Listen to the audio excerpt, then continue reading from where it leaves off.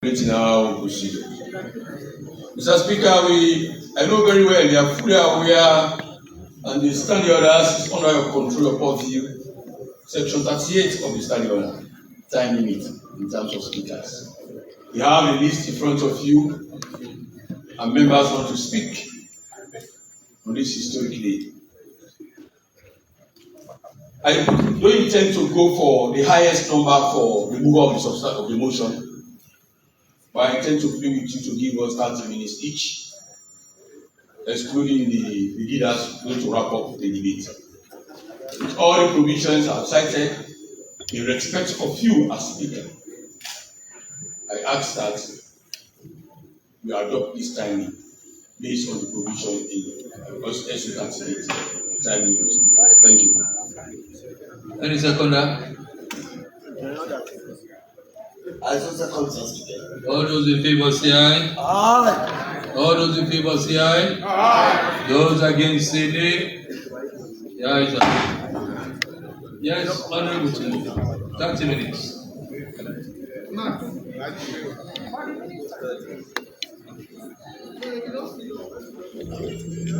Mr. Clerk, keep the time. 30 minutes.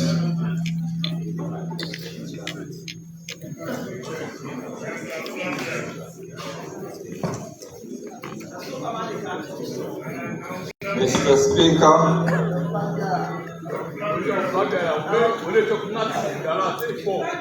honorable members,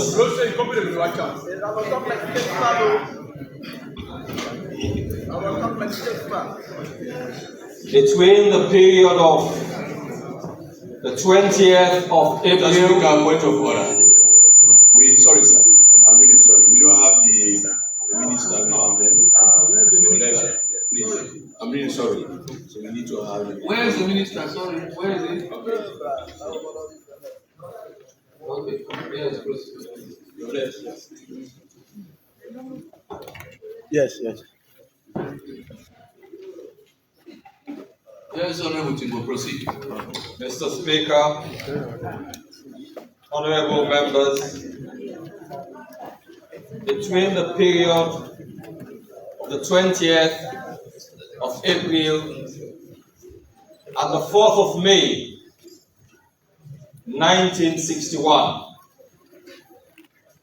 a delegation of Sierra Leoneans, led by our then Prime Minister, Sir Milton Magai, met at Lancaster House in England.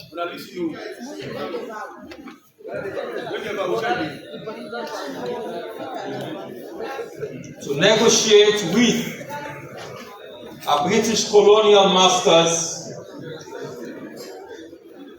for self-determination and independence of the people of Sierra Leone. Mr. Speaker, honorable members, that was a beautiful moment in the history of this nation. A moment of unity, a moment of cohesion, shown even in the complexion of the delegation that represented Sierra Leone at Lancaster House in 1960. We had representatives from the government side. We had representatives from the opposition side. We had traditional leaders. We had educationists. We had religious people. We had people from different tribes, all representing the interest of Sierra Leone. Mr. Speaker, honorable members, today when you read the history books, the names of those prominent people who took part in a fight for self-determination as a nation, it's only the names that we talk about now. Most of them, not even their children, are present now. I am making reference to this, Mr. Speaker, honorable members, to prick your consciences, honorable members. While we sit in this honorable House of Representatives, we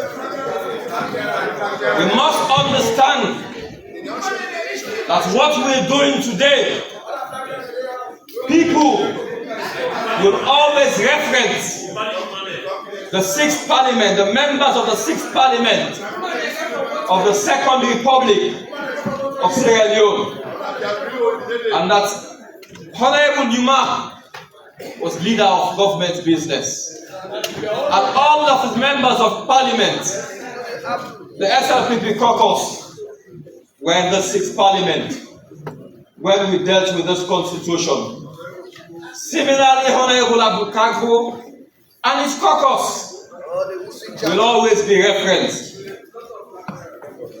when they talk about the people who made the move to change the 1991 constitution. Mr. Speaker, honorable members, the united move made by our forebearers ushered in independence and the 27th of April 1961 Independence Constitution. Mr. Speaker, honorable members, it has been 65 years since, and as a young man who has lived, born here and has lived my entire life in this nation, many times I have asked myself whether gaining independence as a nation has been a blessing or a cost to us.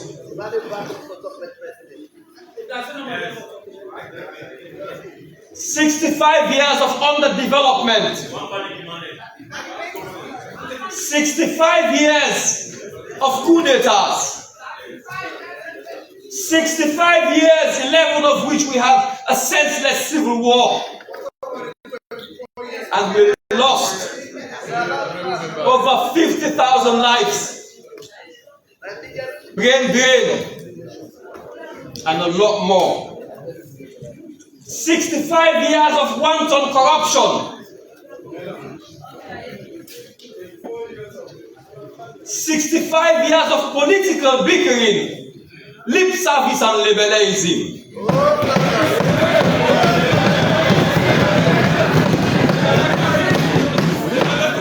65 years of poverty and epidemics. But you know what they tell us all the time?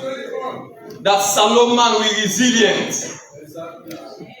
How long can we be described, or would we be described as a resilient people? When can we really say, Paopa, Salom don bete? You know, Mr. Speaker, the APC will point hands at the SLPP.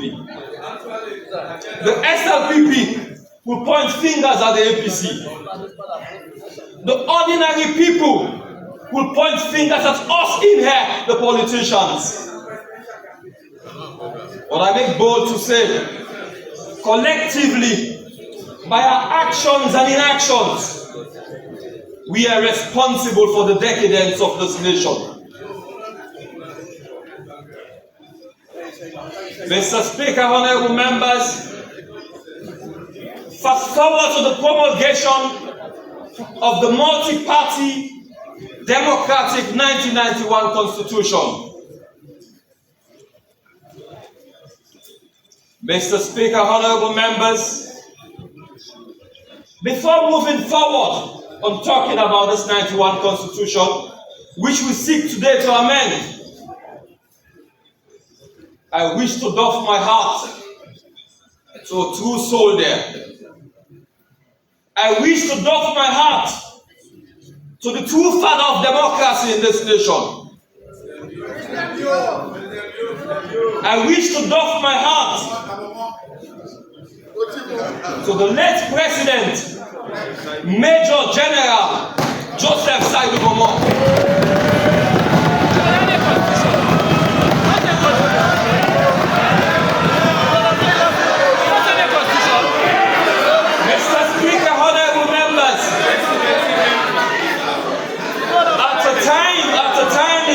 Speaker, at a time when President Momo could have chosen to continue with the one-party 1978 constitution, which was touted by Sir Albert Magai and enacted and implemented by Shaka Stevens. He chose democracy.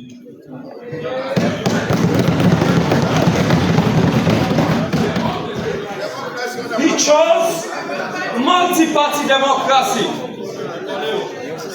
He chose to enact a constitution where fundamental human rights are enshrined in Chapter 3 of this constitution. Mr. Speaker, this is a man who gave himself term limits. President Joseph Saido Momo, in the 1991 constitution, for the first time, we got 5 years presidential term limits. Mr. Speaker, honorable members, he established commissions and institutions that we still use today. An example, the audit service, the PPIC that we're talking about today, the ECSL, they were all established pursuant to the Constitution 1991. Mr. Speaker, honorable members, this was a man who intended to hold elections in 1992. Exactly. But however, this country was delayed for 4 years by men who were wearing military uniforms.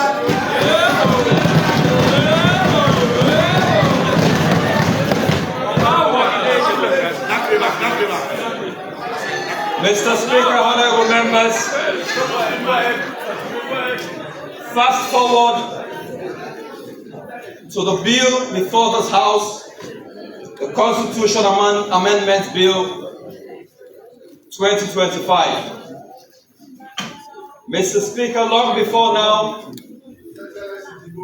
I brought up an issue on the process by which this bill was brought to Parliament, pursuant to Section 108 of the Constitution, regarding the publication in successive gazettes.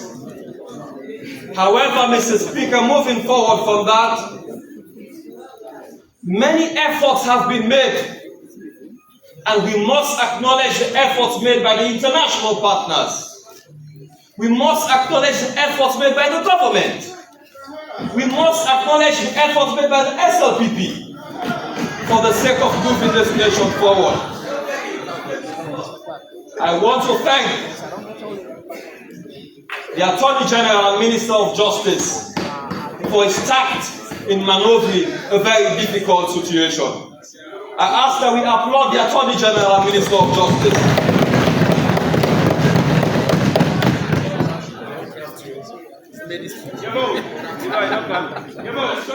Mr. Speaker, honorable members,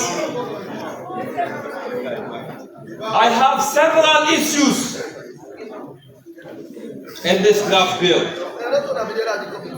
Mr. Speaker, honorable members, I have several issues on this draft bill. And luckily,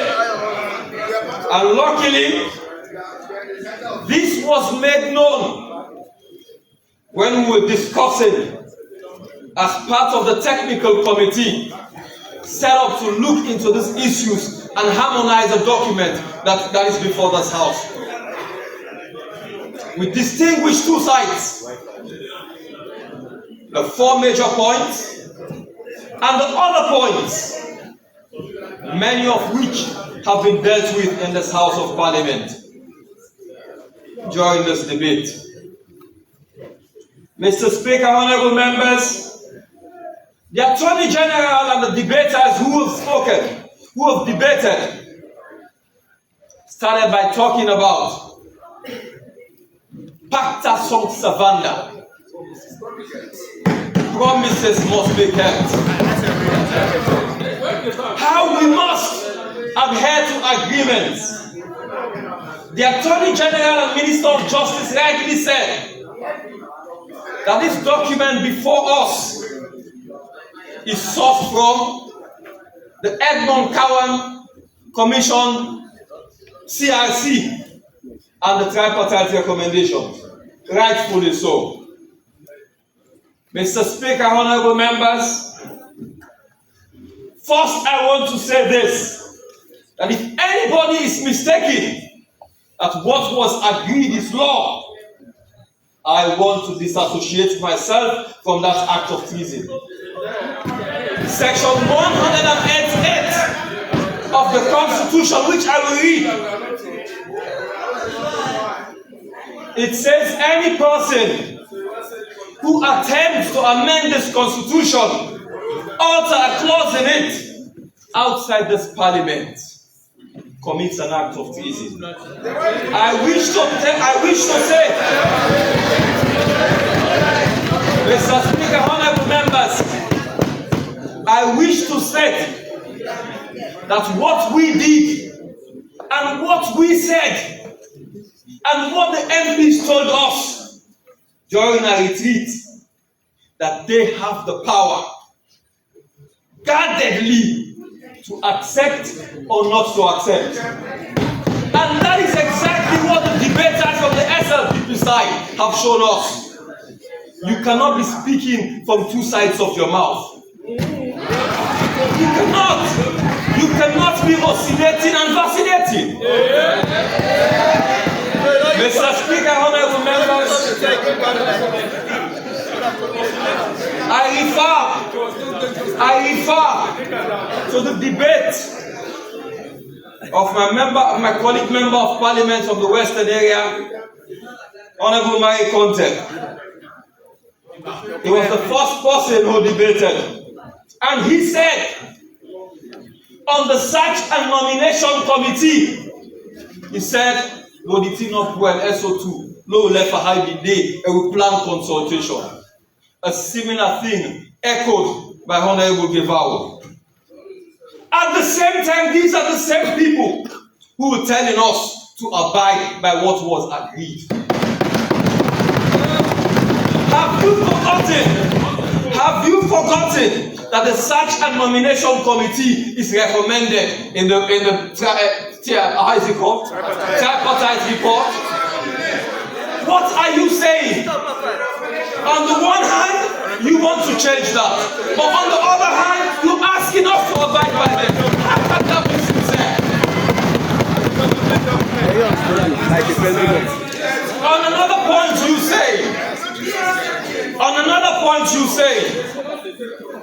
we arguing for the 55%, but we are the ones who accepted in the tripartite recommendations 50% plus 1. But you've forgotten that. And you argued that the district representation there, the percentage should be removed. Have you forgotten that that's part of the tripartite recommendation? It is there, but you are telling us to take it out. You are there and you asking us to take it out. How can you be blowing hot and cold? Let's go to the on map one side. Una steady. Be that as it may. Be that as it may. Be that as it may. Like I said earlier, the primary responsibility to make laws rests squarely on us, the members of Parliament, and that we guard jealously. So it is fine for you to deviate. It is fine for us to have a rethink, because that is what the law provides. So don't use that to argue. Don't use it. Mr. Speaker, honorable members, like I said,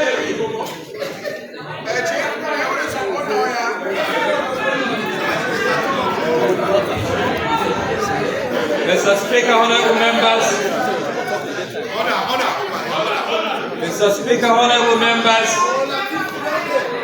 Honorable Daniel Koroma said the main issues in this constitution, honorable members, he said there are main issues in this constitution and most others are addendum or addenda or appendices, however you want to call them. And I agree. And that is the reason why in our conversations in the technical committee, identify the 4 big elephants in the room, expecting that the others will be dealt with in this House of Parliament. And that is what we're going to do. When we get to the next stage, the third reading, Mr. Speaker, I will highlight, or all of us will highlight the clauses that we have issues with. Mr. Speaker, honorable members, heavy weather has been made of the proportional representation system.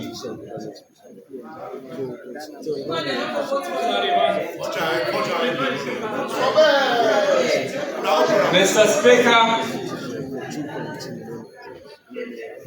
I refer you to a document which is a national document, but which some have argued that hasn't been laid before this well of Parliament. The report of the Tripartite Committee. I refer you particularly to recommendation 78, which clearly stated that a national consultation must be done on the system, on the political system, on the electoral system that we should use moving forward as a nation. Yes, it has been argued. We've seen videos, we've had speeches of a conference that was held where they said, or the government said, we've consulted, and we've gotten to this conclusion that the people, they say a PR system they want. However, Mr. Speaker, honorable members, without repeating the debate of my honorable leader here, he made reference to 2 very important groups. The religious group, Interreligious Council, of which almost all of us believers belong to one dominion or another. They rejected it. They rejected it. The conscience keepers of this nation, the traditional leaders, paramount chiefs who are in this parliament represented, they said we don't want PR system.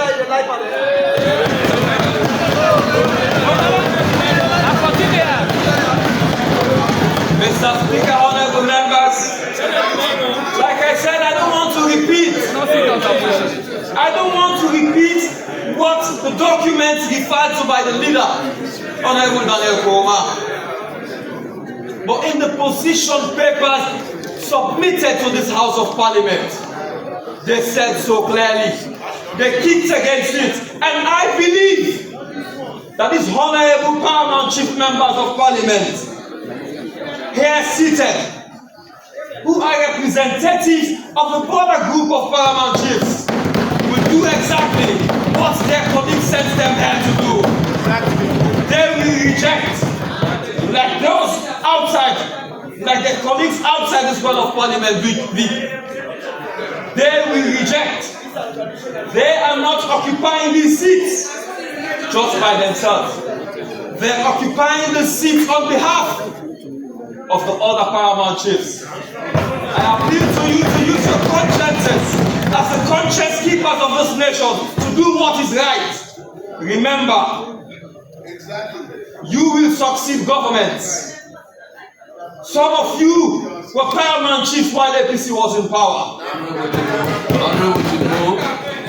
Honorable Jimbo, address me out.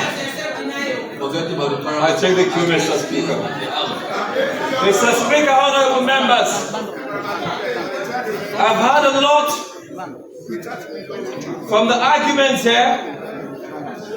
I've heard the advantages profiled for the PR system. I will not talk about the advantages of the first past the post, but I will deal with the advantages referred to by the Attorney General and the other members of Parliament of the PR system. First amongst them, they said female representation. Mr. Speaker, honorable members, I wish to state to this court that the PR system is not the only way to guarantee 30% representation.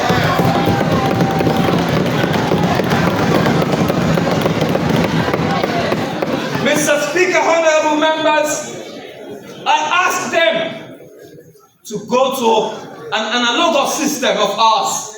Go to Uganda and you will see how they dealt with it. Apart from the general list of MPs, they created safe seats for women, including a proportion of 30%. If you're serious about that, you can do that. There are other countries too that are implementing similar systems. They called a lot of countries. They said there are so many more countries implementing the PR system, but they forgot to mention our neighbors. They forgot to mention the countries that we always refer to as best practices. Go to the Mano River Union countries, Guinea, Liberia. They're doing first past the post. I said Mano River Union countries. Go to Ghana and tell me the system they're using. Go to Nigeria, tell me the system they're using. Go to Kenya, tell me the system they're using. Go to South Africa, tell me the system they're using. Go to the United Kingdom. Go to the United Kingdom. Go to the United Kingdom and tell me the system they're using. Go to the United States of America and tell me the system they're using. These are the countries we try to emulate. These are the countries we try to emulate. And they are using the first past the post system perfectly. And I will also wish to add, Mr. Speaker, honorable members, it was stated by my colleagues on the other side that we have successfully used the PR system thrice. But let me hasten to say that it was President Bio who's the first person to use the PR system during peace times in this nation. The first time the PR system was used in this nation was in 1996, when it was totally impossible for us to delimit constituencies across the country. So we had one block. It matters not, Deputy Speaker. It matters not. Mr. Speaker, honorable members, in 2002, when it was used again, the war was still prevalent, and it was very difficult for us to also do a PR system at the time. In 2001? 2001? No, the law was amended in 2001. No, Mr. Leader. Mr. Leader. Let me explain. Mr. Speaker, you know very well that you cannot delimit constituency 6 months or later before an election is conducted. You know that very well. Meaning, seats must have been delimited in 2001. So it's not a mistake on my side. So both times that the PR system was used in this country was during wartime. Congratulations to President Bio for using this system during peace times. Congratulations to President Bio for taking power away from the people. This is against the spirit. This is against the spirit for which Sam Milton Magai led a delegation for self-determination like that's the house. spirit for which Kwame Nkrumah fought for independence. Julius Nyerere. But wake it down. Kenneth Kaunda. After your debate, you just abandon. I'll call the names. Sheikh Ture. Take note. Leopold Sedar Senghor. Nelson Madiba Mandela. Malcolm X. Martin Luther King. All these people fought for the right of self-determination. Self-determination basically means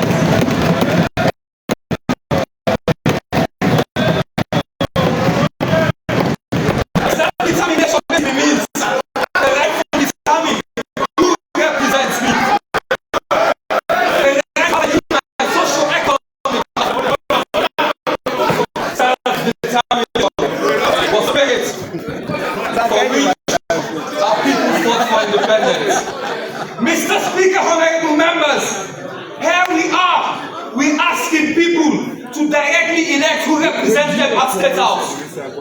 Honorable Chibu, you have 1 more minute.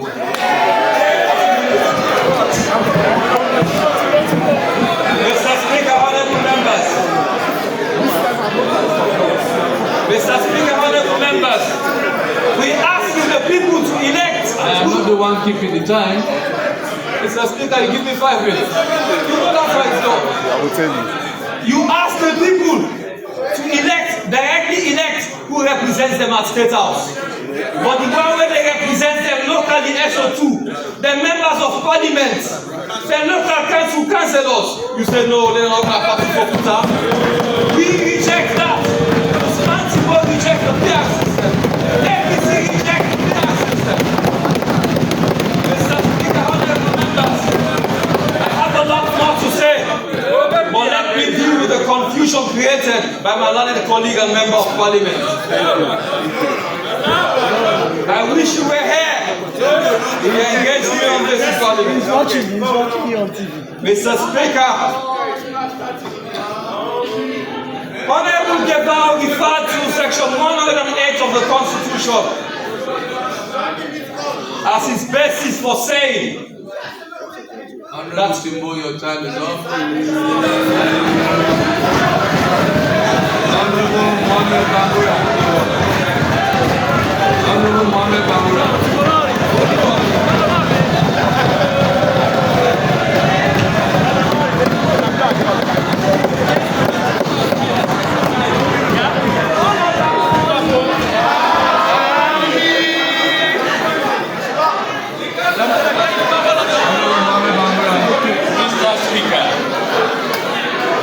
Keep the time, Black, Mr. Black, keep the time speaking.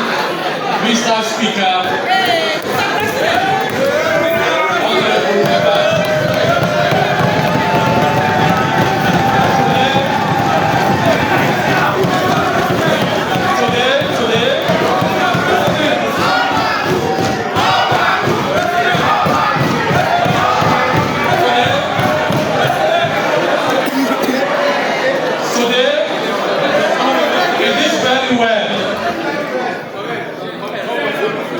We are making history.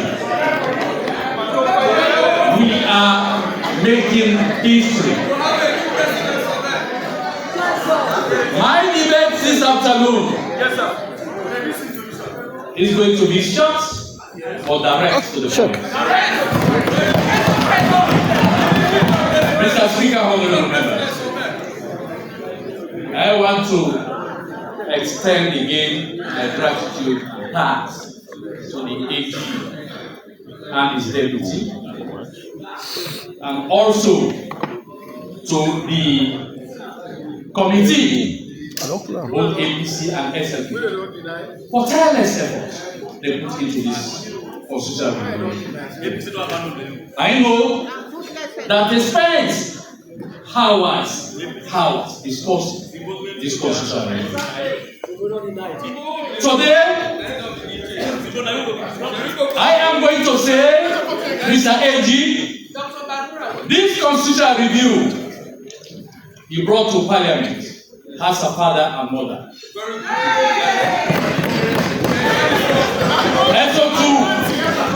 SO2, not to girlfriend and boyfriend document.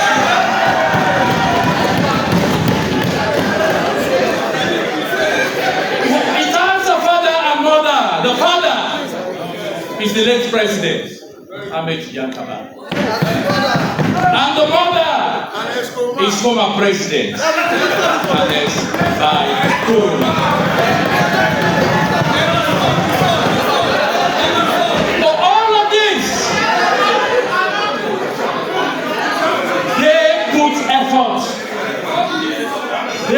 effort in trying to get us a document that will move on. Today, we are in this way discussing this document. But one very important personality that I've had speaker after speaker have not been mentioned is the president, Julius Malami. He has the courage. He has the courage to look at this document and say, today, we are going to discuss this document. So either way you put it, it's a legacy for the president, Julius Malami. I love my husband. I love my husband.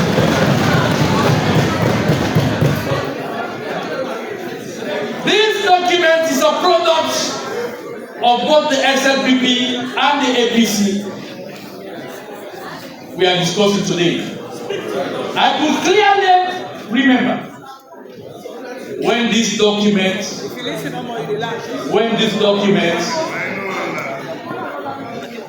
was discussed during the time when we were in power. That is the Justice Tower. All what is in this document, minute part of this document was brought in outside Mr. Kawan white paper. During that time, we deliberated at cabinet level. I was one of the 8 members.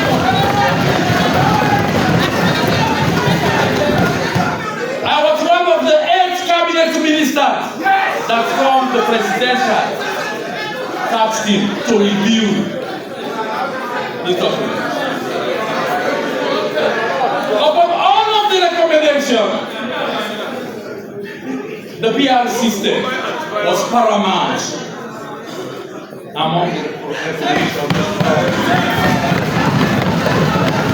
So today, I will say here boldly, the PR system is the idea of the people. It is the idea of the people. I'll tell you this. I'll tell you this boldly. That Justin Kawan, when he held these town hall meetings, people came out to speak on the PR system. We want PR system. We want PR system. It is in the report. It is in the report. They came out. I am witness to that. And there are people in this world today who are also witness.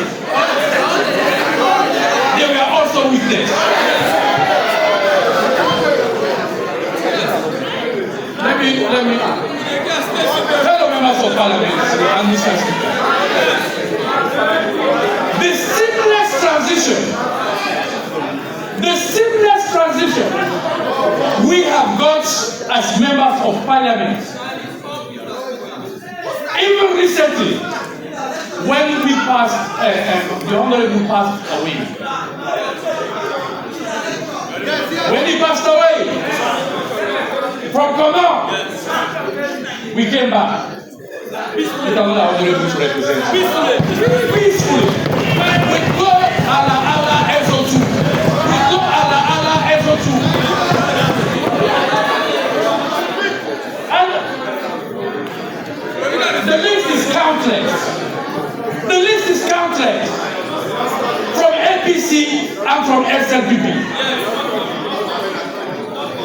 those days,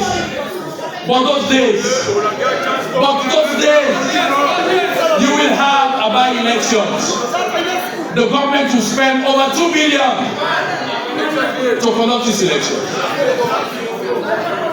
Confusion all over. Life lost, property gone. We've seen that. Aren't we happy? Aren't we happy? Aren't we happy?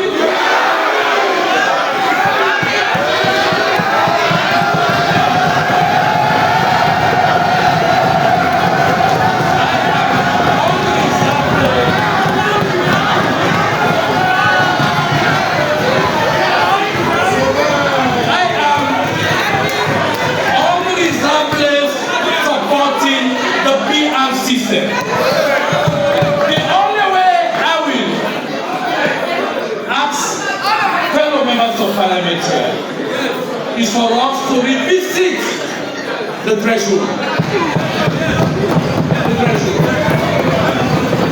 I will want to recommend Mr. Speaker. So instead of the 12%, let us bring it down to 5%. 5%. So everybody will next election, honestly, this parliament will be a Rebo parliament. This parliament will be a Rebo parliament. I will even go further to suggest make my recommendations for us to move into a national list of the PR system. Let us remove this from the district PR system.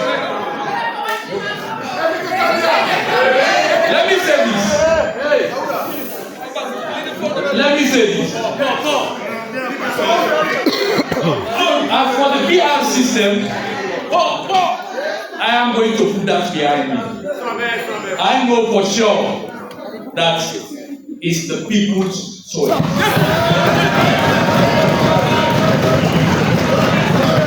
Honorable members and Mr. Speaker, the issue of dual citizenship is very important.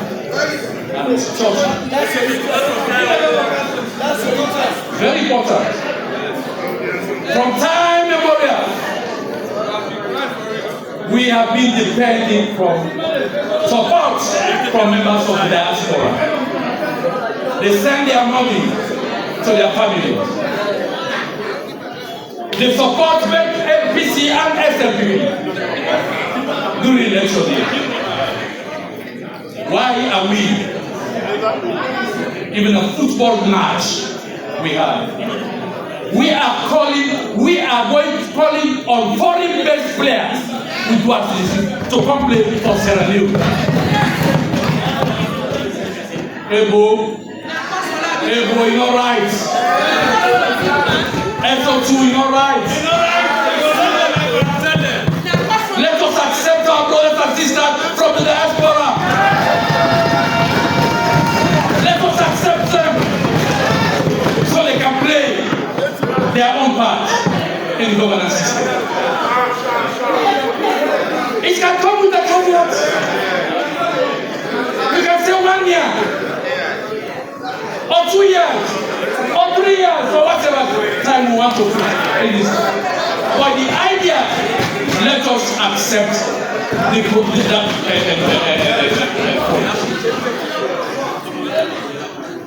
You know, Mr. Speaker,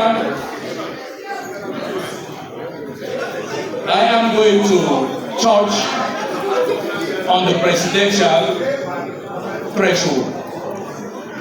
And I want APC and SLPP to listen to this. It's very important, Mr. Speaker. As we go to the legislative committee, Mr. Speaker, I would like, Mr. Speaker, I would want to recommend that we go back and revisit this particular clause of the 51%, 50.1, and the district percentage. What will happen tomorrow? I contested an election. I win. but I failed to win the district percentage. Will you say, come back to tell me that I do not deserve to take power? It's chaos. It's chaos. It's chaos for the people. So, Mr. AG, in the legislative committee, I want us to revisit. Committee said, I want us to revisit that recommendation. Please. Bishops and nomination committee, they have already trashed it. What's the point for us to have a chapter nomination committee? What's the point? We only need to sit down as MPs. We define consultation proper. We define consultation proper. Those are the powers of the president. And the powers of the president, part of it is lobbying. It's only in this country that we think lobbying is a bad thing. But lobbying overseas is illegal. It's very illegal.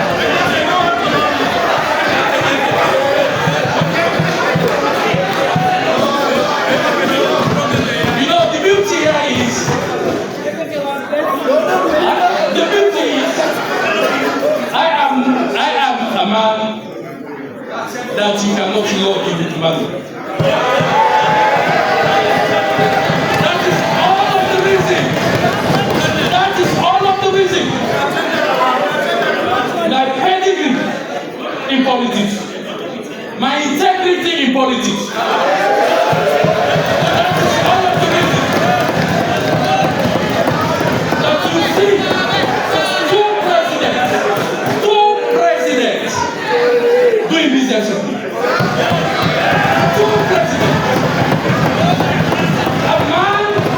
Integrity, you will never be friends with a president. I will tell you, the president don't have time for idle. They don't. They don't. They don't have time to be friends with idlers. We have to be nationalistic. We have to think for the country. And that is me.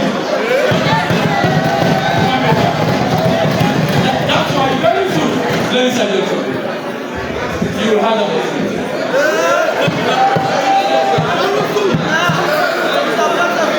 So, Mr. Speaker and honorable members, I want this debate not to be APC versus SLPP.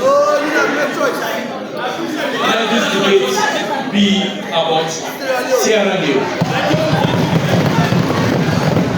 Where we disagree, Mr. Leader of the opposition, we can go back and talk. We can go back and talk. Definitely. But I am not taking the podium to speak here today for the cameras. I am here to represent the people of this country. Without, Mr. Speaker, without, I rest my case.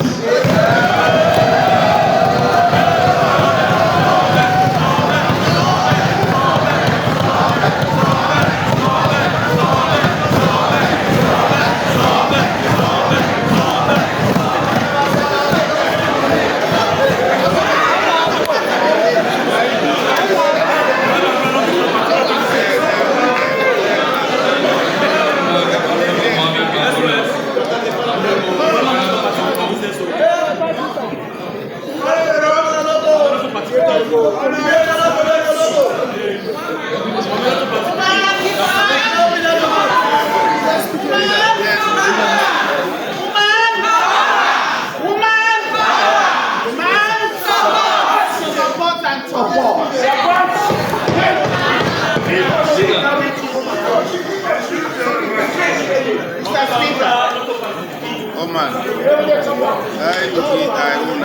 allow me to inspire this house. Allow me to inspire Sierra Leone.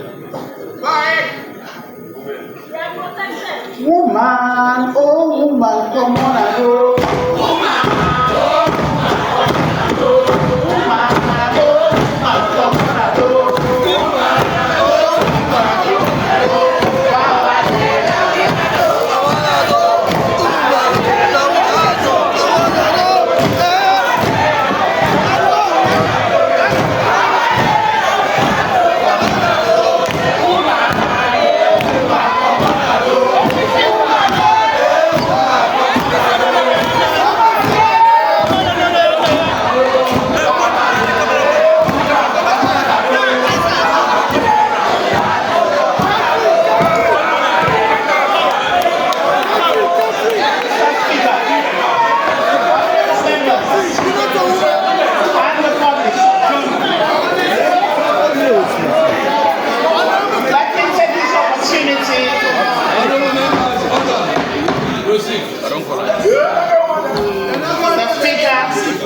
Honorable members, let me take this opportunity to thank the Attorney General and his team and all those who participated in this process, all those who worked tirelessly overnight, thinking, bringing ideas, working on a document which will lead us to a future which is brighter and more generous.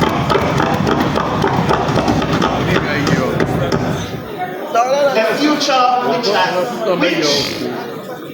will take me to a level where I will stand and say, yes, I am a true citizen of Sierra Leone, in line with the very constitution which we are amending. Article 27 and 15 talk about fundamental human rights without discrimination. Discrimination, sex discrimination from any other issue. Now, as women, if the 1991 Constitution says we should not be discriminated against, and today, some of us are saying no, we should discriminate implicitly, then we are not moving towards the right direction. The PR system, I will start with Mr. Speaker. Section 74, subsection 1 of this amendment transitions us to the PR system. And this transition is taking the women along. Taking the women along, giving more powers to a minority group, but holds majority when you count the number of people in Sierra Leone. We have more women in Sierra Leone. Not true? That's so true. So if we have more women in Sierra Leone, they should be given more powers. Not more than the men, but equal powers. And the PR system is the only system that can give us equal powers. This system translates our votes into representation, and quality representation for that matter. I say quality representation because your presence in parliament as a woman is not only determined, or as a man, it's not only determined by your people. The political parties are given a power to decide as well. In first past the post system, it is only your people that will decide whether you will come to parliament or not. And for me, that system does not give any power to the political parties. But in the proportional representation system, you are assessed at all levels. For me, that is the biggest advantage. If it is designed properly by the political parties, they assess you like it was done for us, the SLPP in 2023. We are assessed at constituency level, voted for, most of us, assessed at district level, and assessed at national level by a professional team, an independent team. Is that not so, honorable members? And that is how it should operate. So the voices of your district people are heard, the voices of your national people, the political parties are heard, and the voices of the grassroots heard. In most cases, in 2023. And I am an example because I went through an election and I was voted in. My votes were overwhelming, but that didn't stop the district from assessing me. So if you have a bad candidate, that candidate cannot pass through. Because after the grassroots elections, you are going to be assessed by your people at district level. So I represent Puchong district, and I work within the district, not just my small village. Good. So I'm not a village MP. I am a district MP. Before this time, just past the post will relegate you, and all your talents, all your good works relegated to just that small village, and you are king or queen there. Yes. You are not serving this nation properly because at district level, you are not serving. But with the PR system, you are part of that district. I work in Puchong district with people, with young people, with women. Fine, you are here as women. I work in Panga where my brother is honorable member, but he doesn't have a problem with that. Because I contribute to the development of Puchong as a whole. So why would I relegate myself to a post-post system where I'll just be in Potoru, just working in Potoru, my small city? So Mr. Speaker, honorable members, apart from the advantage that women have in post-post, advantage of inclusion, the advantage of diversity, the advantage of even youth joining us here in Parliament. The PR system increases, and we have seen evidence that it has increased the number of women and the quality of women that are here. If you look around, on both the APC and the SLPP, you see women of substance because they were graded as They didn't just come from the bush. They are educated. And through this assessment, we measure quality. The PR system, at every given time, has produced quality MPs in Parliament. Now, for the reduction of our financial burden as a country, Mr. Speaker, honorable members, the AG explained to us, he gave us evidence from ECSL that the PR system is less expensive. So why can't we just abide like this and move on? Why can't we work towards reducing the financial burden? We saw from what he said, that for just one MP to go through a by-election, an average of 2 billion euros is spent. That's 2 billion. Sorry. And then for a councillor, 600 million. An average of 600 million is spent. All money. And then for a council chair, 5.4 a by-election for a council chair, you will spend 5.4 billion, all money average. That's too much for us. Since we came to Parliament in 2023, we have lost 7 people through death. 7 people. Now, if a by-election, for example, is going to be done for all those people, how much will we spend? Do the calculation. Mr. Speaker, the PR system helps us to manage our votes. It gives a voice to everyone in every district. You can't stand alone in your district. Every party is represented here in Parliament. Every district in one or majority of districts are represented, unlike the outcomes of the first past the post system. Mr. Speaker, honorable members, as I said before, I represent Pujon district. And I'm sure it's a pleasure for Pujon people to have me serve them, not just my little village. That's right. Now to party list. One of the advantages of the PR system and the advantages related to women. Currently in the party list, you have women falling down at the bottom of the list. We are happy that at least we have the 30% quota now in the Gateway Act as prescribed in the Gateway Act and the other electoral acts.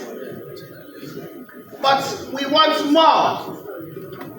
SO2 panel, we want more. We don't want more. So we want to have foresee a system which alternates males and females rather than have like 2 males, 1 woman on the list through the super system. If we have 1 woman, 1 man, 1 woman, 1 man, 1 woman, 1 man, I'm sure it's best for us.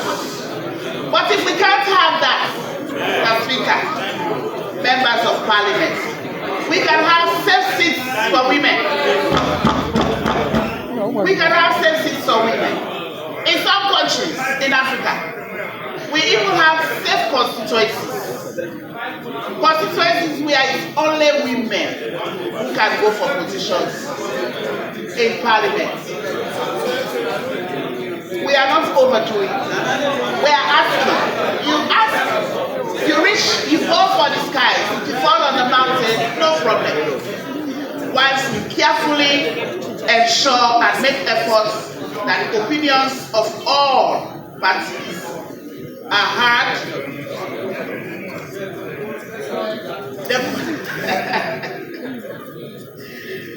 Finally, I'm not done with my debate yet. Mr. Speaker, we would like to see more. The gender language in the bill is not seen. There is no gender language, Mr. Speaker. Everything in our constitution is he. But the law is he. The law. We want to see a more gender sensitive law. Where you will say he or she, his or her, or he or she, his or her, him or her. So we want to see a gender neutral language or gender sensitive language in all our laws, Mr. Speaker. Because when you see he, you remember that it is still a male-dominated country. That the language used is more of he. So, Mr. Speaker, we want you to consider changing some of this language to make them gender-friendly. Now for the changes with regard to the 30% quota. As I said, we the women want more. We are happy that inshallah This provision, this 30% quota, will be entrenched in the amendment. But there is so much needed to support women financially. If we want to see women empowered, if we want to see more women in politics, we need to remove the financial barriers that are preventing women from going to politics, because men are more financially stable than women. Mr. Speaker, honorable members, I would like to mention some of the comments I have for the other sections in the Amendments Act. Section 32B, subsection 3, mentions the possibility to have a search committee. Most of my colleagues here have mentioned their views. I also think that the president should have some autonomy. The president should be able to choose the electoral commissioner in consultation as described, or as is going to be described after this, because a lot of us have mentioned the importance of describing what consultation really stands for. He must have that autonomy, and that's why we trusted him, or we trust the president to take decisions for us. The commissioners under section 32B, it is mentioned that they should only have first degree. If the chief electoral commissioner is requested to have a master's or a postgraduate degree, why shouldn't the commissioner have a postgraduate degree as well?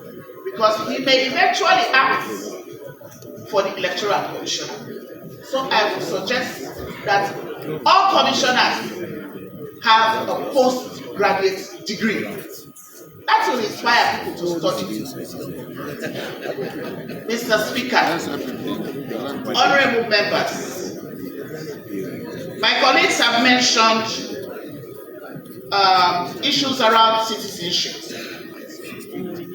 I am not against inclusiveness and bringing fresh brains from abroad, because we all have children and family out, having children as well. But I beg this House to add clauses that will give them opportunity to spend time here in this country and see how the system works. Because in some offices, for example, you go, somebody is just coming from abroad, he or she doesn't understand a thing about the system. And it's been heart-rending to see those people leading teams, you know, and when they are leading teams, they have a lot of problems because they don't understand the systems here. So we would like to see where people come, spend some time here with us, we all move at the same pace, and then they can be given leadership positions. Mr. Speaker, honorable members, regarding the section 76 subsection 2, which refers to the qualifications for MPs to be elected, and those things that disqualify them, I think we should add drug-related offenses. If you are dealing with drugs, then you are worse than a murderer, because you are killing youth. You are destabilizing the whole system. So if a murderer is not allowed to vie for the position, then a drug seller or a drug convict should not in any way come here, or else they will make Parliament a drug center. So I would like that to be added, Mr. Speaker. Mr. Speaker, honorable members, let me touch on section 52, subsection 1, just about vacancy of, the president. I must say that on the very day of election, like my colleagues have said before, the very day of winning, His Excellency or Her Excellency should start working. We cannot afford to have a day passing without head of state in place. So I support that aspect. Mr. Speaker, honorable members, I would like to thank you again for all the support we have had in understanding what this amendment is all about. A lot of consultation was done. Some of us can attest to it because we are following up with things that we are working on.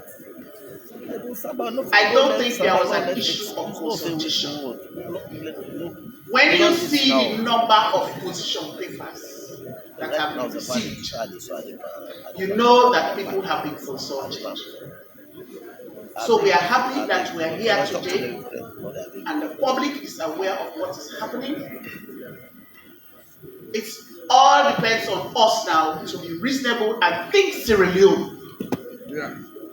Let us not think as a political party anymore in this room. Exactly. If we think as a political party, we are going to lose it. Yeah, right. Because the controversial issues in this bill hinge on our very democracy and our life. We may not want our children to ask us questions regarding BRC that will embarrass us. First of all, we started on a good note. I shouted out for the women of the APC and the women of the SLPP to stand. But the APC didn't stand. But the women of the APC don't feel threatened or intimidated. They didn't stand. If you do not stand, it means you do not support the very essence of being a woman. If you know you support the PR system as a woman, please stand up. And a man, if you know you support the PR system, stand up. If you support women, women's empowerment, please stand up. If you support women's empowerment, please stand up.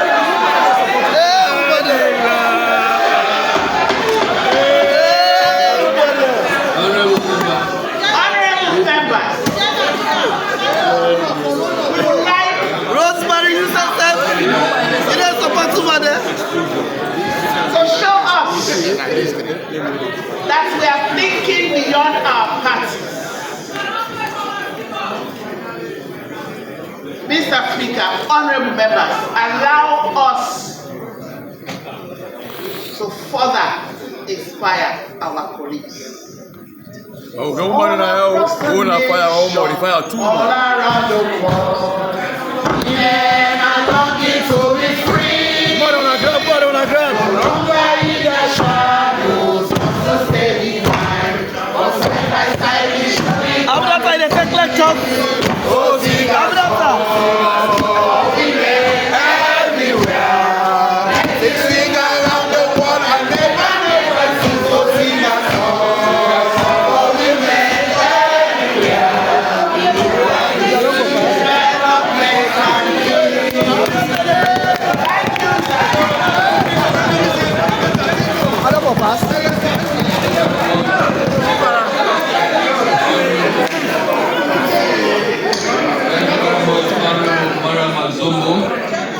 Honorable Amnat Asisi.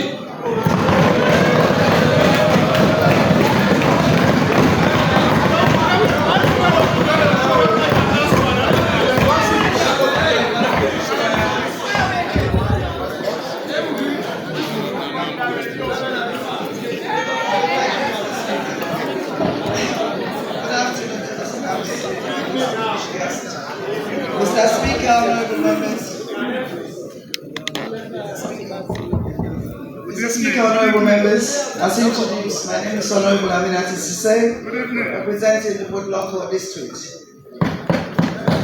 As I stand here today, Mr. Speaker, you'll be glad to hear that I survived a horrible accident on my way here yesterday after an engagement with my people in Bodloko. And this engagement, as always, the discussion was predominantly around women representation.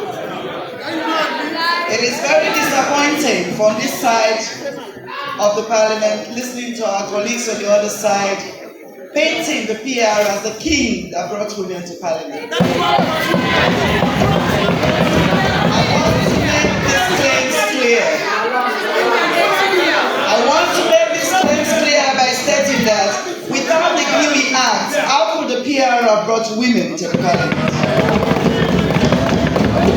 So if you ask me, I think we should have been given kudos to the Kiwi Act. But again, these were the same people that were in this parliament when the Kiwi Act was passed, most of them. The question is, if you so care about women, why did you not give them a safe seat so they didn't even have to fight? Again and again, we hear from the senior women in this parliament telling us how much they had to lobby the men just to get 30%. If it was that easy, and this side of the aisle is asking on the other side, if you were so happy to have women in parliament, why didn't you just give us a safe seat? It would have been easier. That way, the president and his government would have demonstrated love for women. But let's go to the bill and see. As stated on the bill, Mr. Speaker, honourable members, it says that the women, I'm a woman, like you say, but let me also correct the fact that I didn't just come here because of the PR. As much as I'm part of the district block, I'm also very much tied to constituency 074, which has been predominantly a male constituency. But I won that seat because of my hard work. Prior to coming to parliament, and I've said this before, I was already serving my people. And my uncle over there, the Honorable Afakan, can testify. He's from Bodloko, and I've invited him in engagements where I've worked for my people, including the opening of a CHO that I made in Kontawala. At that time, I was nobody. I was not into politics as I am today, but I did that for my people. But according to my chairman on the legislative, it clearly states the roles of members of parliament.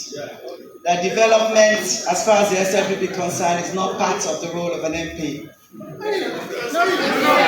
need to educate your people about this. I want to make it clear that development is part of our work.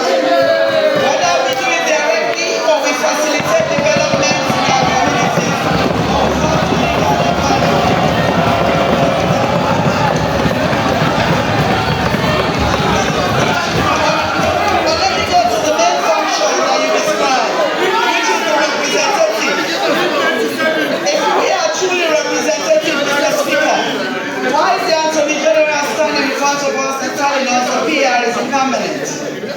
despite the consultations that we've done and the outcome of those consultations.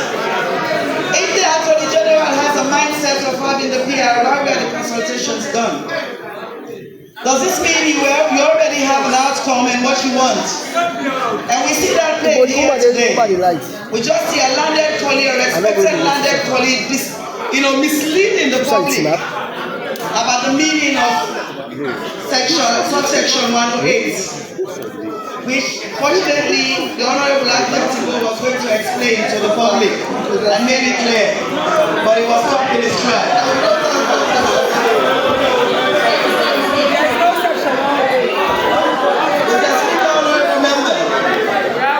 As I said earlier, without the Kiwi Act, the PR could not have brought more women. So as a result, we, the women from this side, are saying, despite the electoral system used, the 30% requested by Kiwi as a minimum should be protected, whether it's post-pass or it's PR. And so the debate this afternoon should be focusing on how do we secure these things for women if we want to make their lives easy. And the narrative to paint that some women are economically disadvantaged compared to the men is also not 100% true. We have women in parliament that economically are stronger than men. And most of them have got a lot more development in their constituencies than the men. You know, so it's very clear. The argument that, you know, unless we have the PR, we will not have added women, I think it's a deliberate attempt to deceive the public out there. And I think they should refrain from doing so.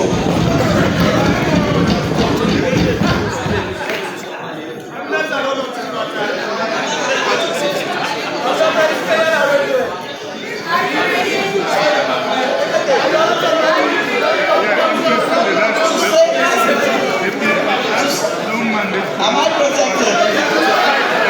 Thank you very much. Mr. Speaker, point of order. No, Mr. Speaker, point of order. Irrespective of the eye, sorry.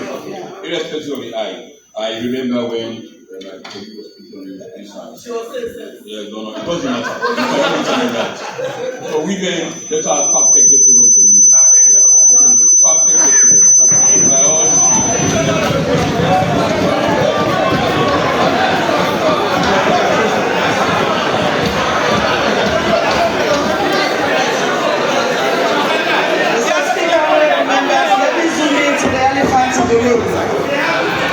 The issue and the arguments being placed by our colleagues why we should have a professional representative.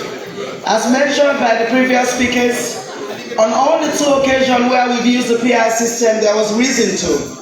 The question is, what is the reason to use the PR this time? If you're talking about the boundary delimitations, I think the government has deliberately delayed this together with the census to bring up this argument.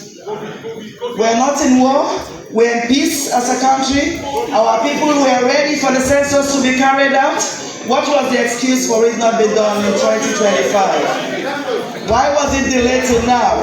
And even as I speak, Mr. Speaker, it's still been delayed as a deliberate effort by this government to ensure we don't have the delimitations as it should be.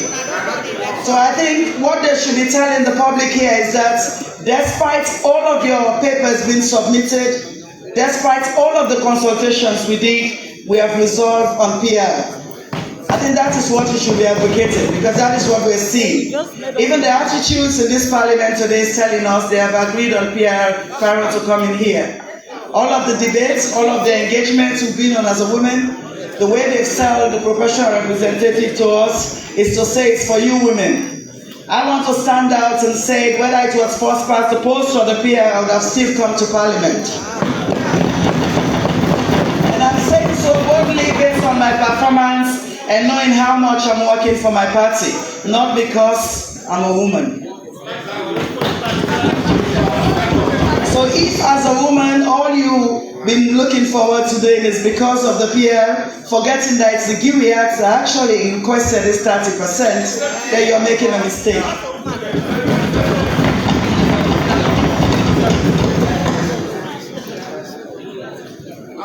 We talk about 53, the 50 plus. Now, according to the Attorney General, none of this is new. It's all been drawn from the TRC and the tripartite recommendation. But we'll agree that what is on the tripartite recommendation is not what we're seeing in this bill. The tripartite recommended 25% in half of the districts, while they've gone ahead and said 20% in 3/4, knowing fully well that is almost unachievable by both parties. And you're painting the idea of independent candidates when you know very well the PR system have deprived people from coming independently to this parliament. So you're contradicting yourself and you're confusing the public and myself here. If you are so passionate about women, like I said earlier, why were the safe seats not created? If you are so confident in wanting the to see and wanting independence and inclusion, why are we using the PR system that is going to exclude smaller parties? The two is a mismatch. So I think you are not only deceiving the public, but you're deceiving us now in this house, assuming that these mistakes are not going to be picked on. For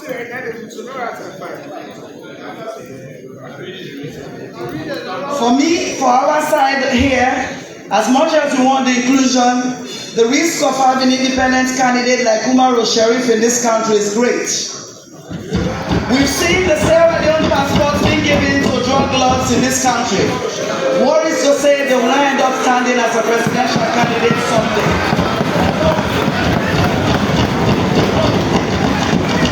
Why are you advocating for diaspora inclusion? Why are you talking about Tusi? What about the risk of Umar Sharif that is carrying a Sierra Leone passport? What if you end up on the ballot box as a president here tomorrow? What do you do? As lawmakers, it has been stated, let's not make the law to suit us today. We have to make the law to stand the test of times. And I think, as we sit here today listening to debate upon debate, you can see clearly everybody is talking from a gain of this present government, but not as a national. At national level, they've made it very clear. Examples are numerous that they do not want the PI system. And as a representative from Port Loko, I'm going to re-echo this again, that our people in Port Loko are saying they do not want the PI system. They prefer the first past the post for reasons that are very clear to all of us here. They want to be able to connect with their representatives. They want to be able to have access to their representatives. It is hard even within constituencies as MPs from our salary to hold offices within our constituencies, let alone trying to hold an office at a district level. It is impossible for our people from the rural area to reach us. Again and again around Port Loko today, people are very confused as to who is their MP. It doesn't matter how many times you tell them you're a district representative, they still ask, who is my MP? The reason for that is because when they went to that ballot box, they have someone in mind. They knew who they were voting for. But due to the PI system giving so much power to the political parties, we see most of those people were not able to come back to parliament. I applaud my chairman on the legislative committee. He's one of the most upright MPs that I can give credit to in this parliament. But how safe is it coming back 2028? I am not sure. That will depend on his political camp. If you are in Ibima, then you are safe. If you are not, then you got a lot to worry about right now.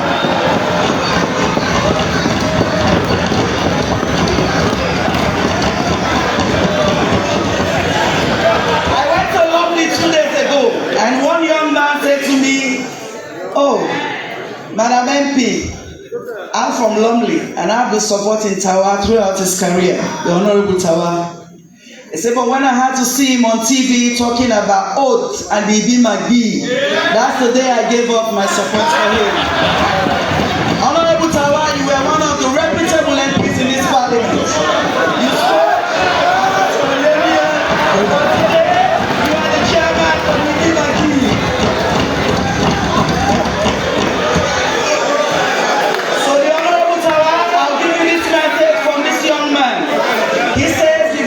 Down, and I'm sure he's not alone. You know, I myself on this side used to admire your objectiveness. And if I'm standing here today, I've not only been respected in this country as an MP, but it's because of my objectiveness. And I am saying the PI system is giving enormous power to the political parties to rule us even more. Even since after the elections on the SLPP side, when the CAP started, we've seen the changes in parliament. Depending on what camp you belong, we see the changes within the relationship in the parliament. So if we are talking about inclusion, I think first past the post will be an advantage on that.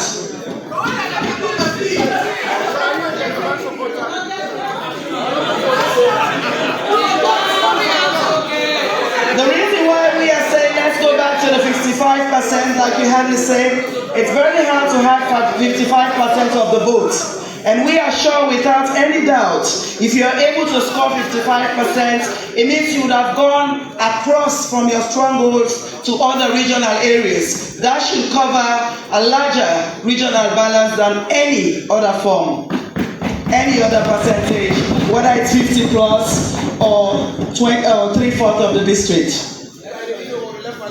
But knowing that the risk of creating districts, the powers of creating districts vest on the president as well, that he only needs to consult the Minister of Finance, the local government, and the ECSL, a body who is so looked at in this country today. What confidence do we have that going with the PR, this government will not create a lot more districts than necessary? They've started the preparation of this from the census they're doing at the moment. We're seeing numbers being bloated. We've been told the population in Kenema is bigger than Freetown. The next time, I'm sure Pujo will be bigger than the entire Freetown. The dangers of the PR system cannot be overlooked. Even as women, I have no doubt, whether it's first past the post, your interests could still be sick. And because of the Giwi Act, let me assure you, your seats are going to be safe as long as you work and you deliver. So on that note, on this side, we don't want to just rely on the PR. We want women to go and serve. And if you serve diligently, be sure that you'll be re-elected. Thank you very much, Mr. Speaker.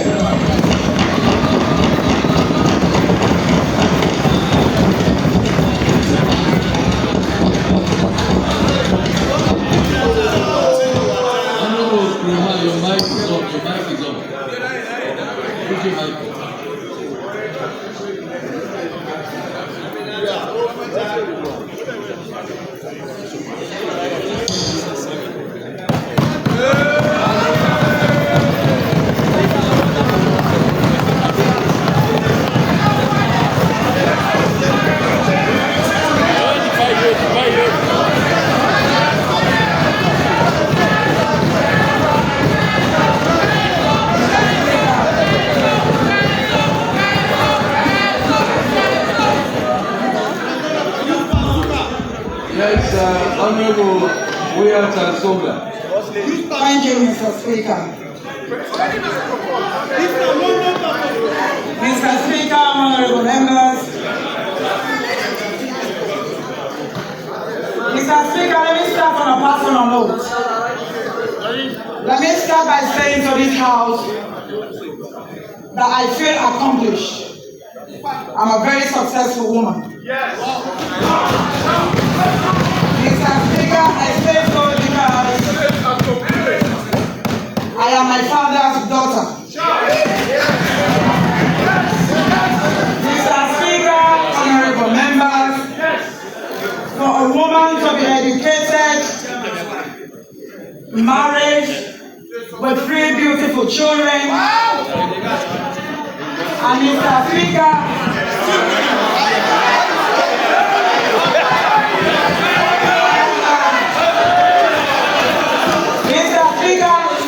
I didn't only bath my children, I brought them up and I educated them. And Mr. Speaker, the reason I bring this up is because I was educated and brought up by my father, who was a member of parliament in this very well. The late Honorable M.L. Kalon of blessed memory. Mr. Speaker, when you were brought up by a father who believed in girls' education and women's empowerment, you become one of the most carefully educated and successful women in the country. And Mr. Speaker, let me tell you, I am the only daughter of a politician, a former member of parliament, who succeeded the father in the same constituency. For now, in the history of Sierra Leone, my father was a member of parliament, a 2-time member of parliament in 007 by then, and I'm a 2-time member of parliament in 008 now. The same constituency. Why I give you that background, Mr. Speaker? we have for a very long time left our women back in the kitchen. And Mr. Speaker, I am not here in this parliament to be a talker. I was here, I came here, I was asked to come to be part of the change, to make a change. And if I cannot be part of that change, then I am a failure, Mr. Speaker. I have been looking for an opportunity to go down in history. And here we are today, with the greatest opportunity to be a part of amending our constitution. Mr. Speaker, you cannot underestimate the power of a woman. And Mr. Speaker, let me tell you, I hear my colleagues speak, and I was sitting here saying to myself, my honorable colleague from Port Logo, you have no idea what we went through in 2018 to be here. You have no idea. Mr. Speaker, I contested against a male former member of parliament who contested for the APC, Honorable Robin Fally. And I contested against an independent candidate. And Mr. Speaker, I know what I went through to fight to be here. I wouldn't want any other woman to go through that. No other woman should go through that. Mr. Speaker, if I didn't have the support of my husband,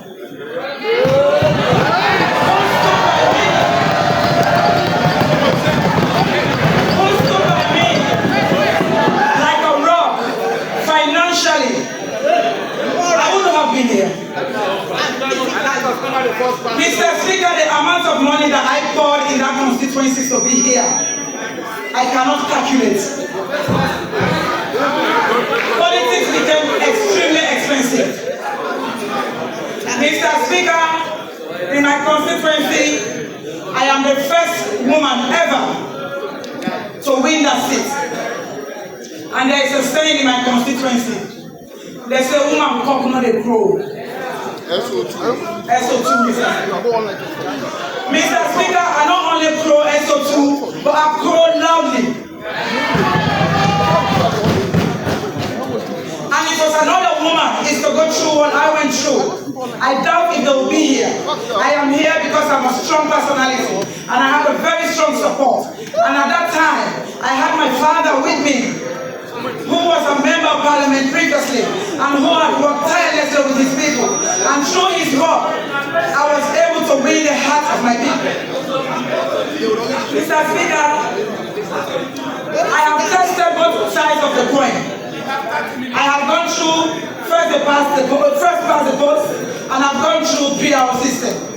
And I can tell you that I wouldn't wish the worst on any enemy by putting them through first past the post. Because we know what went through. Mr. Speaker, as a woman, during my election, I was attacked, I was intimidated over the radio, insulted, and all the rest. I went through it. But why do we want to put our women through what is not acceptable in this country? Why do we want, just because I went through it, why would I want another woman to go through the same thing? I have a responsibility to ensure that women don't go through what I went through. I have a responsibility to be the Savior, to be the Jesus, to die on the cross for other women. I have an opportunity to ensure that I look after the women of Sierra Leone. And this is the opportunity this bill is giving us, Mr. Speaker. If you follow party lines and say you will not look, I am surprised that most women are here because of PR.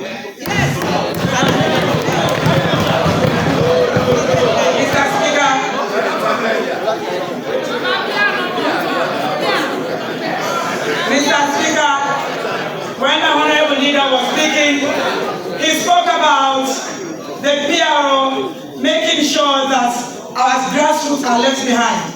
On both sides of this world, we have women who were never in politics. They are housewives, they are business women, and if you were to ask them today, not debate. But they are here because the grassroots wanted them. They are here because PRO made them to be here. So we are not just looking for educated people. We are not just looking for educated people, Mr. Speaker. Mr. Speaker, honorable members, when we wanted to pass the Jury bill, the Jury Act that my colleague referred to, Mr. Speaker, we that were here knew what we went through. And as of today, Mr. Speaker, Liberia came to understudy how we did it. Nigeria, as many as they are, only have 4% of women in their parliament. Gambia came to understudy what we did right. And as I speak to you, Mr. Speaker, I have an appointment that we have booked to the Director General of this Parliament for the UK Parliament to come and understudy Sierra Leone. In October, they will be here, 6 delegations will be here to understudy how we did it to have more women in Parliament. That tells you we've made so much gains as a country, as a nation. Why do we want to lose that game? We are here today. We have the willpower. We have the political willpower to encourage women to be here. Never come. What happens if somebody comes tomorrow and does not believe in that? We go back to zero. We don't want to go back. We want to continue making the change that we need to make. We want to continue growing as a nation. Mr. Speaker, honorable members, my colleagues talk about why we did not have a state seat for women. It had constitutional implication. And so what we did, we changed the limitation of the word safe seat. That's what we changed. Yes, yeah. It was on the bill. That's what we changed. It was in the bill. We changed the limitation of that. And that's why we had every 2 men, there should be a woman. 50 years. We played with the word in this parliament. She wasn't here, so she wouldn't know. We played with the word. Mr. Speaker, honorable members. Mr. Speaker, honorable members. She didn't read. She was not here. She couldn't read.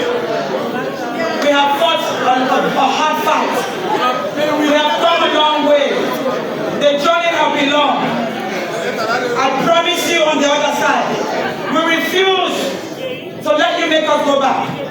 We'll continue to march forward, Mr. Speaker. As a nation, we refuse to go back. No political journey. Your political parties will not make us go back as a nation. No way. We are going to march forward. And Mr. Speaker, let me tell you, it breaks my heart that the very women that are supposed to be role models, they are supposed to give hope. We are supposed to be giving hope to women out there who want to bear to come to Parliament. Women, our children, our young girls in university who want to be politicians and be like Honorable Wiyata and stand in the world to be best to speak. We are discouraging them. You know why? Every time I go to my constituency and I'm looking for a successor, they will say to me, Honorable Wiyata, wait till we don't see them, they do so. They can't probably only see the good through. Let's go to Mr. Speaker, I don't want good politician. Because they are seeing us go through the hassle of maintaining power by pleasing our people, just like my colleague said, doing things that we don't have. And my honorable colleague is saying that as long as you are working for the people, you should be able to come back here. The very people you work for will be the very people that will not vote for you. And you don't understand. You know, Mr. Speaker, you will not understand. And that makes me feel that my honorable colleague doesn't know the roles of a member of Parliament. We have 3 roles as members of Parliament. Our roles are very simple, 3. And she's saying, SLPP is saying we should not be taking development to our people. By all means, do your development. But your roles are only 3. The rest are additional that you want to do because you are a good leader. But Mr. Speaker, I want my colleague to go back and check the roles of a member of parliament.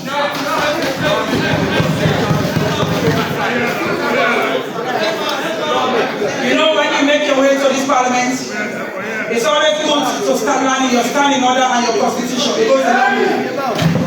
When you fail to do so, you are less informed. This is what we did when we came in the 5th parliament. We sat down and we carefully studied. Mr. Speaker, honorable members, let me go to something that is very dear to me.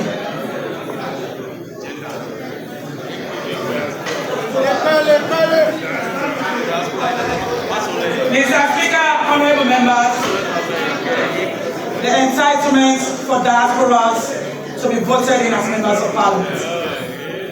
Mr. Speaker, let me give you a very sad personal story. I came to parliament after renouncing my citizenship. Mr. Speaker, people didn't leave this country, or people don't go out of this country because they want to go. Some of us left during the war. When you go out of this country, you have to make ends meet. I was responsible for my whole generation that I left behind. And Mr. Speaker, honorable members, while I was there with my husband, at some point we decided to buy our first mortgage. Mr. Speaker, I was not allowed to have a mortgage if you just have indefinite leave. You have to have a British book for you to be able to buy a house at that time. 2003, we wanted to buy our first property, we couldn't.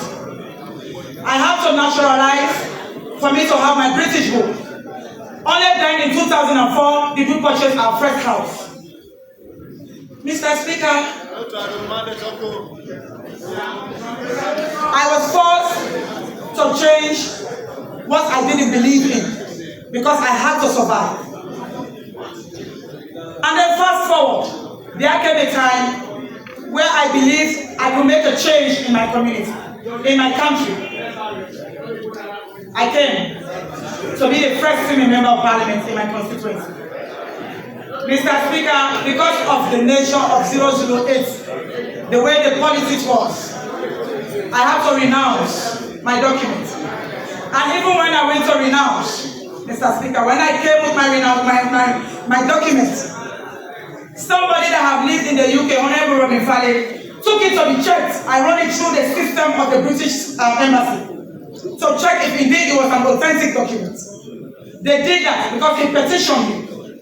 They had to check it through the system. Only then was he satisfied that indeed I renounced. What has that done for me since, Mr. Speaker? When I travel, instead of going through the British lane, I go through all of the citizen passport. Number one. For me to go and see my children, I have to apply for a visa. Why am I being punished? For making lies and looking after my generation that was here. Why was I being punished? For ensuring I established myself in the UK. And Mr. Speaker, when I hear my landed colleague from Podloko saying that Tusim will not pass, I beg you, I have checked your passport the last time you traveled here to Tusim.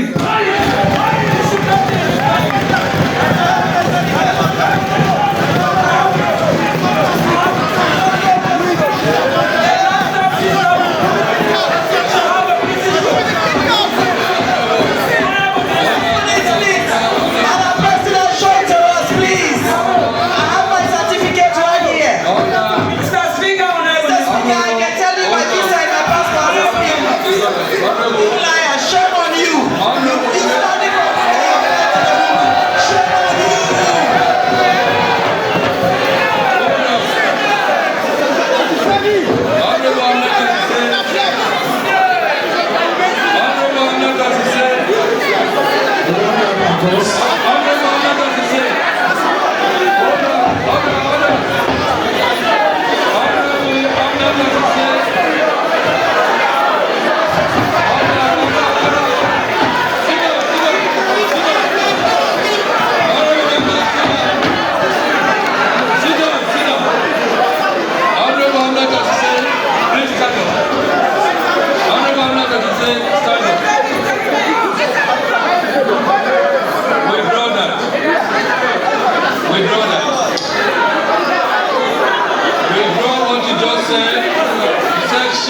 and your colleague withdraw that.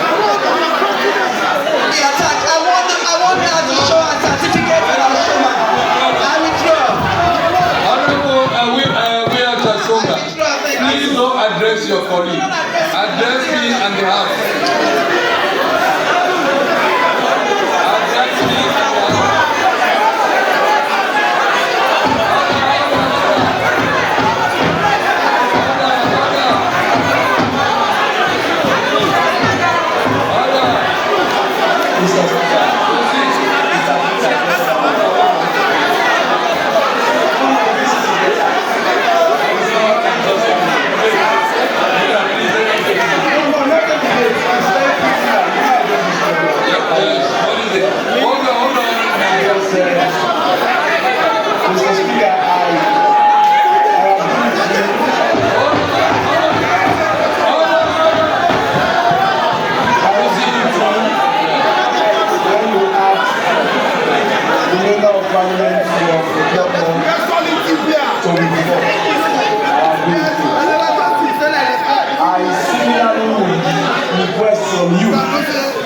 That you also ask the member of parliament from Thailand to withdraw because what she said that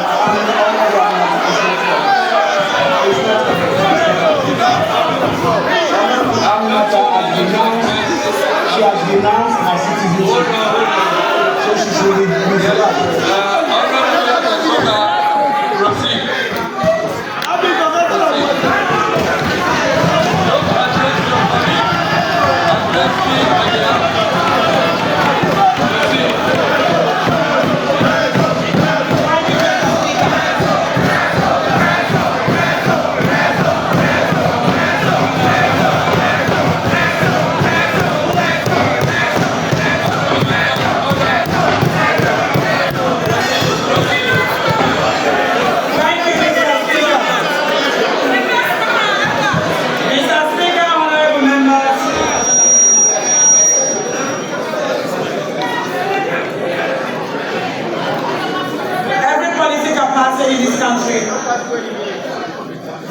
Look for support from the afterwards. And so, Mr. Speaker, I see no reason why we should be punishing our brothers and sisters from participating. If ministers from the diaspora can be ministers, they can be members of parliament. If they can be ministers, they can be members of parliament, Mr. Speaker. And Mr. Speaker,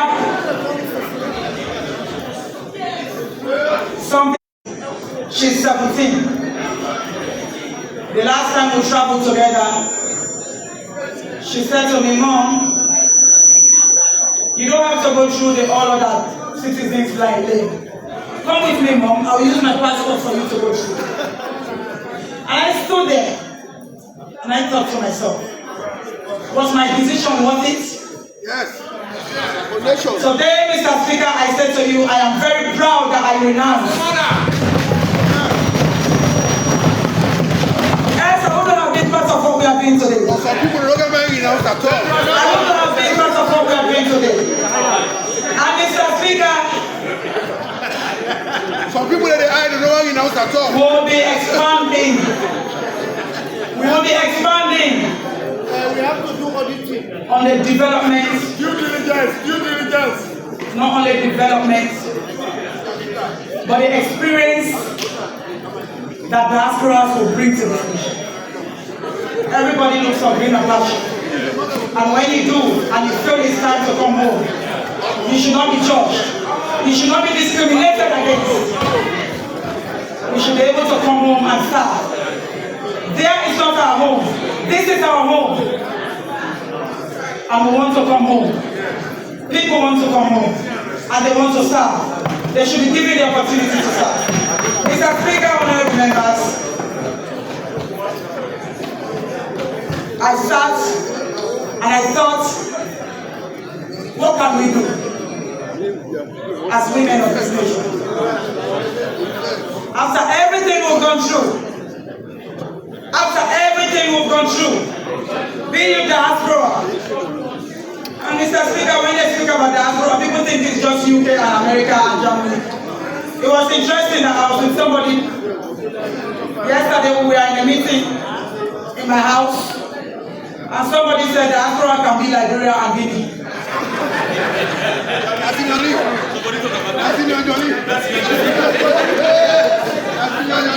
People don't think of it that way. That even Guinea, you can be a diaspora. Liberia, you can be a diaspora. If we start to check the level of diaspora in this building, they are more than the homeless. But we are all here serving our nation, Mr. Speaker.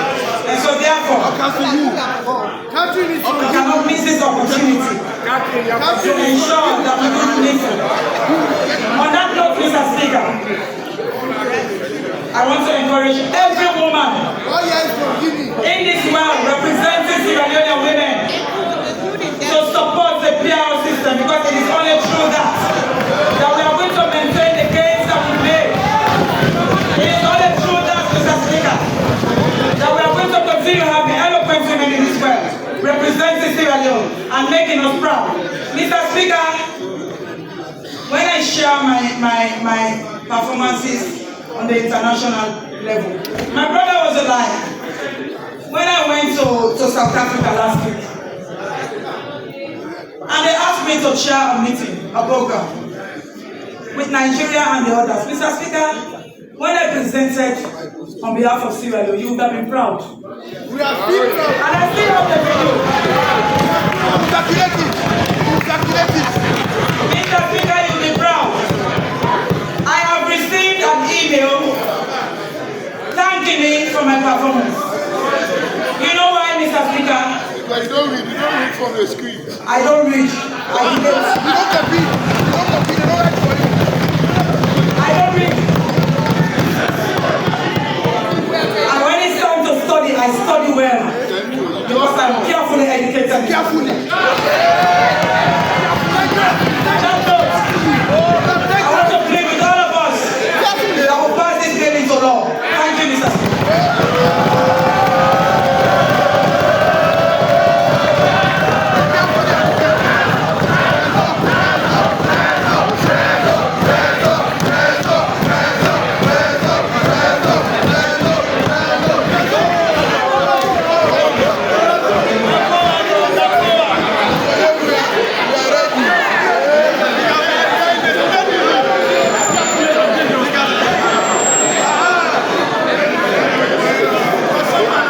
Mr. Speaker, honorable members.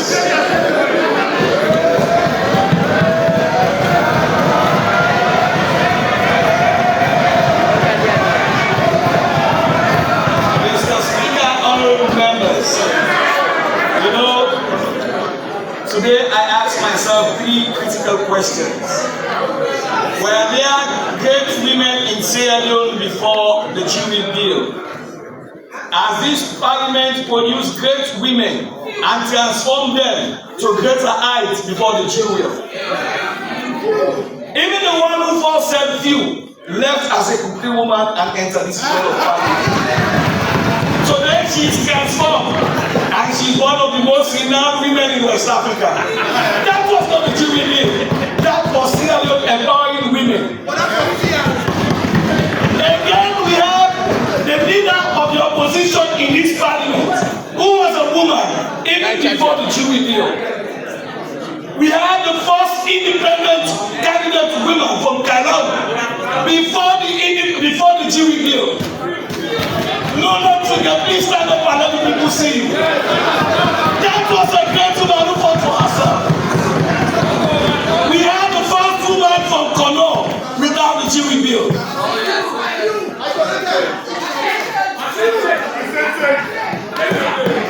I wish students would take notes and copy. This is an opportunity to study. Mr. Speaker, honorable members, I'll give you critical examples of how the PR system have deprived women from 30%. A critical example is that of Falaba District. Had it been a quota system or a constituency quota system, there would have been no reason why Falaba would not return a woman.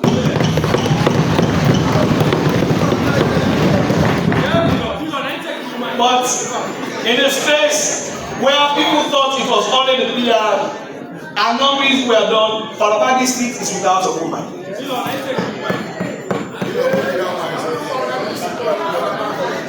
After this debate, after the woman who just debated, she has given people who believe we should not empower women more reasons for this.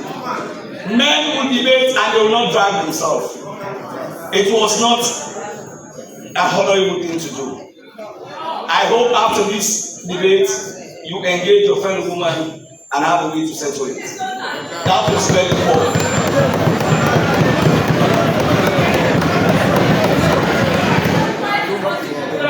30% and a constituency base. Let me tell you, when you give definite constituencies as we want it under the first past the post, what it will give. When we talk about empowering women, we are not saying empower women who are already empowered. Go to our political parties. Those women who were cooking 20 years ago are still in the kitchen.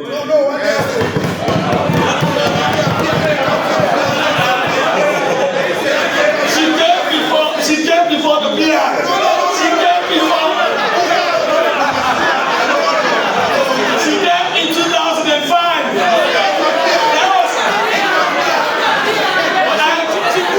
I agree. Mr. Deputy Speaker, I agree. And she sustained that even without the beer. That is a strong woman. I am saying, even without the beer, we've had strong women, and I measure that. Do you know what it means to fight in Kagoro and the lower part of Moyambe district? If you have a 30% in a constituency base where you have safe seats, it means women who have worked in those communities, the nurses, the midwives, the teachers, people who have served their communities, who have a way of community paying them back, and not these so-called swear women all over the place. Not the influential women who can be just positioned by party. We want the actual grassroots women who are cooking, who are part of party structures. Where are they? I can only count two of them. The rest, some after 20 and never been in constituency, then get and see more. SO2. That is not what we wanted. I'm not shouting. Mr. Speaker, honorable members, bring us back our constituency base and create the safe seat of 30% where women will compete with women. Let the best of women win. I can remember honorable Alda Miata struggling at IMAT, grafting, doing in the midst of men, gallant men. As intelligent and as beautiful as she is, she won the single. Even at the just concluded lower level election, all our women are comfortably seated on the head of men who they struggle with. That is what we want for our women. You know, Mr. Speaker, a few months ago, another member from one was crying. A woman will not go particular level election, SO2, and they don't go push me and spend the money in London. That's how they go to China for going back. Article 10 of the SLPP Constitution exposes the hypocrisy of what we're doing today. That Constitution talks about a constituency-based party structure. Why not amend the SLPP Constitution? It is there, Article 10. It is clearly stated.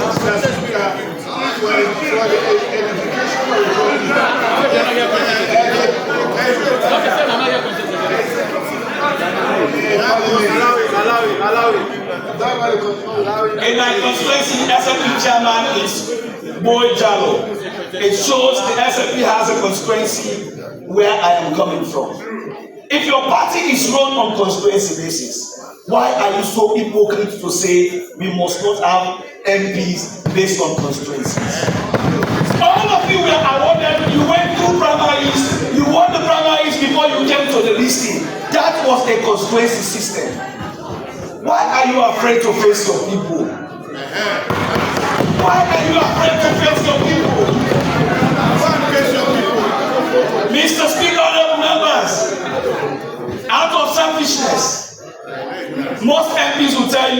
I prefer the PR system. Because the people who voted for Tawa in 2018, he has so disappointed them that if they give them the opportunity now, they will vote him out. I wish the Honorable Maye Conte was here. If anybody expected more from Maye Conte, you are disappointing me. My uncle, who was his father, survived in the PR system. In realistic. No, I am not. I am only stating facts.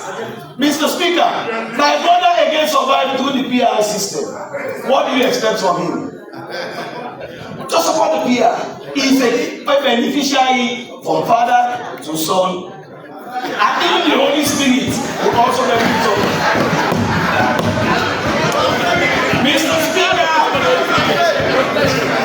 Mr. Speaker, he is my brother, so I know the story better.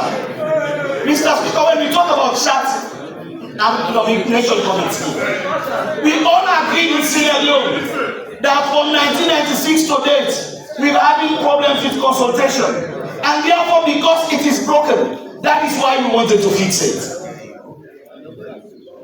Oh my God, I enjoy the quietness in the room.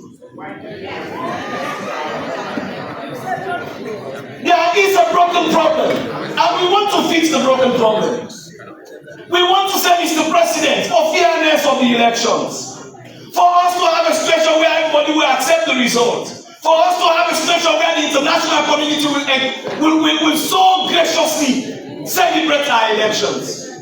Are you not ashamed of the past election results? Are you not ashamed that the world rejected us?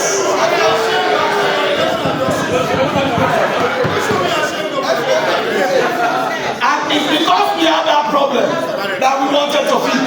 And the gracious Minister Anthony General, I have had one-on-one discussions with you. I know if you are not the Anthony General, you want a situation where there will be fairness.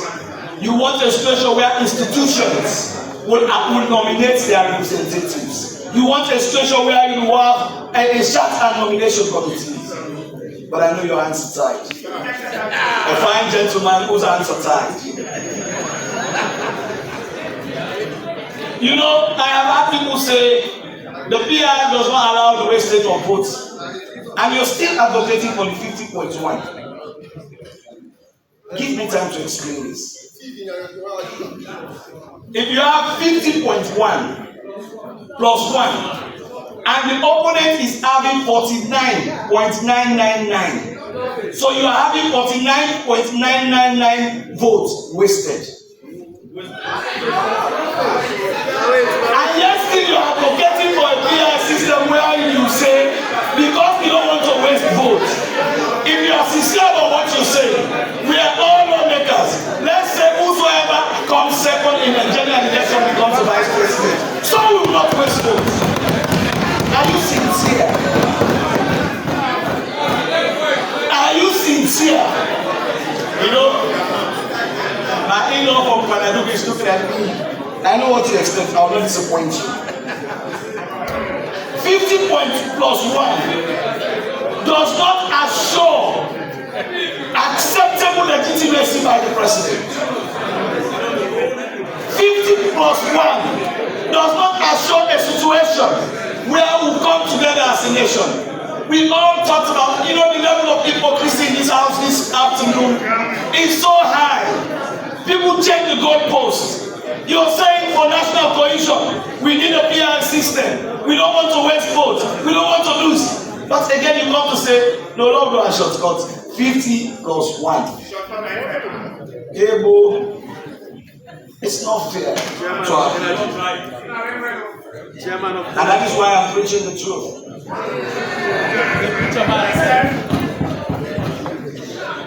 We have a situation in which we talk about, oh, if you conduct by election, it's expensive. Do you know what is expensive? It is more expensive when you bring people to this house who don't know what they are supposed to do. When you have a parliamentarian, when you have a bad representative. But let me say this. I'll give you example in this house where in constituencies. And even though they say it's a PR system, they fight for prominence in those constituencies. The honorable members from Ribi, Honorable Ben, and the honorable lady from Umupine, always they struggle in the same constituency. In Gambia district, the honorable Shaidan and the honorable Aminata, they struggle. Falaba is the same. In Babali is the same. In Tonkonini is the same. In Malaka is the same. But there is something interesting. I am listening to the debate, Mr. Speaker, and I will not say this loudly. When I listen to the members of parliament representing constituencies and districts in the south and east, they have purported this afternoon that all the violence that have happened during elections happening in their own areas. Exactly.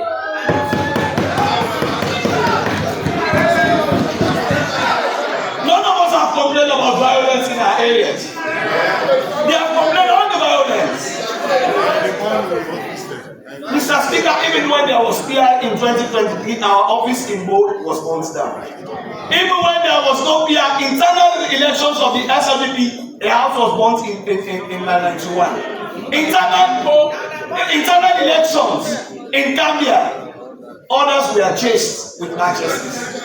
Violence is not a means determined by election system, but it's a system determined by individual conduct.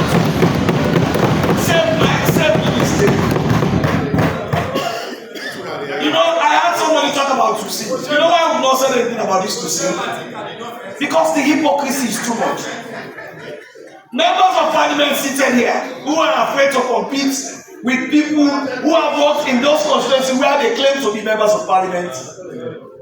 They say no, and it will simply be no more for ministers then. If you are sincere, join us in the APC and let's have the Tusim even for members of parliament. You see how quiet that side is? It exposes the hypocrisy in what they say and what they want. We want to have a system where if we are opening up, let's open up everything. Let's open up. For us in the APC, we have a 6th region, which is the diaspora region. We've accommodated them in our party. And we believe the health home must have space. Forget about the clause. Forget about the protection. Forget about the provision. Let us open the space. They are our brothers. For me, I have always held the opinion that when somebody leaves, when I was doing basic and social studies, I was told people move because of what? Survival. Those migrations are not voluntary. From your account, I know it is for survival. So why do you want to deprive them because they were fighting for survival? In a country where we cannot provide for ourselves. If we are sincere,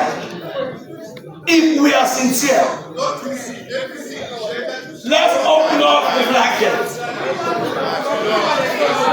Mr. Speaker, let us open the blanket. Let us allow Tusim to come. I am on record, and I stand for this, that we must open the veil and allow our brothers in diaspora to come.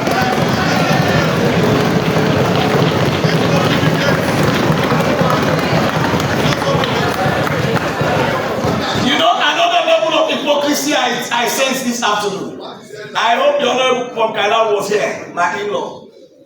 He said, they inherited, oh yes, I have 3 kids from Kaila. Their mother is from Kaila and is from the Coembes. So why you don't worry about that? I am fully a national character. So I understand what the PR means. You know, when I also had members of parliament, saying with the PR, it assures us of having seats in every region. Without the PR, the APC between 1996 to date have had members of parliament in every region. In the south, we had American for 3 complete terms. In the east, we have Satenga in Kainam. we had from Kono up to 8 members of parliament in the east. The SLPP has been able to get members of parliament in Gambia, even with the first past the post. I am sure, even as we sit today, if you give Honorable Afakan a symbol in Puloko, he will do well.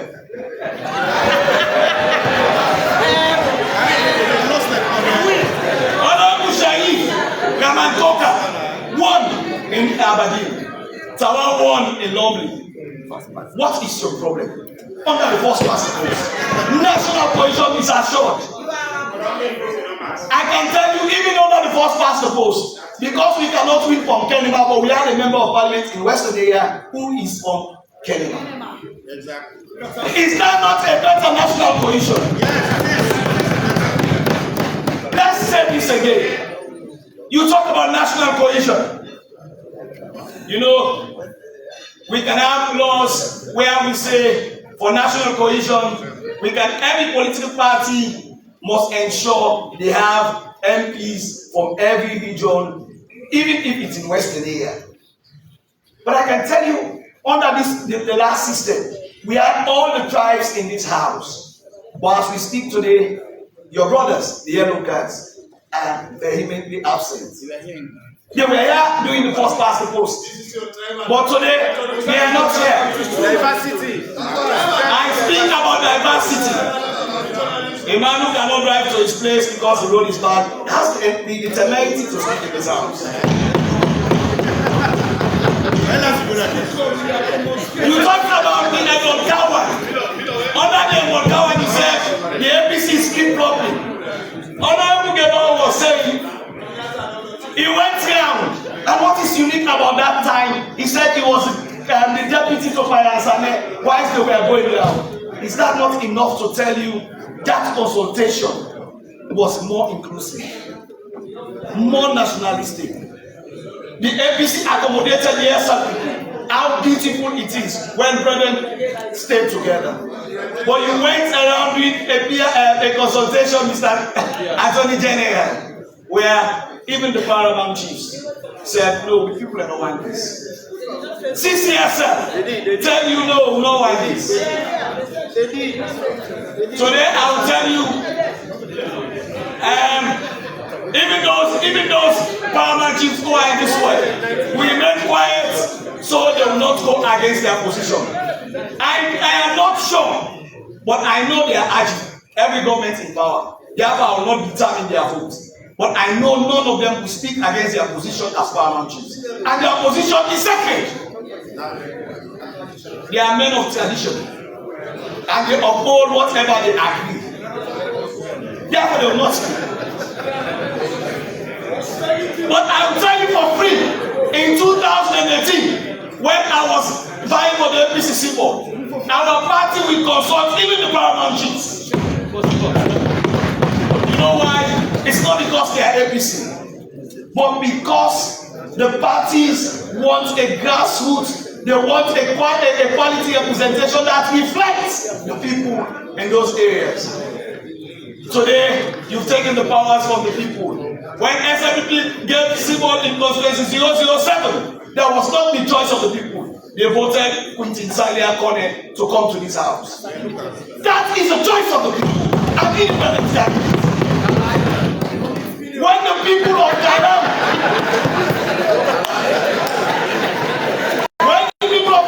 were not satisfied with the candidates to give, they voted Leone to come to this house. That is the power of the people. They voted Chaka Samajo. That is the power of the people. When APC gave symbols for people in Gambia, when the people were not satisfied, they voted NGC. Power of the people. Why not in Kono? The only opportunity Emerson had to come to this world.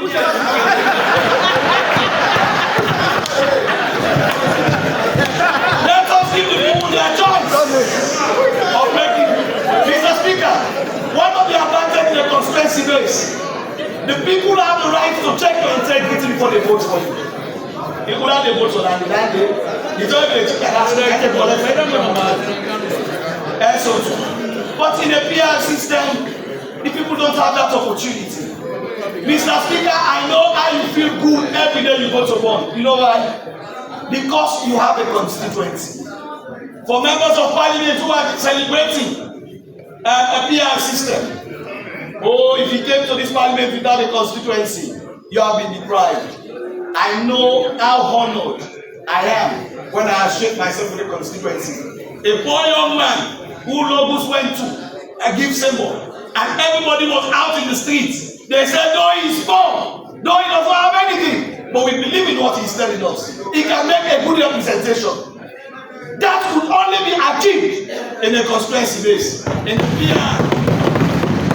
PR system, you'll be awarded a symbol by how connected you are. I have passed that level where I need to be recognized. I am already recognized as a national character. Therefore, the PR will favor me. But what will happen to the young boys who have potentials to be better than I am today? We are as poor as us. Honorable Abdulkader was the least in Lunge of those who were listed to go on the list. People trusted him, and today look at it. That young people. So this had it been a PR system, the lawyer Koma would have been referred to Abdulkader. Thank you, sir. But wicked men and women seated in this house, driving their own children from their own very future as celebrating the PR system. You know, I spoke to Timo one of these days, and he said something to me.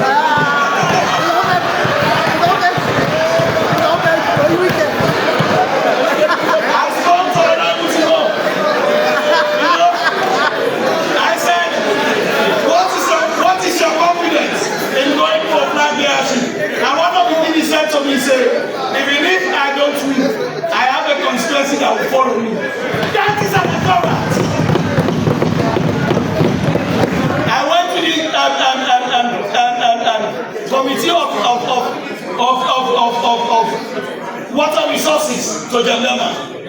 We went to Fire.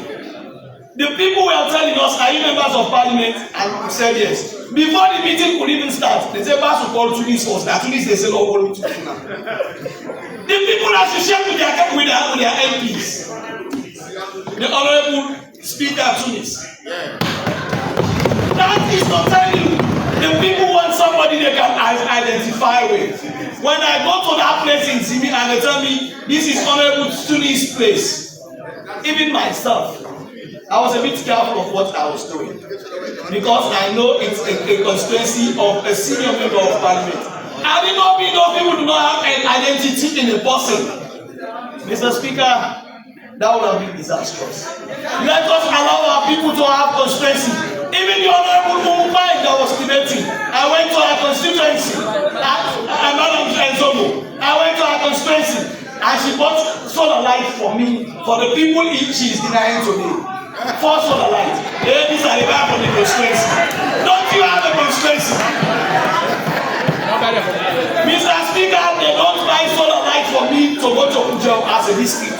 They will go to their very areas. They know it's their constituency. I know many of the honorable members will not speak. And I know they are tied by party discipline looking at their chairman. I know they will not support a first past post and a conspiracy base. But deep down their hearts, Yusuf Makre would love to come to both Central and stand and say, this is my place. Mr. Speaker, if MPs who have constituencies will not walk through their constituencies, let alone a district.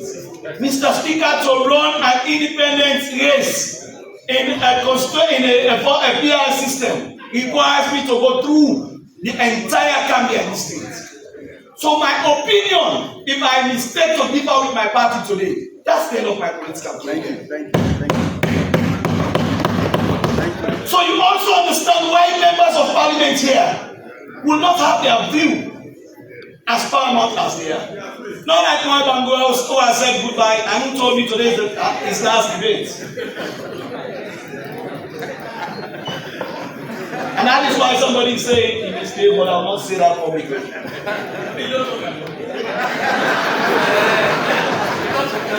Mr. Speaker, I know I have little time. today we are making history. You not shout about it. No, I will not shout about it. We are making history in the midst of the gallery. Members of Parliament.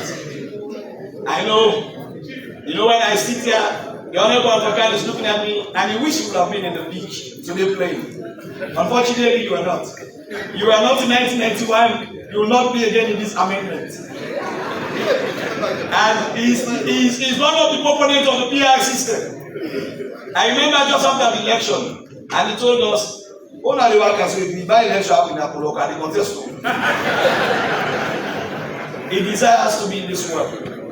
Well, he has a constituency, and he will fight for that. I know members of Parliament who are in leadership bench on both sides, but most on that side.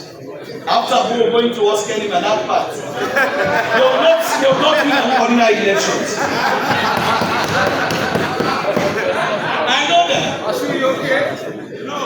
Welcome to somebody from Nigeria. Mr. Speaker, lobbying is good. But when a member of Parliament says I am a businessman, everybody knows what that means. What is wrong? What is wrong now? What is wrong is the insincerity we continue to do to our people. Let me echo this again. If Article 10 of your party talks about a constituency base, but you have the guts, the courage to come to the public and say, no, not for the PI system. Women. I know women who came here during the first past the post.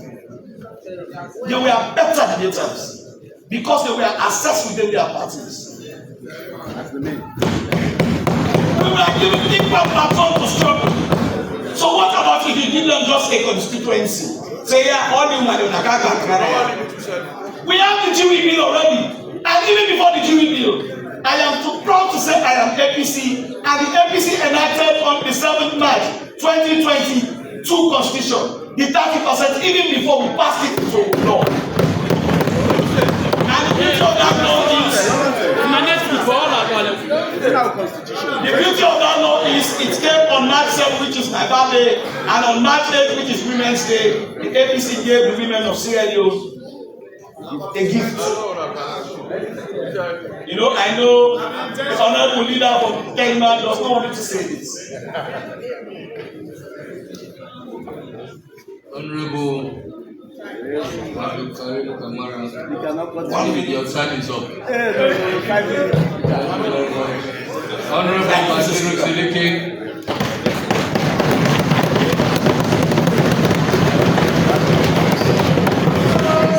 Thank you. Thank you very much, Mr. Speaker. Thank you very much, Mr. Minister. Mr. Speaker, honorable members, who will be in history as the 6th Parliament for passing into law progressive law, especially this Constitution. Mr. Speaker, honorable members, the Speaker before me, when he was speaking, I was looking at the leaders of the APC. They were nodding their head, knowing exactly who that person is. I know, we all know, he brought a lot of disrespect to us. My colleague leaders wanted to interject. I told them, that's the honorable from Gambia. Even the leaders of the APC know exactly who the honorable from Gambia is. Mr. Speaker, honorable members, I am a third-term parliamentarian. I have contested 2 fast post elections and 1 PR election. So for some of us who have been in this parliament third term, we are not afraid of first past the post. But when we speak about PR, it's for the general good of Sierra Leone. We are battle tested.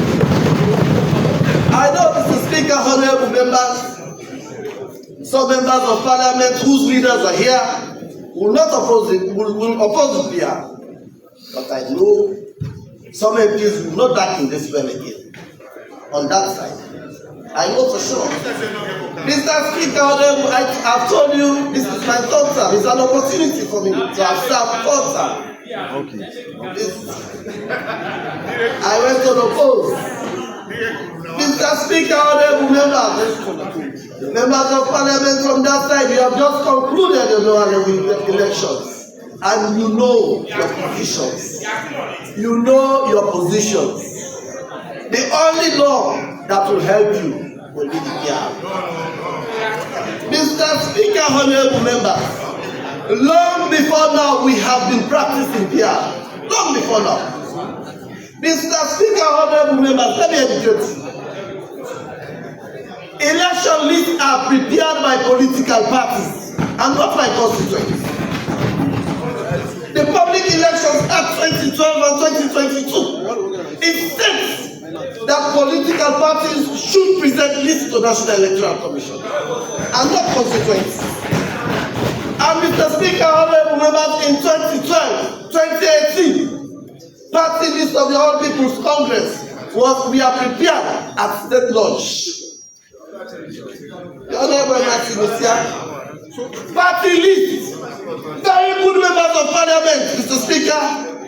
Before now, you were mentioning members of Parliament who were here. I can remember the likes of Honorable Anu, Honorable Kello, Honorable Fofana. These were good MPs, very good MPs. But because of the pressure from our constituents, because of the feelings our people have, because of the thoughts that what we are supposed to do, they were not opportune to come to this Parliament again. Mr. Speaker, honorable members, let us be sincere, we are making laws. Let us look at the turnover rates when we practice PR and constituency based. Mr. Speaker, honorable members, 2002, the turnover rate was extremely very low in this Parliament. 2007, when we went into first past the post, the turnover rate of this Parliament was 90%. In 2012, when we came to this Parliament, the turnover rate was 84%. In 2018, the turnover rate was more than 75%. In 2023, the turnover rate is less than 30%. So, Mr. Speaker, the PRS gives an opportunity for parties to decide. Mr. Speaker, well, we should allow leaders to lead. Today, I can feel how embarrassed the leaders of the APC are. I feel how embarrassed they are when they send their best to go and negotiate on behalf of them. And they reach decision just for them to come and be embarrassed by their voice. They are extremely embarrassed, Mr. Speaker. Maybe, Mr. Speaker, when we are together, I am at this point, I pity the likes of Dr. Richard Conte, who led this discussion, conversation. The Honorable Timo, Adebakoli, these are persons chosen from the APC now to represent them in negotiating with government. They arrive at decisions. They presented their decisions to their party. The party accepted just for the voice to embarrass them like that.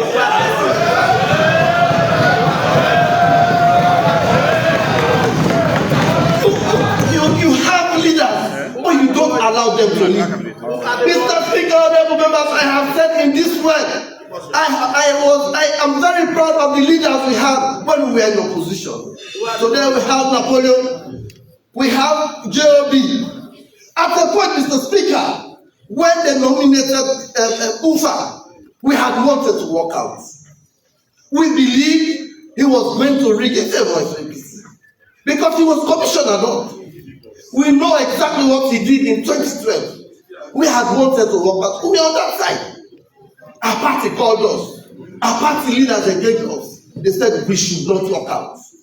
As young guys, we believe we should not support that nomination. We were encouraged. We were given enough reason. We did not challenge them. We came, we supported Kufa in this way. But today, look at you, embarrassing your leaders. Right in their presence, they are even ashamed. They are nodding in the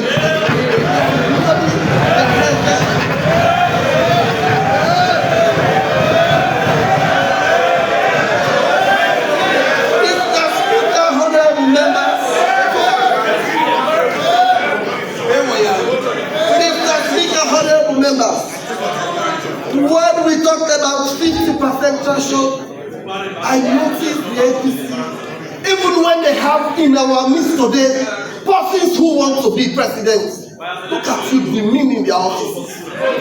You are demeaning, these are the offices they want to occupy. Young boys, you are demeaning the office of the president. These are decisions they will take when they become president. You are politicizing them. Mr. Speaker, the APC, you are allergic to change. Let us go. Let us look at history of the African region. Mr. Speaker, in Ghana, the threshold of the presidential system is 50+1. Mr. Speaker, honorable members, in Liberia, the threshold in Liberia Constitution, Article 83C, it says you should have absolute majority, which is 50% and above. Mr. Speaker, honorable members, in Nigeria, in their constitution 1999, in Article 1342, it says you should have the highest amount of votes and 20% voter turnout in all of the states, including the FCT. Nobody is talking about 2,000, nobody is talking about 55%. Mr. Speaker, in Uganda, it says you should have 50%. To be the president. Mr. Speaker, honorable members, in Kenya, they said you should have 50% and you should win majority of the counties. Mr. Speaker, this is just best practice. This is just best practice. We are moving on with time. We are moving on with time. Nobody is talking about 55% any longer. The economy of the world is struggling. How can we be spending huge monies on elections? So there, Mr. Speaker, see, I don't have the highest voter turnout because everybody wants to be a politician. So, Mr. Speaker, I don't know what the argument is about. Because I know, of course, the former president had good intentions. I am very happy when I listen to the former Information and Communications Minister. He has told us clearly, because he was the former Minister of Information and Communications, and he was in the room when decisions were taken. He was in the room. He was attending cabinet meetings. He was disseminating information on behalf of the APC. And today, when he was minister, some of you were in school. You had no business in the APC. He was in cabinet. He was taking major decisions. And he has told us today that that was the decision of the APC. Can he lie? No, he cannot. He is here today on the cabinet ministers. They're here. I was in this parliament when we created the CRC. We spent $4.2 million as a government. We government alone spent $1.1 million for the consolidated fund. The donors provided the rest of the money. And today, embarrassingly, we have persons like Ambassador Yasade, who was part of government. We have persons like the former deputy speaker in this house. We have Balogu, who was part of that government, and you are embarrassing them. You are embarrassing them.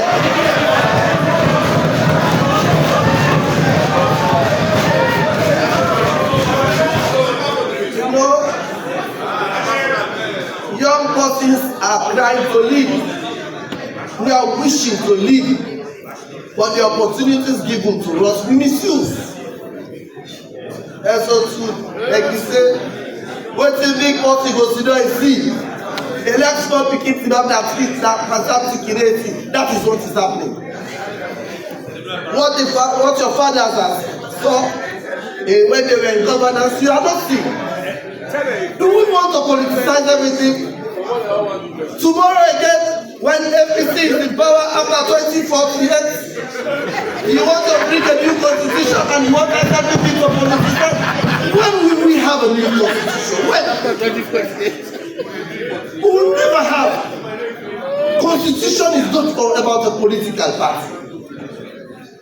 We can do the best constitution today and you will benefit from it tomorrow. When we were in this parliament, there were laws made. I can remember we were on that side. We used to tell them today, we used to tell them these laws we are making will benefit from them. And we benefited. So we should not do laws for our own benefit. Let us all be bold enough. Let us be brave enough. Let us make laws that will stand test of time. A few years ago, it was APC. We supported them. Today, it's SLPP. Tomorrow, it can be APC. But if we begin to politicize lawmaking, if we begin to politicize the laws, we will not move to the next level as a state. Somebody must take the bravest decision like His Excellency has done.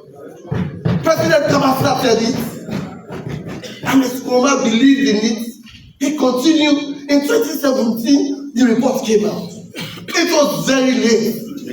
Had it still continued, I am very sure he should have pioneered that law.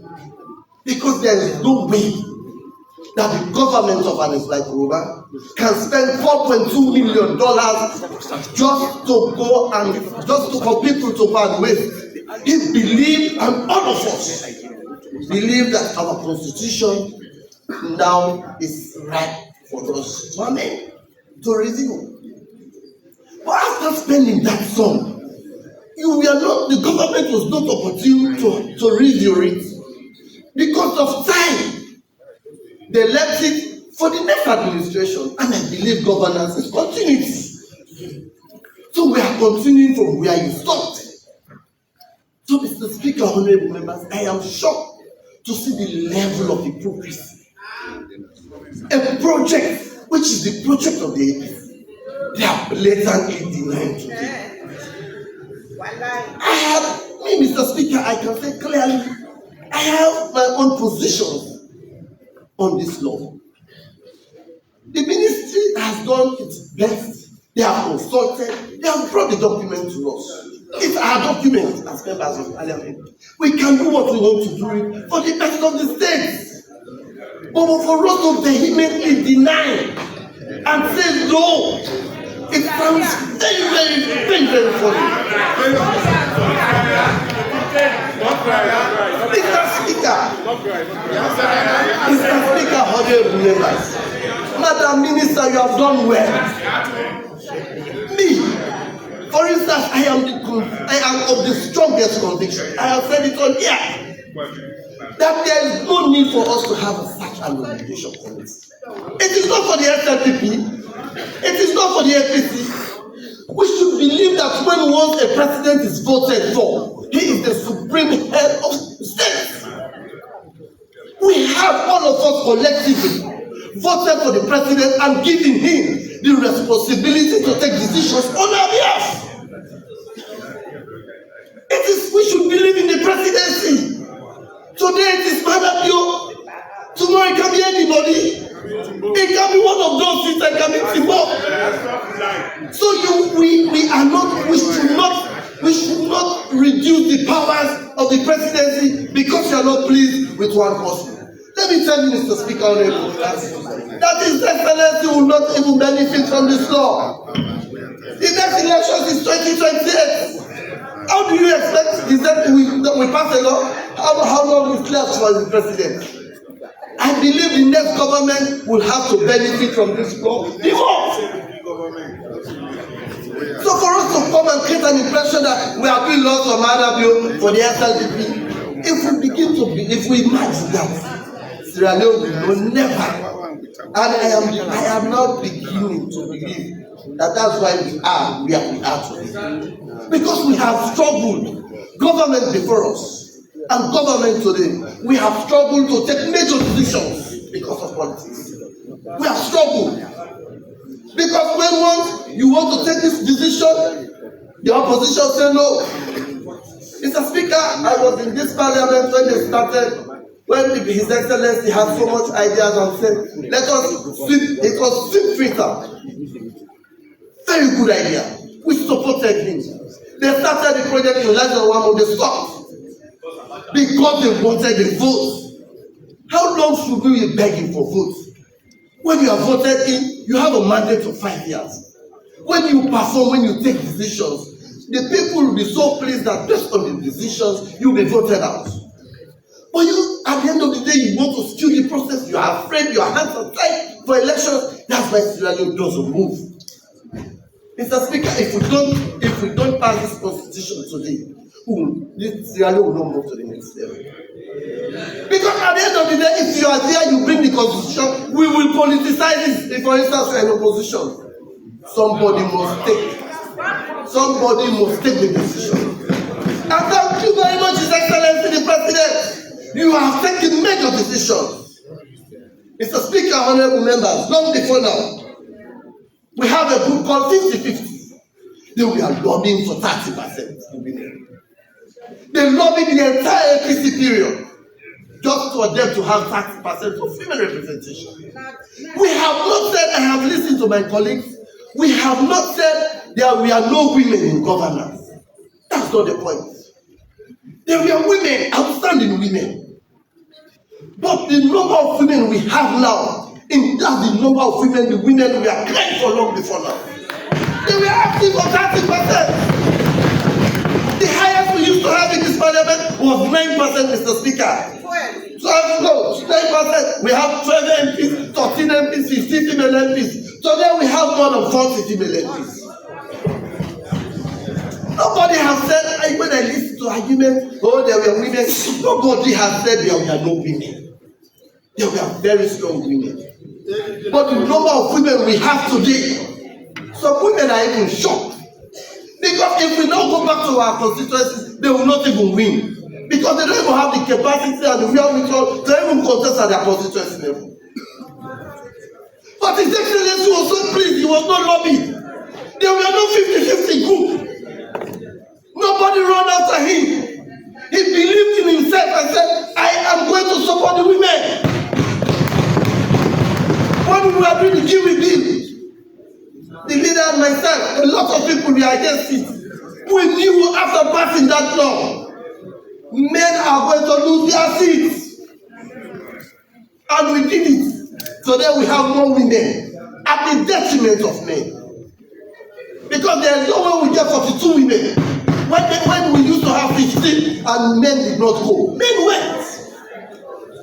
The president said, you must pass that law. He was not lobbying. There were no 50-50 group. It was just something he believed in. Mr. Speaker, so when laws are there, he said now, it is in the Kiwi bill. Can we entrench it in the constitution? That's what simply His Excellency is asking us to do. That's what this government is asking us to do. And the women, even with the benefit you have received, you are shying away from the reality. You will not come back. I assure you, will not come back. I have members of parliament who stood firm for their parties who are not here. People like Kalon, these are one of the best MPs. People like Dauda Kalon, these are the people we are competing with. Very good MPs here and there. Because of first past the post. Good MPs who replace them. Party who replace them. Their replacement is a non-starter. So they look at the turnover. The members of parliament, when we came, Mr. Speaker, in 2018, when we came, I was the only one in Bo. I was the only surviving MP in Bo. In 2023, because of PR, we had 10 MPs returning out of 11. And we have 2 additional women added to us. Mr. Speaker, what else can the president do for women? You are sitting there embarrassing your leaders. They are here, they are ashamed of what you are doing. You don't listen to them. You think they are stupid? You think they are stupid? They accept they talk to you. Why do you want to politicize everything as young people? Why?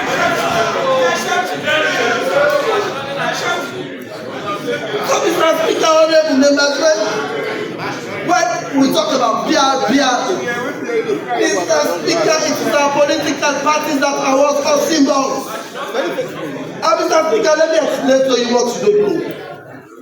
Long before now, even before the emergence of the PR, it is our political parties that will hold us as symbols. Let me tell you, in 2018, in 2012 when we came, there were some MPs who believed it was because of the deepness of their pocket that brought them to parliament. When our parties were giving them instructions, they were not listening. Like what you are doing today. You are challenging them because they are in opposition. That's what some of our colleagues did when we were in opposition. When the party gives them instructions, they believe what they will go there, they're not able to challenge them. That's what some of our MPs did. Let me tell you what happened. In 2018, the party changed its rules and regulations. They said, no, we are the owners of our party.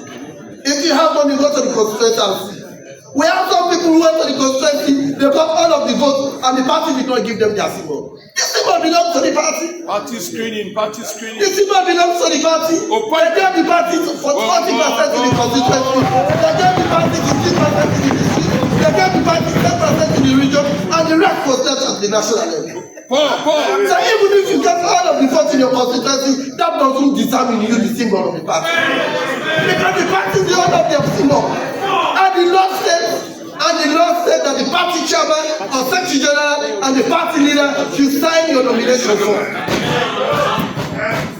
So when you get an impression that, when you go to your constituency, the constituency will give you symbol, you are just wasting your time. You are not wasting. Who nominates you? It's your party. Who presents this? It's your party. It's like it has always been in this system. And let me tell you, honorable members, you are misunderstanding the word of constituency. Let me educate you. In 1996, the whole state was a one-state constituency. In 1996, the election, the whole country was a one-state constituency. In 2002, the country was segmented into district blocks. Every district was a constituency. So the constituency is about convenience of borders. It's about convenience of borders. For some of you who are young, who don't even know politics, constituencies change. Census convenience. That is why electoral commission, at every given time we change, will do boundary delimitation. Constituencies change. There was a period when constituency used to go east, which covers almost both. So the half of the constituency was removed. So this thing about disrespecting your leaders and say, constituency, but even if you get the vote of your constituency, the leaders of your party will decide who they give their symbol. The symbol belongs to the party and not to you. So Mr. Speaker, when you talk about PR and you disrespect your leaders, let us go to our constituency, let us go to our people. Who are the people? The leaders of our party are the people. If you want to disrespect them like you are doing, the leaders of the party are the party. These are the people who give you symbol. Some of you will not even get your symbol. You were in both school, we call it underbounding. Some of you were underbound. You had bosses. Like I understand a lot of you on that side. You are claiming you have no mentor. You are claiming you have no mentor. You have no respect for people. You can talk to them anyhow.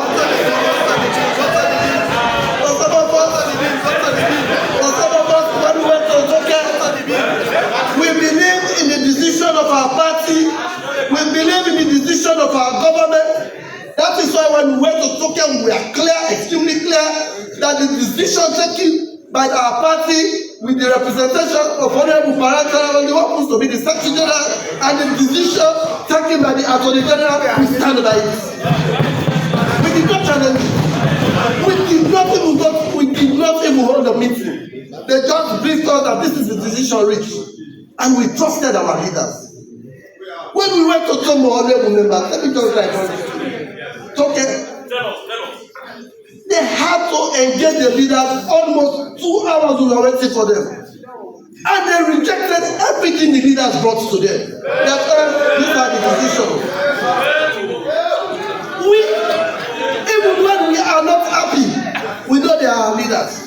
We will never disrespect them. Tomorrow we will also be leaders and we want to be respected.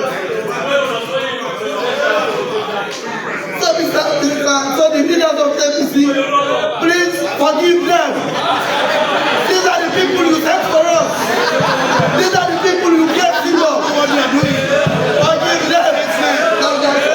But they don't know what they are doing.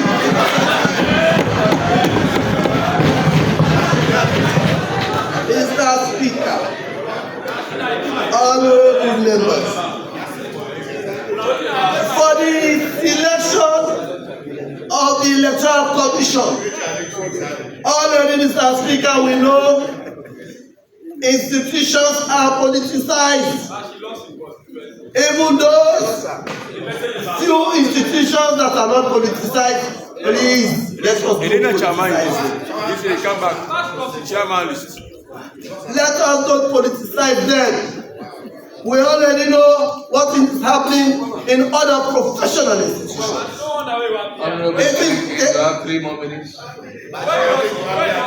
We all know what is happening in other professional institutions.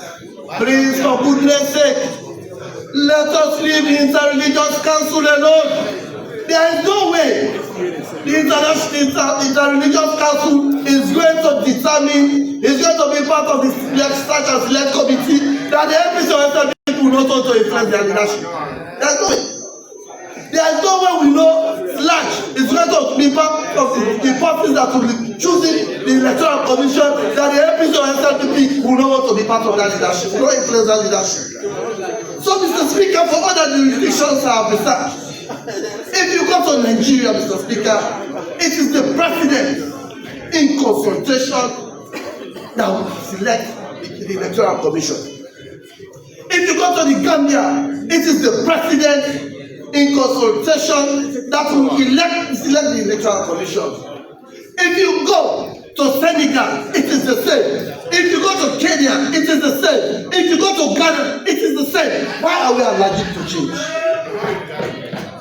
Like other members have said, we have struggled, and I know it is not just to the SLPP government, even the APC, when they were governors, I did say a lot of you were not here. You are just coming into politics. I was in opposition. I saw what happened. We all, when we were in opposition, we struggled also with the wordings of consultation. We struggled with it. We now have an opportunity, honorable members, for us to define what consultation is. Let us all sit in the room. Let us define, let us show the mechanism of consultation, the type of consultation, rather than say, oh no. Why do we want to politicize every institution? All of these institutions stated, Madam Minister, all of them will be politicized when one of this law stands as it is. Thank you very much, Honorable. Thank you. Honorable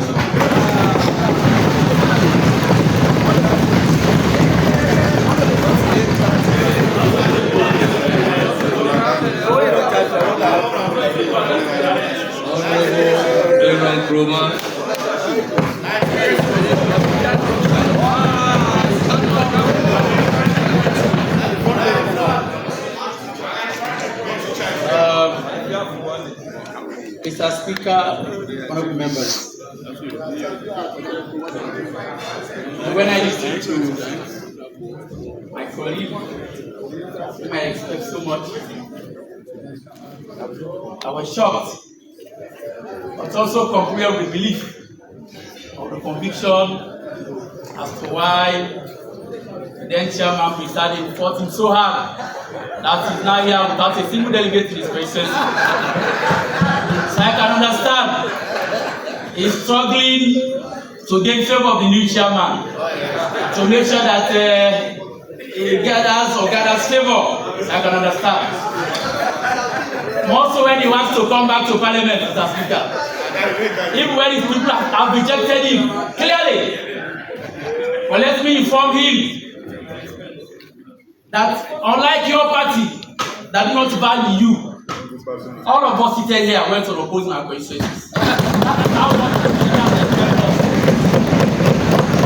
how much our leaders value us. That is how much they value us. Mr. Speaker, you know, it was ironical. And I expected my colleague not to have argued against a single clause in this bill. Mr. Speaker, that was my expectation. But unfortunately, even when he was saying that we disrespected our parties, it was in everyone. But Mr. Speaker, the fact here is they have not only disrespected their party, they have humiliated their party, they have embarrassed their party, and they have disgraced their party.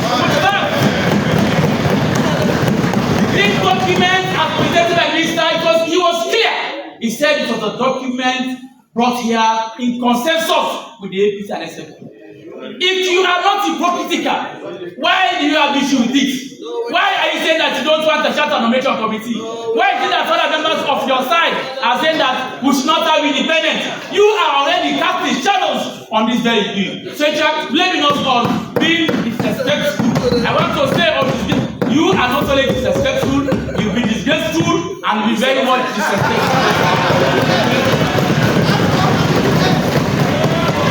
Mr. Speaker, members, when my colleague also submitted, I was very careful. And one of the statements he made that I took note of is very hard to question. I don't even know what to debate for. He said he didn't even know why are we debating for. He didn't know why we are. I can understand.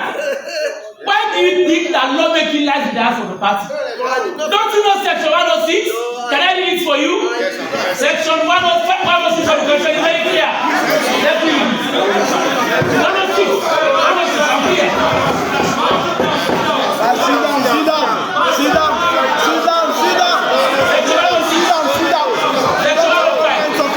Section 105 is it says, subject to the provisions of this Constitution, Parliament, Mr. Speaker, not parties. Parliament shall be the supreme legislative authority for trial. So what executive party individual proposes the power to make laws lies on us accepted. That's not the So I now understand why he said he didn't even know why we are here. But I now know that he now know why we are here. We are here to make the law. Mr. Speaker, members, you know, the for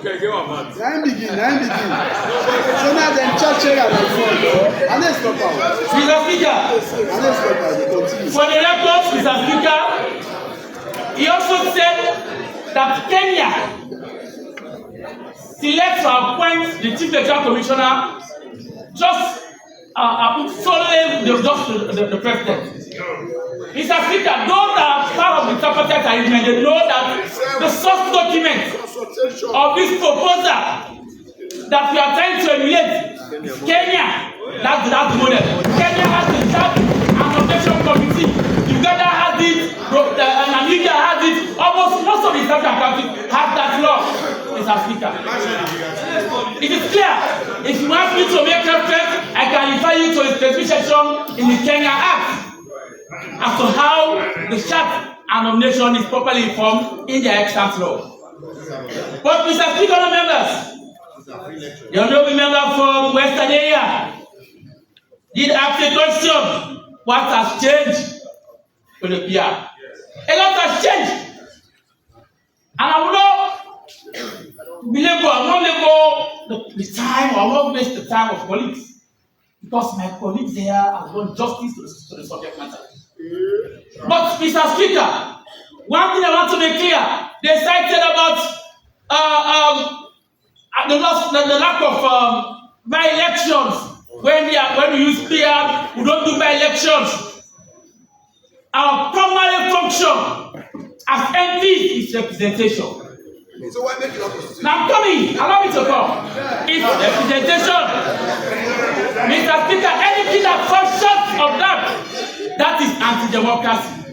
Why is the MP failing to tell the people of this country that when the MP, when Bua died in Brahma, he was replaced by a member of parliament from another coalition where a member of parliament already exists. So there, as we speak, there is no member of parliament representing people in Brahma. Mr. Speaker, when our reverse speaker resigned to assume the office is now occupied, the member that is now representing him or that took after him is from the mainland and not from the island. The people of the island are now without a member of parliament. Mr. Speaker, in Toko, when the Honorable Dura, when we lost him, Mr. Speaker, he was replaced by a member of parliament in Mambolo. That area has now been left without a member of parliament, Mr. Speaker. And Mr. Speaker, what I found to be very disingenuous is when we try to quantify the value of representation. You are talking about 2 million, Mr. Speaker. Do you know how much MPs spend on your constituencies? Do you know how much? Some of you are building schools. Some of you are building a lot of infrastructure. If you quantify the worth of them, they rank even far more than the cost of fighting about by-elections. Do you know how many people are losing by just not conducting by-elections? But the cost of the vote, it has just the decision at every level. It doesn't matter the political party, whether the person is independent, whether it's the SLPP, whether it's the APC, what is assured, everyone, every constituency is provided with an adequate representation. It doesn't matter the political party. Mr. Speaker, honorable members, let me quickly also respond. So I was going to say landed colleague, but I'm not landed. But I ever wanted to be a lawyer. I still envy a lot of lawyers, but not of this caliber, Mr. Speaker. Especially so when it blatantly butchered the Constitution, the government in body life. Those of you who are law-minded, I'm sure you are just shocked that a lawyer of over 24 years standing can come to this world, and even when it is in black and white, he interprets it in his own way. Mr. Speaker, let me read it. Section 108, Mr. Speaker, of the Constitution. Let me refer him to the side note. The side note is talking about alteration of this Constitution. So anytime you want to alter the Constitution, the only provision that applies is Section 108.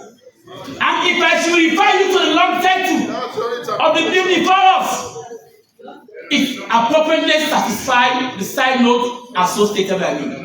And the long title says, being an act to amend the Constitution of Sierra Leone, amend, we all know amend same as alteration, amend the Constitution of Sierra Leone.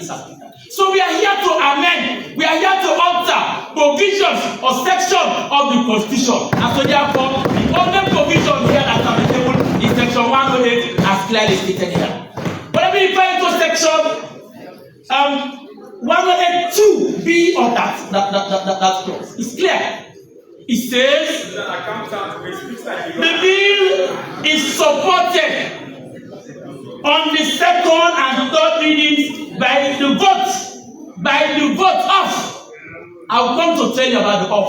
I'm happy that you have landed speaker, and I have his ruling here when he distinguished the two rulings between of and in the two prepositions. Mr. Speaker, he said by the vote of not less than 2/3 of the members of parliament. And when you want to read this, Mr. Speaker, you should take this in tandem with SO 44.3, which I also want to read. Mr. Speaker, SO 44.3 says a bill for an act of parliament to alter provision of the Constitution shall mandate it, shall pursuant to paragraph B, the one I just said, of subsection 2 of the entrenched section 108, which talks about alteration of the Constitution, required to be supported on the second and third reading by the vote of not less than 2/3 of all members of Parliament. Mr. Speaker, let me read these provisions in tandem with section 91(1) of the 1991 Constitution. Mr. Speaker, section 91(1) says, and I quote, Mr. Speaker, it says, except as otherwise provided in this Constitution, and I'm sure I've created the exception. For constitution of Constitution, that provision has been adequately provided as to how the 2/3 is determined. So in an event, that provision is not provided for the Constitution, and that's why the Speaker, when he wants to determine votes that does not fall under that provision, it determines that by either collection of voices or by members present at voting, as so applied when he effected or tried section 1377 of the 1991 Constitution. When he was Mr. Speaker, remember, how is this majority determined? When you go to the Constitution of Provision 36, which I also want to read, Mr. Speaker, section 36 of the Constitution says, in determining the appropriate majority of members of Parliament, account shall only be taken of the persons actually and validly existing as members of Parliament at relevant time. It's clear. The members of Parliament are actually and validly existing in this Parliament at this time, Mr. Speaker, is 149. And as we speak here, Mr. Speaker, the SLPP is supposed to be 81. For the records, only 80 MPs are here. For the command chief, they are supposed to be 14. Only 12 are here and 2 are absent. So even when you say, assuming everything is equal, they could not get more than 92 or whatsoever. If they could not, there is no way. So the provision of 100 or even like that, the bench is not here. The bench is in China. And we have 2 command chiefs there who are also absent. That's just for the records. So, Mr. Speaker, honorable members, yes. No. Mr. Speaker, safety is variable. Even if you put all the command chiefs that are affected, and the 80 that are affected, 12 plus 8 is 92.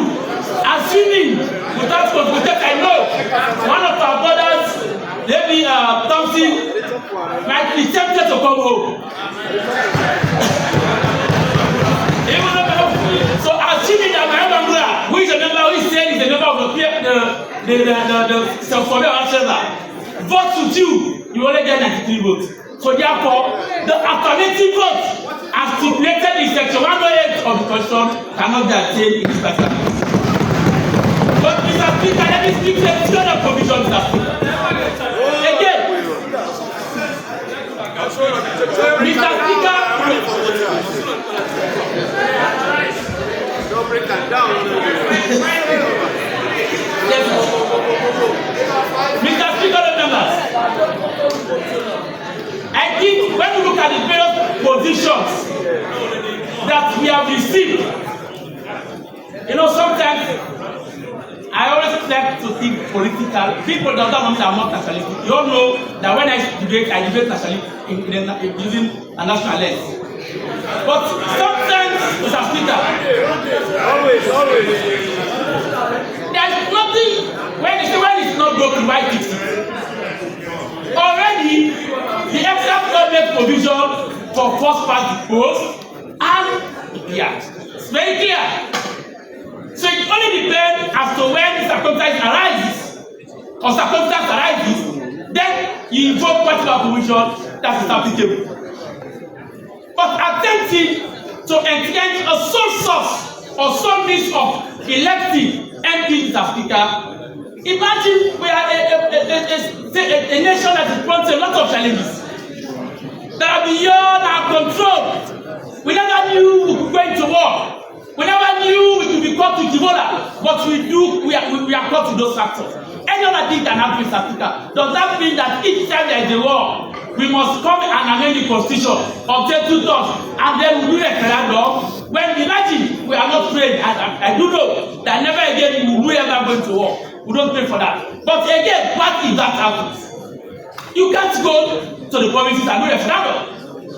So even the MPs converge here, they are still tied without the powers to fully amend and send the amendment to the president for access without sending it to the people for referendum. So that itself making it something just impossible or something very much challenging.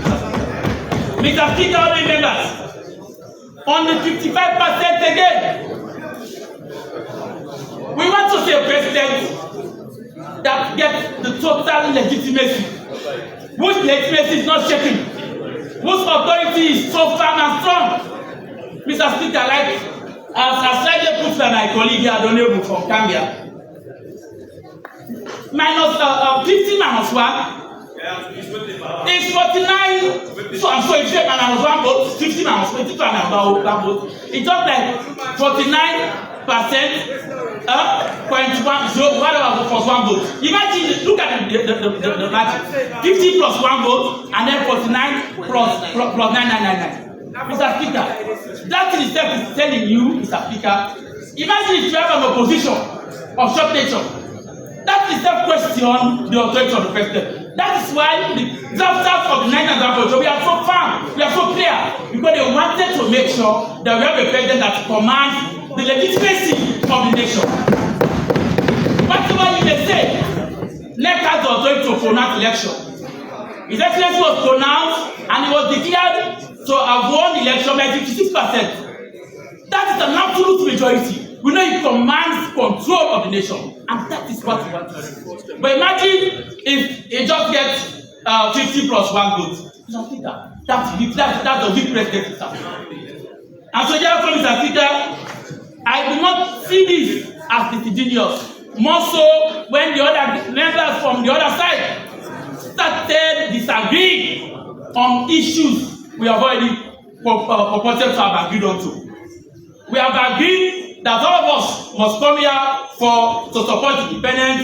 We have talked about the Charter Nomination Committee. When they came, they said no. So what is good for the goose is good for the Ghana. So to me, if we again say we are against this provision, what is bad? That's why I said, while our colleague was saying that we are disrespecting our party, he was busy relating, embarrassing and disgracing his own party. So that's not Mr. Speaker. Let me just conclude that if violence was the basis for using PR, Mr. Speaker, facts and realities are proven that we recorded more violence during the PR system than first party. It is evident. I was in Rome when the only member from Mongere was supposed to join us at PAC. It was only because he had over 10 or 15 of his constituents whose houses were burned and who were admitted at hospital just after an election. And yet you come here and pretend as if with the PR there is no violence. What are we saying? Mr. Speaker of members, if the reason for using PR is to protect women, the minister proposed many systems. Most of the countries he mentioned, they use mixed PR system. In a sense, 70% goes on coincidence-based system and 30% or maybe 100% they determine it goes on proportional representation so that they can protect special interests. Now we have a law, which is the DB Act, which mandates the state to protect 30% of our seats for women. We are amenable and that we don't have a choice because we have passed it. We still own up to that. Our corporate system in our constitution that we respect that clause and any form. At every form, it must be expected. So it does not mean that we have to use PR before we could implement it. So lastly, Mr. Speaker, We also say it's indeed for women. Let's look at the case of Ella from Kenima. Yes. She died. A woman. May our soul rest in perfect peace. Imagine if PR was supposed to be PR. If her seat was the safe seat for women, a woman would have come back to this house. But no, Mr. Speaker, she was replaced by my lecturer, Honorable Madam. Amen, Mr. Speaker. So what are we talking about? So the hypocrisy is too much, Mr. Speaker. Well, Mr. Speaker, the last time I got that, Mr. Speaker, before I think, I just want to make reference to your ruling. You know, we are pleased that we have a very, very, you know, informative, knowledgeable speaker, and he cares about his future. The reason why you can call us, even at Directors of Facebook, we go there because we trust in you. And the people of this nation trust in you, they expect, because we are not passing this law for SLPP And APC. No! We are passing this for the people of this country. We can always disagree to agree. We can sit and find means that works for us better. But Mr. Speaker, as stated by your ruling, and I can take that in tandem with Speaker Abbas Gudu's ruling on the 3rd of July 2022 when we passed the PPRC Act here, when we are about to amend it, it was very clear. It made the clarity that when it comes to the determination of vote for constitutional amendment, 91(1) is for members of president, that those that do not fall under section 1 way, and it is clearly stated there. And you rule, you are perfect to rule that, because it's not an extra. You know your grammar is so good, so don't mind me. You said 2/3 of the number of members of parliament enacted. Okay, let me just say something. You know where I'm coming. Okay, a careful consideration of 2 separate provisions of the constitution. I have to leave no doubt in my mind what the drafters of the constitution actually meant about 2/3 provided for this for in section 1377 when they talked about members in parliament. You are very persuasive. Even the former speaker then, SDB, he said he was right. He said in parliament. So Mr. Speaker, whoever taught you English, that person was the kudos to him. That interpretation was appropriate because it was correct in parliament. But yet he said, when the drafters concede 2/3 of the members of parliament elected for the life of a particular parliament, the drafters deployed the quantifying use of the preposition of subsection 3 and 13 of section 29 of the Constitution. We all know that section 29, which talks about state of emergency, has the same bearing with when you want to alter the Constitution. It talks about 2/3 of the members of parliament. Unlike how we interpreted section 1377, which was saying 2/3 of members in parliament. With that, Mr. Speaker, I am of the conviction that we pass a law that stands the test of time. And we have, when you look at section 171, it's clear. None of us want to commit treason here. None of us. Because we have a future to protect. You are the youngest speaker to have ever assumed this office, Mr. Speaker. And so therefore, you could be president tomorrow. We want to remember you. We want to remember you for the good things you did. Nothing will change if you do the right thing. Nothing will change, but everything will change if you choose to do the bad thing. On that note, Mr. Speaker, I want to submit act.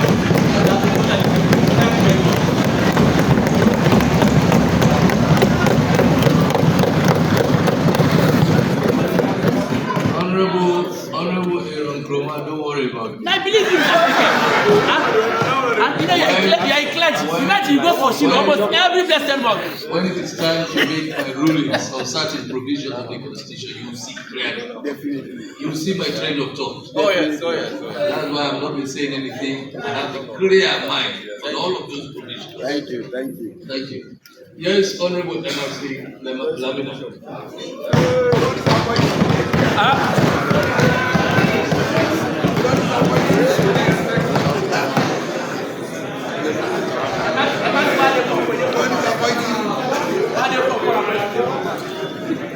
Mr. Speaker, Honorable members, arise on Section 98 of the Constitution of Sierra Leone to box on the document Constitution of Sierra Leone Amendment Act of 2025. Mr. Speaker, many people today will refer to it as obsolete. Many people refer to it as moribund, outdated. Where do we go? Participating in today's celebration reminds me of 35 years ago when this parents' document was enacted by this honorable house. I recall I was transitioning as a mind boy from the primary school to the secondary. Today, here am I. What a privilege. What an opportunity to have a say on this bill. I wholly believe that whatever I debate here today, it is a view of the people of Koro. When the London Attorney General made his first reading of this bill, I held a town hall meeting in which people of all walks, they had their say, and I had a repertoire that compiled their say to be debated here today. Mr. Speaker, honorable members, it is important for us to know that this is a bill which will move Sierra Leone to a progressive pattern, or retrogress Sierra Leone, a bill that will make us to be at par with our sister countries within ECOWAS. I happen to be a member of the Sierra Leone delegation at ECOWAS. I've seen laws. I got the privilege of seeing laws within ECOWAS. And I believe if honorable members from both will contribute to debate and pass this bill into law, definitely we will be at par. Acknowledging the Sierra Leone People's Party for making good and open laws in line with Section 73, subsection 3, that Parliament can make law for the peace, for the security, and on good governance. And that is just what we are about to do. Many things have been said, but I will tell you, I'm a little hit below the belt from what I heard from honorable members from the other side. Such dictions were not parliamentary. In any case, I attended a very good school. Aaron, where's Aaron? Myself and Aaron attended a very good school. And in the second standard of our school, it is saying producing men of character, citizens of true words. And that is what I expect from members on the other side. As I sit and look around, it reminds me of my school from the third standard that all boys, I can see all boys here. Some were having the opportunity to give their say in those days of this constitution. All boys gathered around us, tell us of bygone days, how they lost and won. Now the baton has reached us. I've been privileged for me to see the baton. We only have 2 provinces, so it actually disturbs me when I don't remember castigating other members that are being rejected. We all know my brother is not here, so I will refuse to talk against him. Brother Aaron. Mr. Speaker, honorable members, Section 97B makes me to know that I am a member of Parliament for the entire Sierra Leone, representing the entire Sierra Leone, not only my district. And that is the beauty of what Section 97 gives me. Lessons we have learned. We have learned many lessons from the death of Sister Honorable Ella. That is why, being community state, you will get a privilege to school the PR. It will fit your district and the nation as a whole. Mr. Speaker, Nelson Mandela did say at the time, just after his release, the first anti-apartheid president, because the rancor that I have noticed, even among us, in enacting this sacred document, is surprising. Surprising because I should and I must remind us of Nelson Mandela's quote. He did say, no man is born hating one another because of political belief, because of religion or tribe. He did say people must hate. If they hate, they can be taught out of love. For love comes more naturally than its opposite. Yes, we have a text into which Sarah Fado Emerson, an American essayist and politician, will speak that nothing great will just come by without enthusiasm with God and with you. Definitely, this bill will see the light of day. Mr. Speaker, remember, the SLPP is known to actually enact progressive laws. We are in this country when Dr. Shekasibi butchered the Local Government Act in 1972. Killed it. Said no longer you resurrect. Blessed Ahmed Jankaba, former president, he said 2004, let us come again. Because of the experience we have seen during the almost 11 years interregnum. The war was so horrendous. Many lessons we learned. That is why we want to give a say that will serve the test of time. We are known to make good laws. I've read a book coming this morning, What Life Has Taught Me, very interesting. In one of its pages, it is saying there is no way the APC can defeat the SLPP in any public election or referendum. Safe through number one, propaganda. Safe through rigging. Oh yes, that is just what. That is just what through confession. Through confession of the Shekasibi. Safe through propaganda, rigging and intimidation. And here we, the non-Ghanaian people are struggling. I must tell you, what is the issue of Section 76? I will tell you. Section 76 came as a result of a law.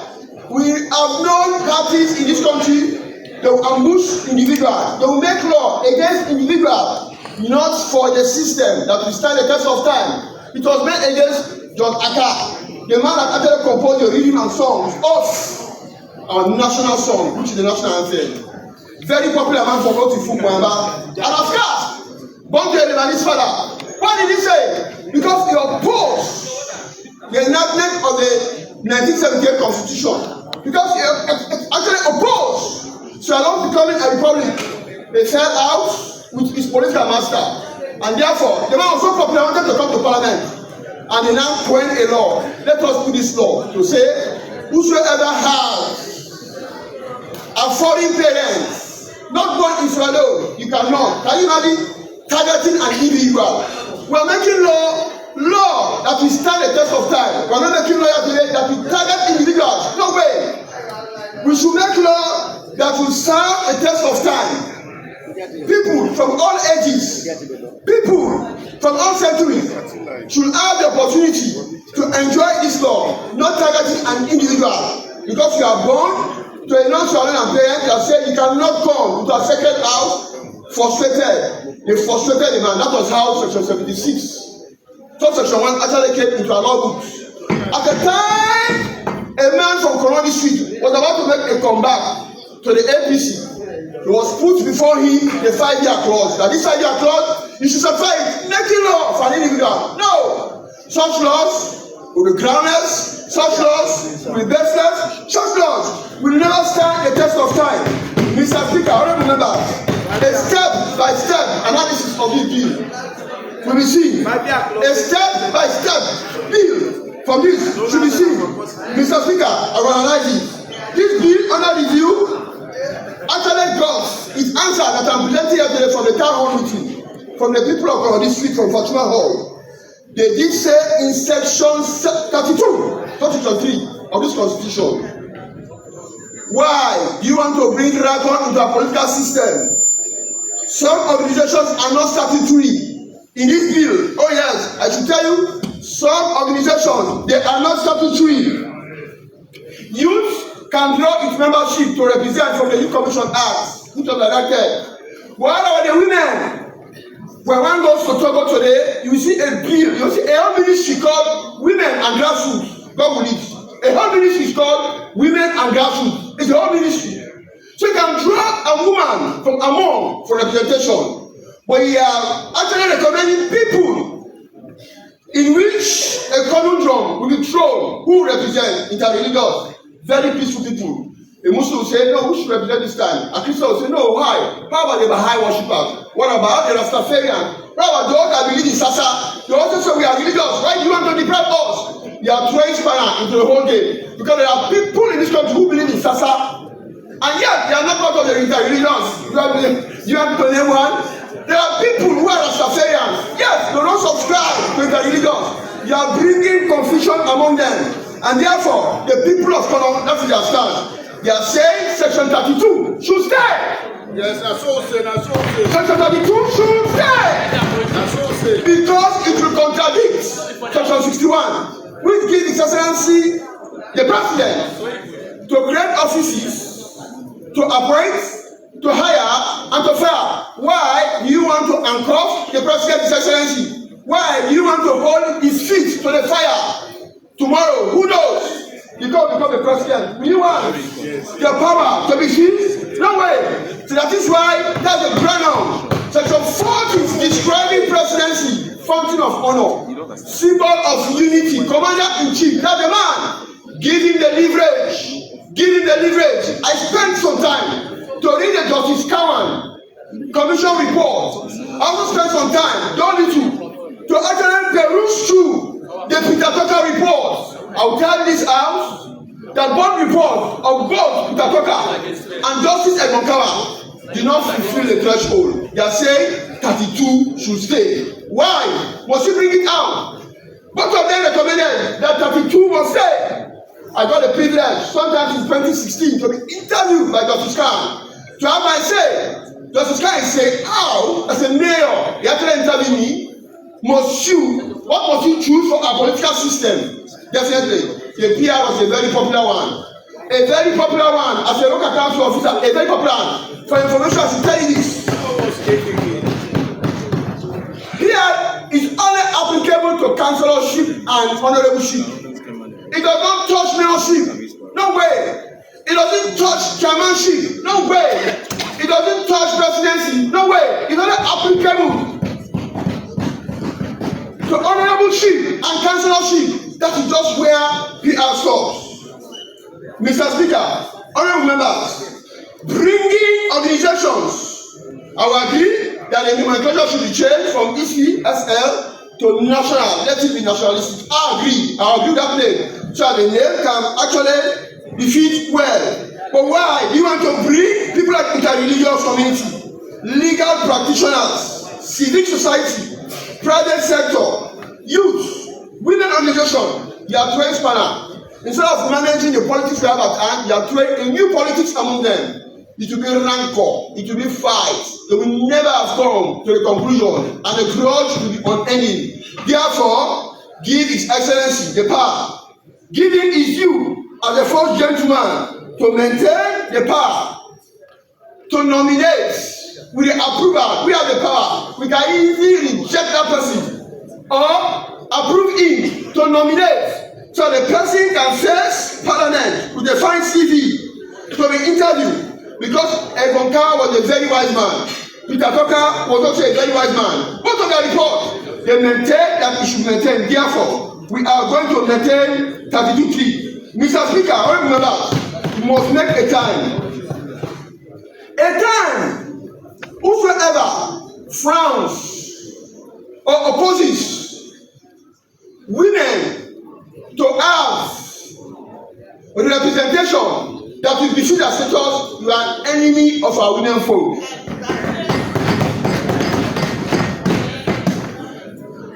You are an enemy of our women folk.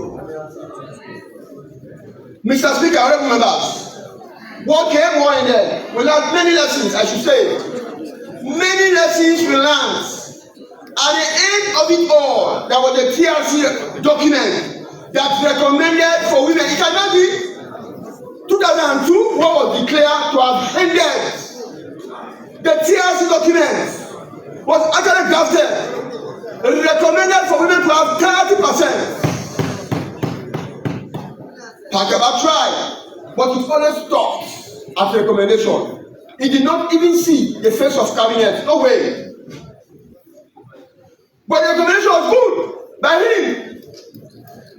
We got another president, Dr. Ananda Kroman. He also came. will vividly tell you, as a follower in 2010, he already apologized to the women of Oyamba on an International Women's Day. So all women, you went through horrendous treatment. I feel for you how you are treated. You make promises to the women that yes, you can get it. No way. He did not see the light of day. Here is a male champion. Clap for his excellency.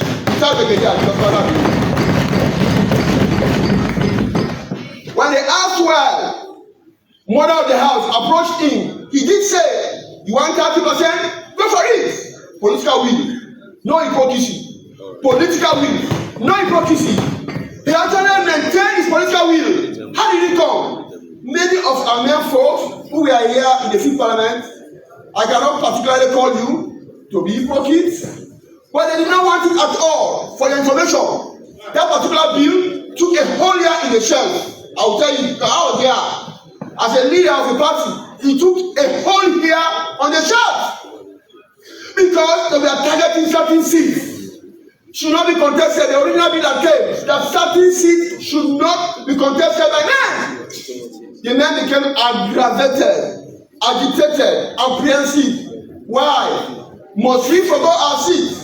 He took the wisdom of the leaders of the fifth parliament. Then, I recall Honorable Chairman Maladan, Ba, Cherikoto, I recall Kadayom Kada, I can recall Matthew Sanyuma. Oh yes, I can recall also my very self.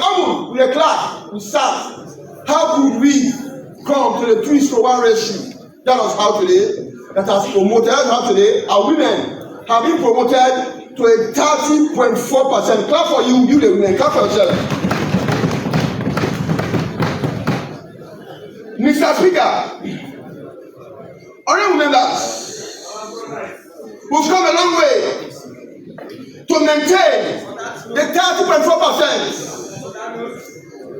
At ECOWAS, I also tell you, after we've gone, at ECOWAS, Sierra Leone is second as far as female representation is concerned in the legislative arm.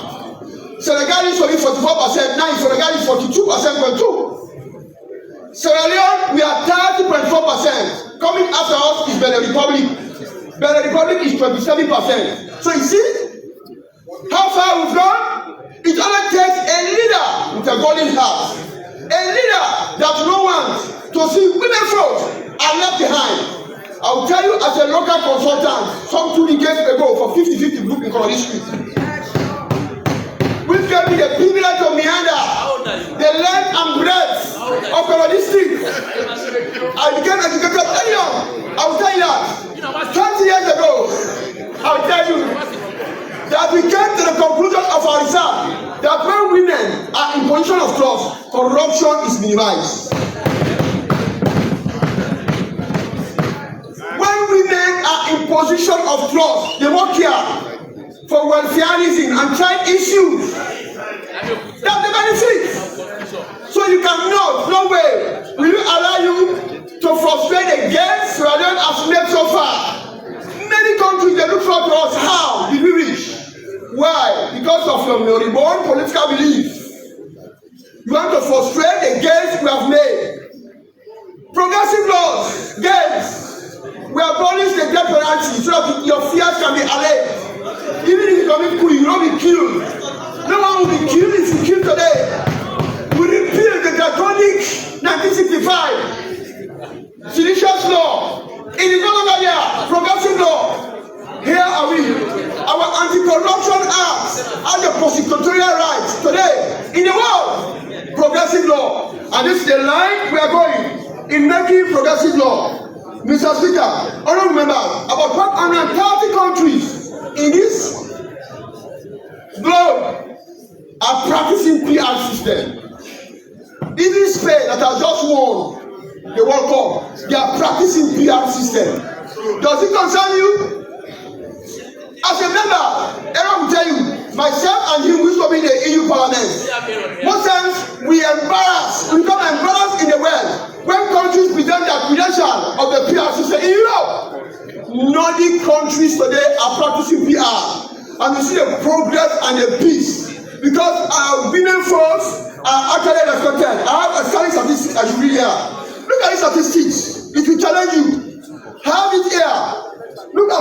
countries about the PR as again the first part they post. In Iceland, women are leading with 89.2%. In New Zealand, women are leading with 83.2%. In Finland, women are leading with 86.2%. In Rwanda today, women are leading with 61%. Not for world governance, that will lead. In South Africa today, women are leading with at least 42% representation. In Namibia, women are leading with 80.4%. Yes, in Senegal, 42.2%. Sierra Leone, what are we doing? Why do you hate our women folk? Why do you hate our women folk? And I will appeal to my counterparts on this side that we are going to make resolution by saying no. Support me by saying no to any act of violence. We say no. To any act of wastage of vote, we say no. To any act of tension everywhere by election, we say no. To any act of male chauvinism, we say no. All of these things is what the PR is discouraging. I remember we spent at least 2 billion only just for a by-election. You can imagine. Besides the tension, the fight, the whole country, security apparatus, the whole country security architecture, we concentrate in one district for a single by-election. Wasting the whole time, tension upon tension. We have a quiet, seamless transition. One MP leading, another MP coming. That is it. We have learned lessons from Nordic country. Mr. Speaker, all members, the richness of this bill is so rich. Many years ago, as Section 46, Clause 46, 33, in Clause 11, the loss of DPC. Gone are the days when the political party would concoct lies and sit in their small cocoon against a vice president of this country. No way again. Gone are the days when a 9-man committee will sit and concoct lies that we never seen. And the whole vice president, who said, who ran on the same ticket as the president to win an election overnight, you have lost your position as a vice president because you are partyless, you are groundless, you no longer have a party. Mr. Speaker, read the internet. It happened in South Sudan between Riek Machar and Salva Kiir. A vice president was sacked. 3,000 precious souls were killed. It resulted to tribalism. That is how the past administration would have landed this country. Had the people of Ghana been a majority, little, but because they are so peaceful, very peaceful, they held their peace. Let us try the Supreme Court. That is why this country has an assignment for that particular wrong ruling to be expunged out of our books, so that it will not be a precedent for this nation. South Sudan, negative history. 3,000 Salva Kiir Saki, Riek Machar Saki, Salva Kiir is vice president. 3,000 were killed for sacking of a vice president. And this law is so progressive. It's not working to us that it will no longer happen. MPs, Section 51 will have the advantage. And even among the MPs, 2/3 will have the advantage to pass a vote of no confidence. They will no longer have confidence in you. You cannot be our honorable vice president. Your office is so sacred. Reason A, B, C, and D. Lies will no longer hold. And even their own very constitution, I remember vividly the 1995 APC constitution. Subsection 8, it is saying that it should be a room for an appeal. What did they do? Say, you have COVID. You can no longer go out. SOP. Now, how? Then you have to see. How? You can imagine, Mr. Speaker, this law 6 to discourage dangerous laws. This law 6 quick one. I gave you all the time. The APC's constitution I gave you all the time. but articles. Yes. The APC's constitution does not have sections but articles. If you have to refer to it, it's not numbered by section but another articles. It's going to proceed. I actually expected my MP to have at least know the fundamentals of semantics. Oh, alas, I'm reading below the belt. Articles can take place. Article can take a place. Article can take a place of section. Oh, alas. It's troubling. Well, not troubling. After I tell you, very good school. If I look at my school. But next time, study semantics well. Mr. Speaker, that's good. It's not affirming what they did. That was how this country would have been plunged into war. Mr. Speaker, this law, this bill, is actually seeking that no way it can no longer happen. Mr. Speaker, we are now to speak on section 76 of the Constitution that this bill addresses in clause 14. What does it say? The aspirant to be given the fiat to become members of parliament. Mr. Speaker, we've been very unfair. Never will Scalonians here or Granada deny the remittances. In 2022, 18% of our GDP actually came from the diaspora. Can you imagine that number? It's not small. Why? Want to deprive them from participating from our political end. Mr. Speaker, I was privileged to work as a volunteer in the Southern Council in London. A Scalonian called Colombo Blanco was the mayor. You can imagine if they would have deprived him. A Scalonian became a mayor in London, Southern Council. Mr. Speaker, Schwarzenegger was a citizen originally from Czechoslovakia. He was a governor from California. Okay, 3 more minutes. 3 more minutes. Oh my God. That is it. Why do you want to discourage Schwarzenegger as an example, California governor? Why do you want to discourage our good MP? I will only recommend a little caveat. Try to be loyal. Their loyalty will not be shocking. But give them a chance. They should participate. Diaspora. You want their money, but you don't want their political participation. No way. We are going to support the bill that will give diaspora so that they will bring their expertise, the knowledge they have gathered in overseas to be there.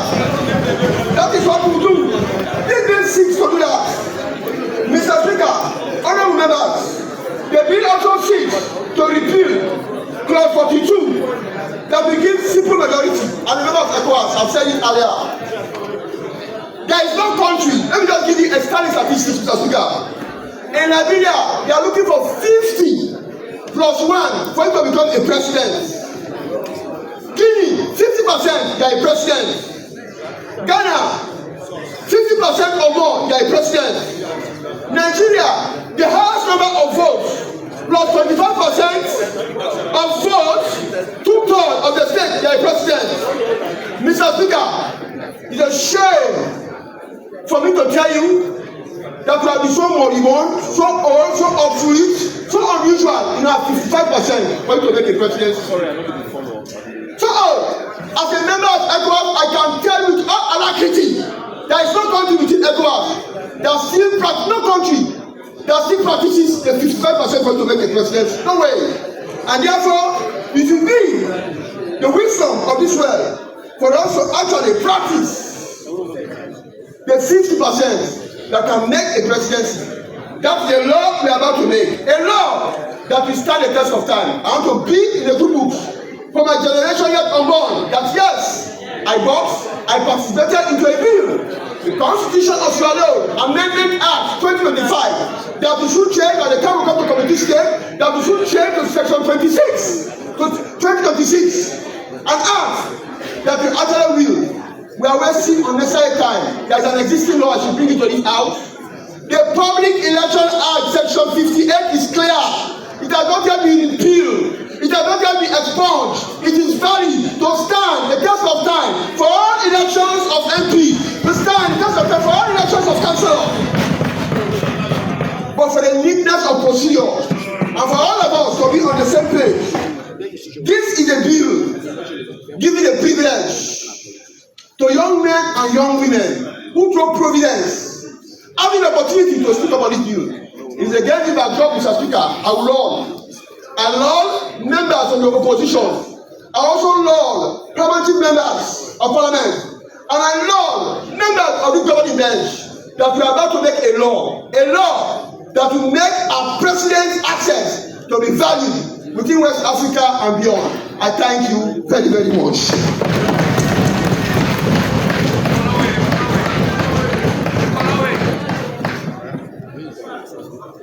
Honorable Marama Bangura. After Honorable Marama Bangura, Honorable Veronica Kadisi. So he said,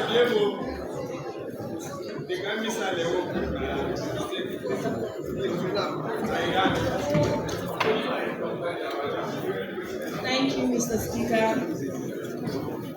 Mr. Speaker, honorable members, today we are debating a very important document. A document that shows the design how we run our country before further amendments. Mr. Speaker, for the edification of the gallery, let me clearly go again and read section 108 of our Constitution. If you read, Mr. Speaker, 108 reads, alteration of this Constitution. Mr. Speaker, it is guided here by a learned colleague here, a learned man, trying to alterate what says clearly in this Constitution. Mr. Speaker, we are debating our conscience today. We owe our people a clear Constitution. The future of this nation lies in this document. Let me go straight to the bill. Mr. Speaker, the formation of the statutory committee is only giving further reasoning for negotiation. It's a modification of the negotiation here because at the end of the day, the principal nominator here is the president.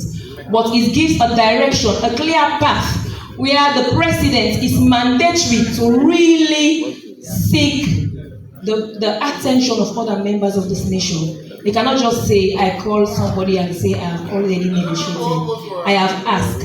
This time is forced to negotiate in a proper way. Mr. Speaker, honorable members, as we go, you will see the deliberate way of twisting this constitution from the drafters. If you go,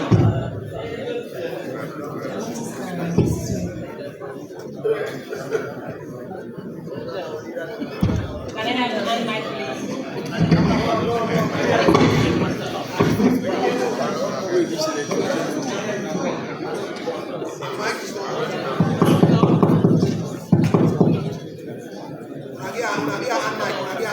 Mr. Speaker, honorable members, as I go again, I will say it is deliberate in this bill. If you go to section or clause, let me say clause 2 of this bill, you will see how they specify the members of all the institutions that are aligned here in section 32. They are all specified. What I am saying here. Now it reads, they said, one person from the interreligious community, one legal practitioner. That's vague. But when you come in the nomination of the PPRC chairman, you will see they will say a chief electoral commissioner, a legal practitioner nominated by the Sierra Leone Bar Association. You cannot shy away from asking the consent of the people.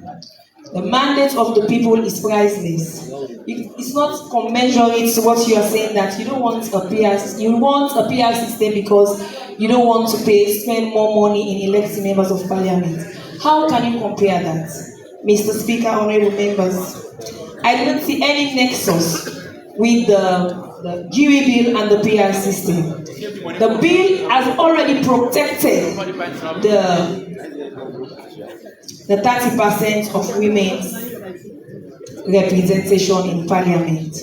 Mr. Speaker, honorable members, let us say A and B differently. We cannot say A and B together. They are different items. Let me go straight to the GUI bill. Mr. Speaker, the GUI bill has already given women mandates, of which all members, both members of the I consented to for the 30%. Don't blackmail us to our people that we are not ready for the 30% for women. What we are against is the PR system, the method of attaining the 30%, Mr. Speaker, honorable members. Mr. Speaker, we believe the first past the post as a party. Let me take you to how we nominate our leaders in the Western region, where I belong. Mr. Speaker, I didn't pin the first past the post. We will have had 5 MPs here from Western region who are all women. Women won their primaries, but they are not here because of the list system, the PR system. Constituency 118, Constituency 117 was all won by women. Was because of the PR, they are not here. If it had been a first past the post, they would have been here. So please, the GUI bill is different from the PR system. Like I said, the consultation is what we are asking for. That's why we want a modernized consultation. That's why we recommended the search and nomination committee. But what we want to say here is should not be vague. If we are saying a legal practitioner, we have the Bar Association. If we are saying a women's group, we have recognized women's association here that we rely on. If we are saying a civil service society, we don't want to see man who will just say, okay, today I don't want to be any member of SLPP again, I want to see the civil society, and you bring him for us to the search committee. No, we have the new. And because we have the new, all other recognized organizations, let us be clear and give the people what they want, Mr. Speaker, honorable member. Mr. Speaker, I go to clause 7.1, that's the amendment of section 42. There is no better way of national cohesion other than the 55%. Mr. Speaker, we've seen no one political party have won without marrying another political party from another region. We are here, we've seen the marriage of the APC and the PMDC. We've seen the marriage between the SLPP and the NGC. We want to see a national country, a national government, and not just a national government of one people. Because we've been polarized. It's only by divine we are intertwined. Mr. Speaker, honorable members, let us be clear to our conscience. As the minister already said, this is a bill, a constitution that he believes is a surviving constitution, and now he's naming it a prosperity constitution. Mr. Speaker, in my view, I will say this is the constitution of our conscience. Let us don't debate this constitution with a double standard. We need to be clear and give the people what they want. Mr. Speaker, honorable members, let us don't be a stalemate with our conscience. Let us move on. You cannot compare the price. Let me see what I'm trying to say here. The human rights is priceless. People want to nominate, they want to choose their leaders. They want people to go to when they are in need. Mr. Speaker, we are the people's government. We are used to it. We are very close to our people. We don't want to be in a district block. We want to say, I want my chairlady in the market. When you want somebody to talk to, can come to me straight. Not by saying, oh, there are only 6 members of parliament, 9 members of parliament in this district. Who are you going to? Mr. Speaker, let us choose. If we are saying we are a democratic state, it should be a government for the people, by the people, and for the people. It should not be just few people. If we are saying for the people, all other position papers have clearly stated that they want the first past the post. What better judgment can you give the people? Just give them what they want. Mr. Speaker, we've not criticized all what is in this bill. We are only trying to say the consultation should be in a better position this time. Yes, this is still consultation. The search and nomination committee is still a consultation, but this gives a broader-based consultation. And secondly, other things here, you are saying we are against people with the 2 seats. No. But remember, we have the Citizenship Act. And now I think the newly amended Citizenship Act gives mandates to women to give citizenship to their husbands. So if that is true, If you are saying a naturalized Sierra Leonean can be member of parliament, president, minister, so are you telling us that the wife of the chief minister will be our new mayor? Maybe. Ironical. Mr. Speaker, honorable members, we are discussing a very important document. Don't play with our minds. Give us what we want. We are the All People's Congress. Because we are the All People's Congress, we believe we are for the people. So we believe in the first past the post. We are not against the guild. We embrace it, we welcome it, that's why we are. Mr. Speaker, honorable members, let me tell you, I'm not a beneficiary of the Giving Act. I'm not. Yes, my leaders are here. I am a woman, I won my seat. I am coming here. I'm not disrespectful on our women, but let's do it correctly. If we are protecting women, don't give us tough time. Remember, in this PR system, you have to win your seat first, the vote of your constituents. And now you come and face the leadership. It's double hustle. It's not easy. And for us in the Western area, this is a very competitive state, competitive city, where women are everywhere. So it's tough for placement. And where we will just see somebody that will just come overnight and say, oh, this government or SLPP have just won 9 seats, 8 seats, just like that. It's difficult. You'll have to fight again afresh for placement.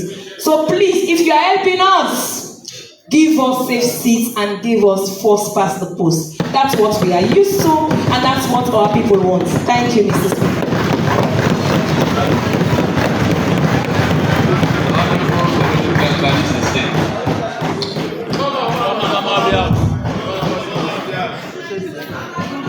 Thank you, Mr. Speaker.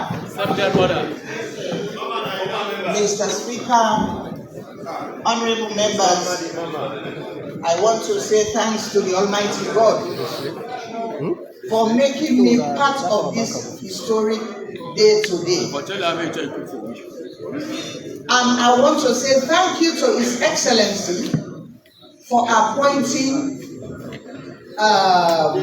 the advisor who is fair, who is, I don't know how to class this man, this young man. Let me bring it in Pene.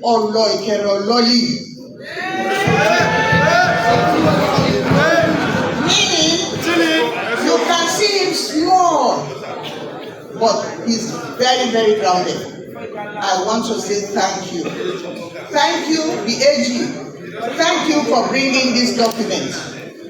It's timely, and I'm happy.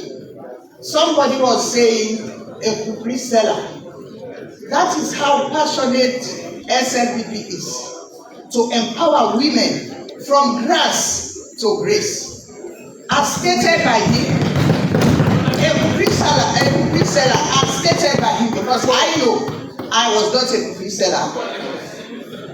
So, to just allay his fear, and just to prove him right or wrong.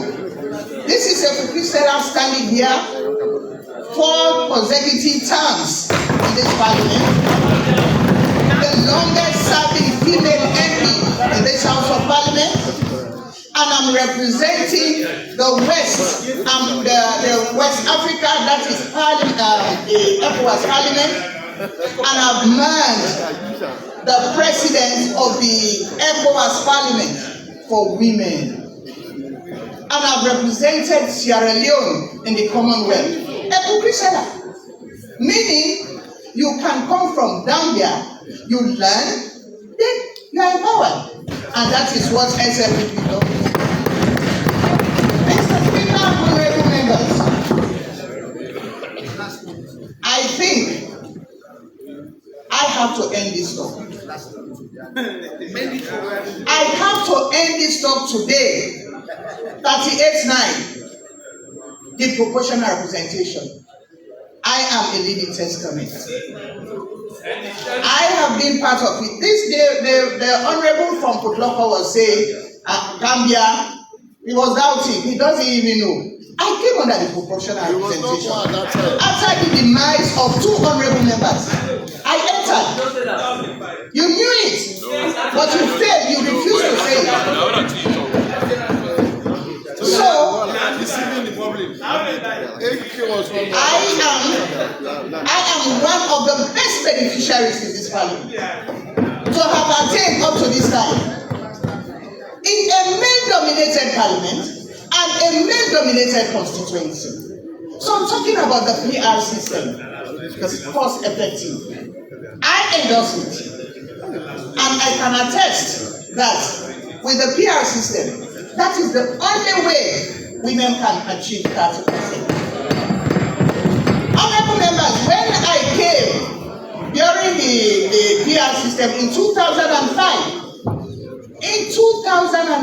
the PR system, by then they were choosing women from different districts to represent the district block. By then, we lost 2 honorable members. I entered. During the proportional, during the first past the post, I think the women were just 12%, from 12%, 10%. But with the involvement of the PR system, we are now boasting of 28% with the presence of the primary chief. Anyway, my sisters, I don't want to blame them because they were not here. They don't know the route we took to let them be here today. Now they are saying, GWP did not bring them. GWP bring them, the GWP them. And this is what His Excellency is doing. And I want to say a special thank you to His Excellency for the passion he has shown for women, for the love he has for women. I don't know what somebody can do again as a head of state. He has said, let us factor this in the law book. Because this book, there are laws that are updated. We just want to amend. We just want to make it, to fine-tune it, so that we can find ways, so that women, their voices can be heard. And this is what His Excellency is doing. And always the President says, and I want to quote him, thereby they are not good for themselves. They are not good for themselves. That's what, let's alone for the people. If you today, you are frowning at the 30% or the PR system that has added our dates and our numbers, then you are refusing. I wonder where Marcella Samba is. I wonder where the 50-50 are. I wonder where the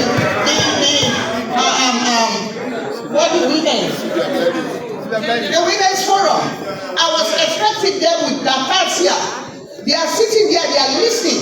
We are expecting that they will have been here to give us a tap on the back so that we have more women. But they are not here. Yet they will be seated here, they say, one more woman. How can we do it? You should have been seated here to give us tap on the back. But they are not here. Anyway, all I know is the PR system is cost effective. I have my justification, Mr. Speaker, honorable members, with your leave. You know, for decades, women have been left behind. We are always seen very ashobis, dancing behind our candidates. But now, women's voices are being heard. You go to parliament, you go to the ministries, you go to other MPs, you hear women, you see women with substance. And this particular PR system that we are talking about, the objective should be produce a parliament that mirrors the political diversity of Sierra Leonean women.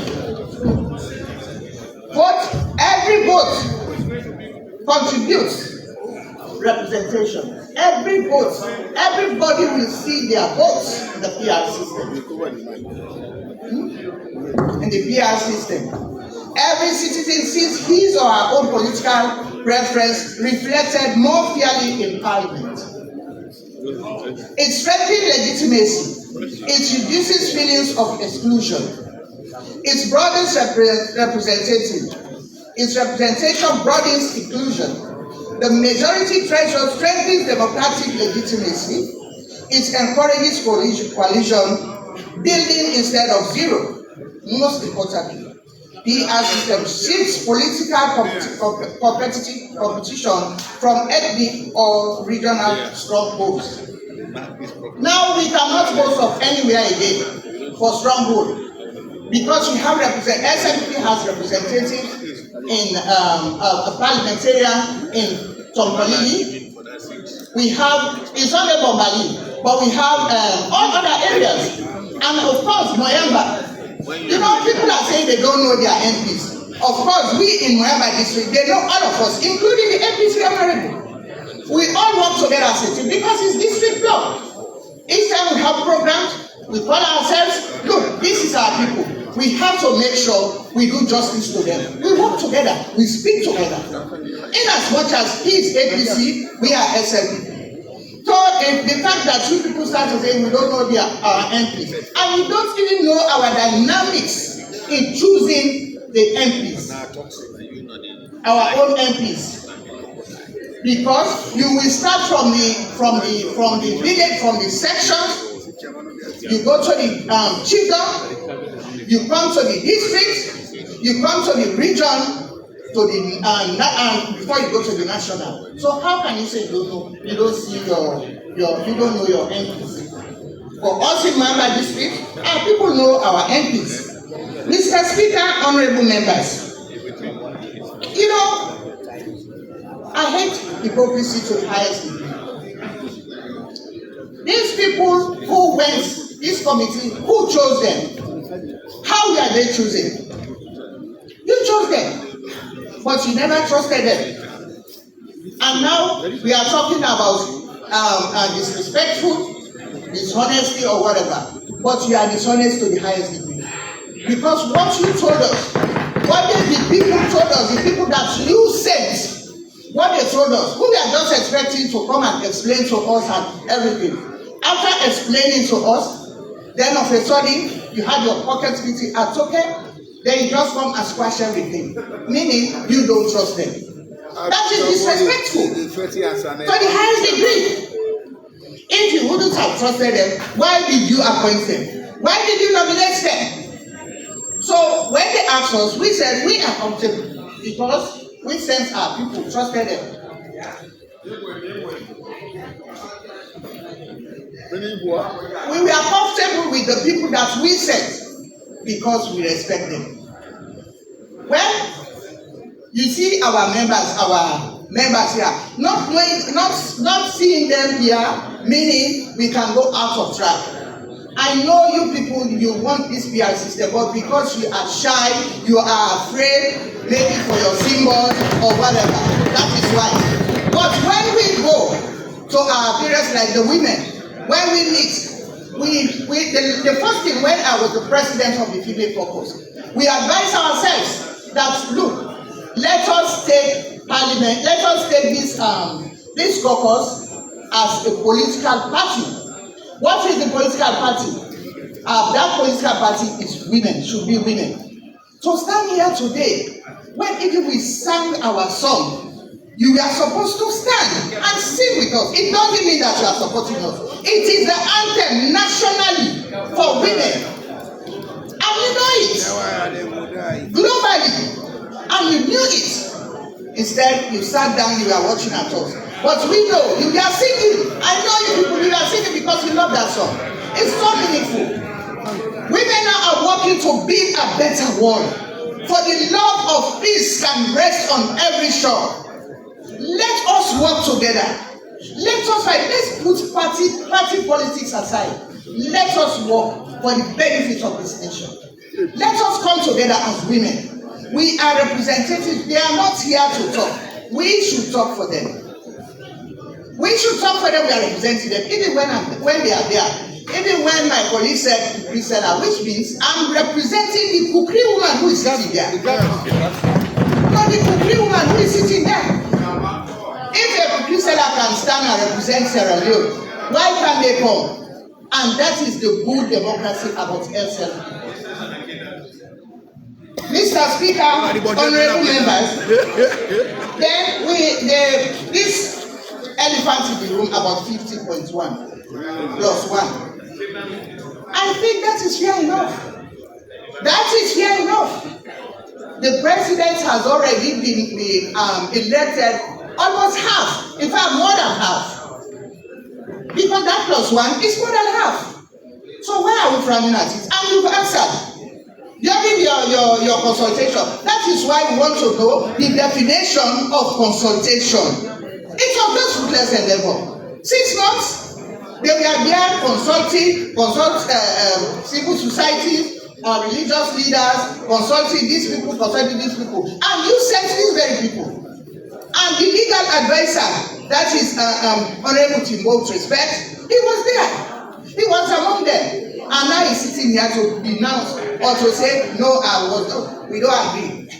But where we are here, you should cancel your involvement in that particular meeting instead of continuing with the voting. But you wasted time, you were there, you were discussing, and after answering, you came out now to say no. That's very disgraceful and very disrespectful. We are not good for ourselves. Let alone the people of this country. Thank you very much, Mr. Speaker. I'm addressing you, but if they are not good, I will say it. Thank you very much, Mr. Speaker. 15.1. I don't think that is a hard nut to grab. That's a hard topic. Only the bad hurt. It's only bad hurt people. But this is fair enough. And coming back to the independence, anyway, when we reach at that stage, we cross it. Talking about the 2C, some people are there. It's not all, some are there not by their position. They are there to find greener pastures. So if they want to come back, we allow them, let them come and join us. The only problem I see there is to give them time. You should be here maybe 1 year, 2 years, but that should be considered during the 3rd reading. So you be here, we work together, you see the importance, because we don't want you to bring Republican or Democrat politics. Come and have your local politics. So we will give you time to come. Then you come and mingle with your people so that they will know you better. So to say we don't want to approve them, we don't want to include them, no, it's not fair. We are not fair with them. Because we have children there. Tomorrow, they might want to be politicians. Then we have deprived them. And it is stated, when you want to be a member of parliament, you come. That is what we are asking for. Mr. Speaker, honorable members,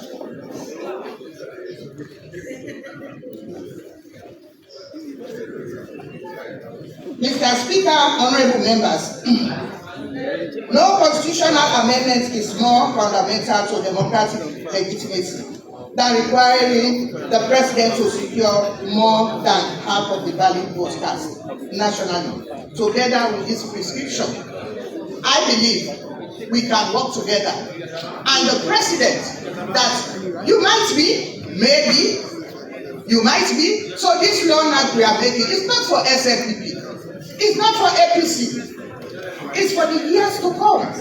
So let us try to make a good law. We amend, because some of the laws that are here are outdated. They are outdated. We can fine-tune it. The PR system that we are afraid of, we can also fine-tune it. There are so many areas that we can talk about on the PR system. We can even see zipper system for women, which is fair enough. 1 man, 1 woman. Or 2 women, 1 man, if you are afraid. But for me, the zipper system is more appropriate. We can do that. Then we have something like running mate. If there is a woman, if the woman is given a ticket, the next person, the next list should be a woman. So if there is any accident, death, or anything, they will just take from that woman. I know that is why you are afraid. There are so many ways to make this PR system, but don't just kick it out outright. I'm talking about GWB. The GWB, we want to factor it in this bill, in the constitution, to make it a law, black and white. So any other government that comes up, it will not be easy to remove it or to amend it. Honorable members, my sisters, let us think. Think out of the box. Let us think. We are all sisters. We are all in it together. We started it. We are talking. We can joke. We can. So if we are talking about women, we know you people you want it. Because I know the meetings that we are having. I know how we interact. I know the when we go to these various workshops or what they tell us about women's representation. Why are you now sitting here to frown? Don't mind these men. I know they have women, they have sisters, they have aunties, and they have anything you can think is a woman. I don't want to name names.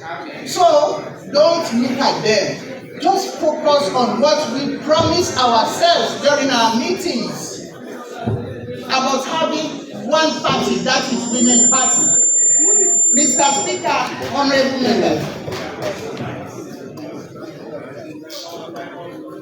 I have highlighted my factors why it is advantageous for the PR system, because I'm a living testament. I am here for 4 terms and a half, a woman, and the most senior in this parliament. That means how strong and hard I am. I have gone through the PRs, the first past the post twice. I went on the post. I have tested the PR system, so nobody can tell me anything again. I will have to tell you the importance of the PR system. It's cost effective. No fetch, nobody SO2. No fetch. The monies that they will use during that election, they can use it to build more schools in your constituency or your district. They can use that to build hospitals. They can use that to do another development. It should be a national cake instead of wasting it.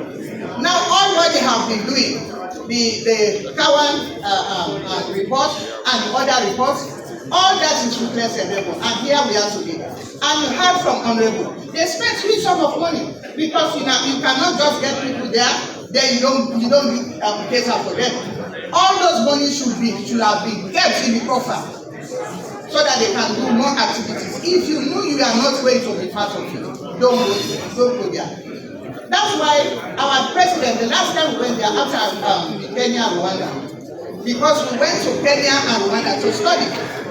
What they told us when we came there, he told us when we presented our resolution, he told us if you want it, go for it. And we went for it and we got it. Now we have not got it. Now we want, the man is saying, we want it to be factored in the constitution. Now we are frowning at it. My sisters, please stop. It's not good for this country. It's not good for the women. Now we are saying today, Hosanna. We are saying today, no, you are saying crucify, we are saying Hosanna. We want to see more women. Some people, they were not here how we struggle to get that Jew bill. They don't know. That is why we are here. If you say you came by first past the post, but all we know was this PR system that brought you here. Mr. Speaker, honorable members, I would just want to leave you with the second stanza of our national song.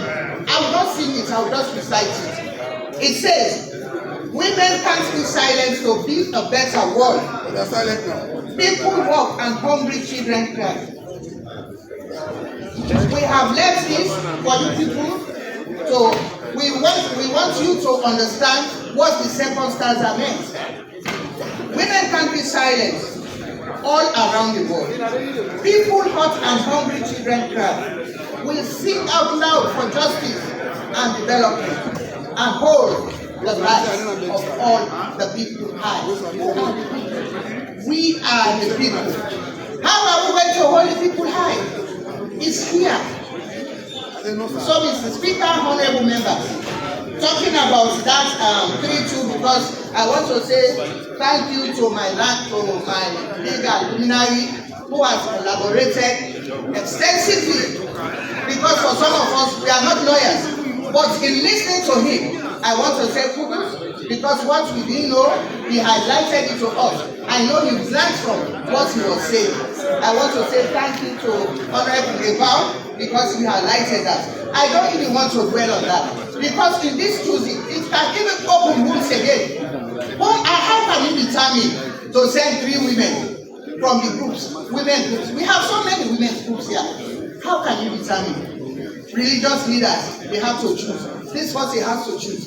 How can you determine? So it can create another mood. So that is why I am recommending, as what my colleague has said, let us go back to where we were and let's give the president the lead hand so that he can do the needful. With that, Mr. Speaker, I want to say thank you, and I'm asking my colleagues to please join us to support the PR system. And of course, this independent, that one has been squashed. I cannot go there. It will not be possible because they will bring their dollars or pound sterling to come and contest. At the end of the day, if you don't get, then you go back. But we are here. Always I tell them, we now make in here so. We are still here. We dine and wine together. If you don't have, you sit down. See at the other honorable contestants there. They are still here. They don't get, but they are still here. But if we are giving any independent candidate, he should have gone back to where he came from. So that is why we don't want the independent. That one has been squashed, and I want to join my colleagues in support of squashing it and just expunge it from the main document. With that, I want to say a very big thank you to the minister and his team for bringing this document on time, and it's timely. I want to say kudos to His Excellency the President for the passion he has shown and the political will he has shown. Thank you very much.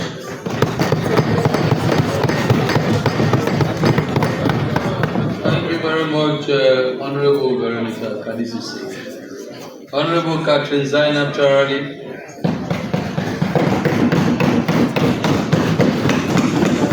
Thank you very much, Mr. Speaker. Mr. Speaker, honorable members, it's a very historic day. And I want to thank God for making it possible for us in this house to witness another amendment of the ground norm of Leone. Mr. Speaker, honorable members, we are not just making a law. We are making a law that will stand the test of time. We are making a law that will speak to our children's children. Mr. Speaker, we are making a law, a constitution that will be used by future generations. Mr. Speaker, honorable members, we are not hypocrite women in this part of the aisle. We are not hypocrite women. Mr. Speaker, our song says, all around the nation and all across the world, women are longing to be free. Oh yes! We are not longing to be free by a PR system.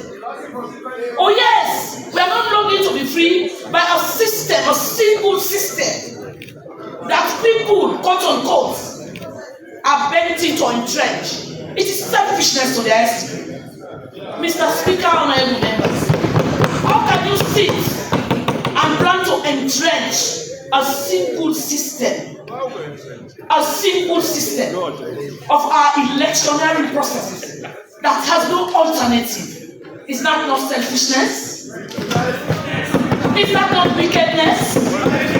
Mr. Speaker, honorable members, the bill, the Constitution of Leone 2025 amendment comes from your right hand.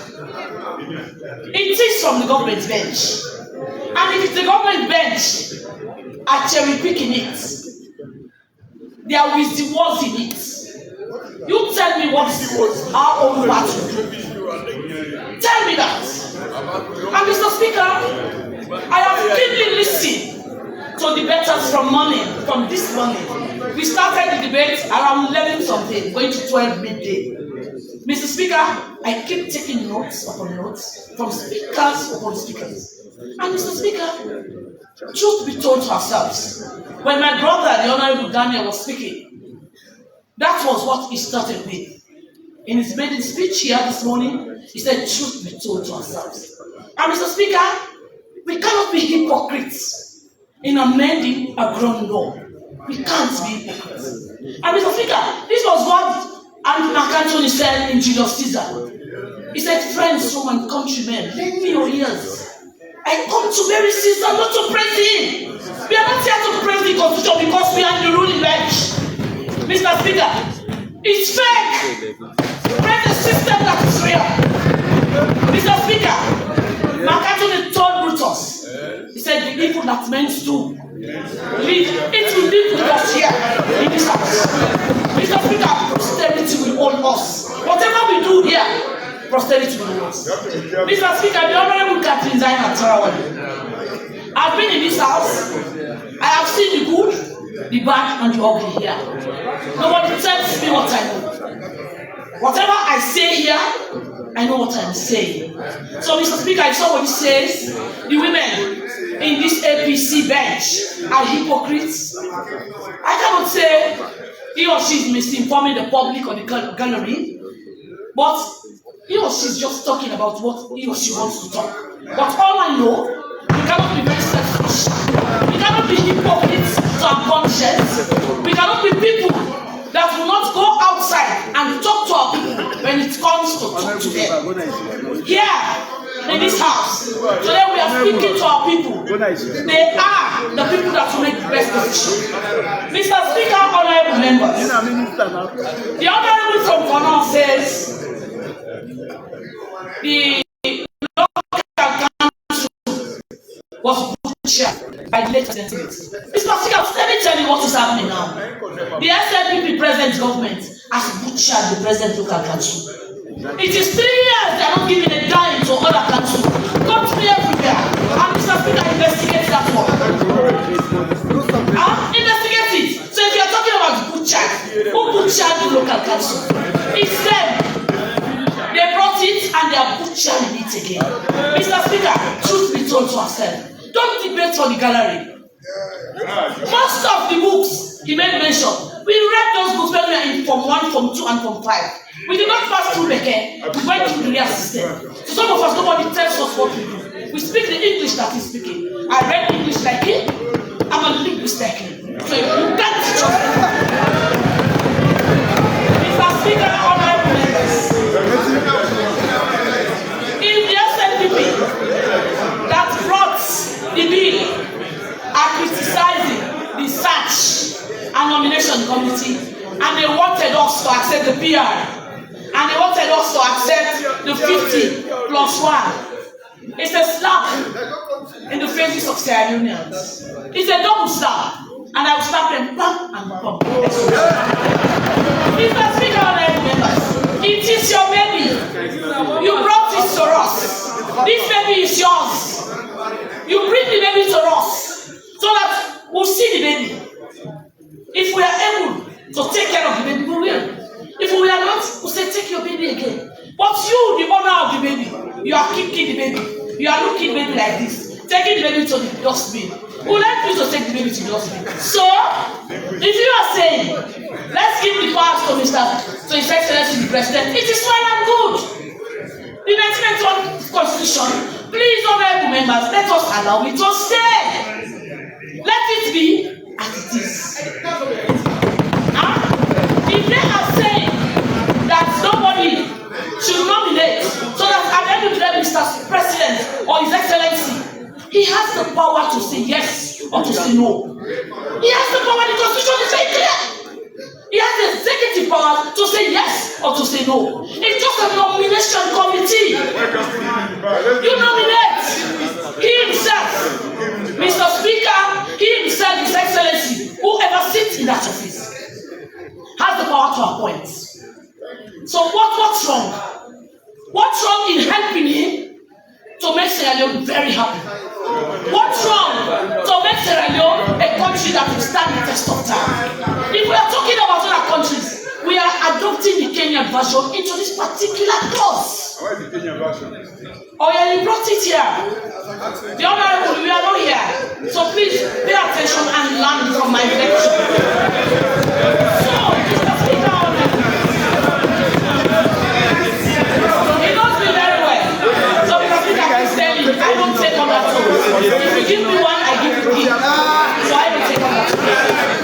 Mr. Speaker, honorable members. So if you are saying, let us allow His Excellency to do what is right and what is good by the 1991 Constitution, it is well and good. We are saying thank you to them And so for that reason, Mr. Speaker, the Constitution is very clear. It gives this nation a first past the post for a particular reason. Most of the debaters here, they've said it very clear. And the PR system was brought into Sierra Leone because of a particular reason. It was not brought into Sierra Leone because we wanted it. It's because of the war. The late President Ahmed Jankaba invoked a PR system and have what we call a single seat for Sierra Leoneans. Let us go back to the books. Let us go to the books. So we cannot sit in this house. Us in the APC. Let us make it very clear. We say first past the post. Us in the APC. We say first past the post. And my elder sister that I respected so much was saying we are hypocrites. We send people to the committee. And at the end of the day, we are saying no to the people. Mr. Speaker, a messenger cannot deliver the message better than the one who sends him or her. We are the ones who have the message. And the message has to come from us. Nobody takes the message from us. The message has to come from us. If you send people, the Honorable Tibo was there to represent us, to listen and to advise. And the Honorable Tibo has said it very clear here. He says, first past the post. So, nobody will say, you did not say it. And when we went to Toke, let me remind you, you are not there. Because your seat is very sacred now. You cannot just go where you are not invited. We went to Toke, a paper was presented to us. And what they did was, they said they are sending everything to us back to Parliament. So we are here debating. What is wrong if we say first past the post? If you want to give us a safe seat as women, give us first past the post. In Kenya, they have first past the post. In Rwanda, they have first past the post. In Ghana, they have first past the post. In New Zealand, as my brother from Colombia measured up, they have a double system. Mr. Speaker, they have 46% of women, but it's a mixed system of first past the post and a PR. We cannot sit in this house and allow a single system to run over our dead bodies of our relatives.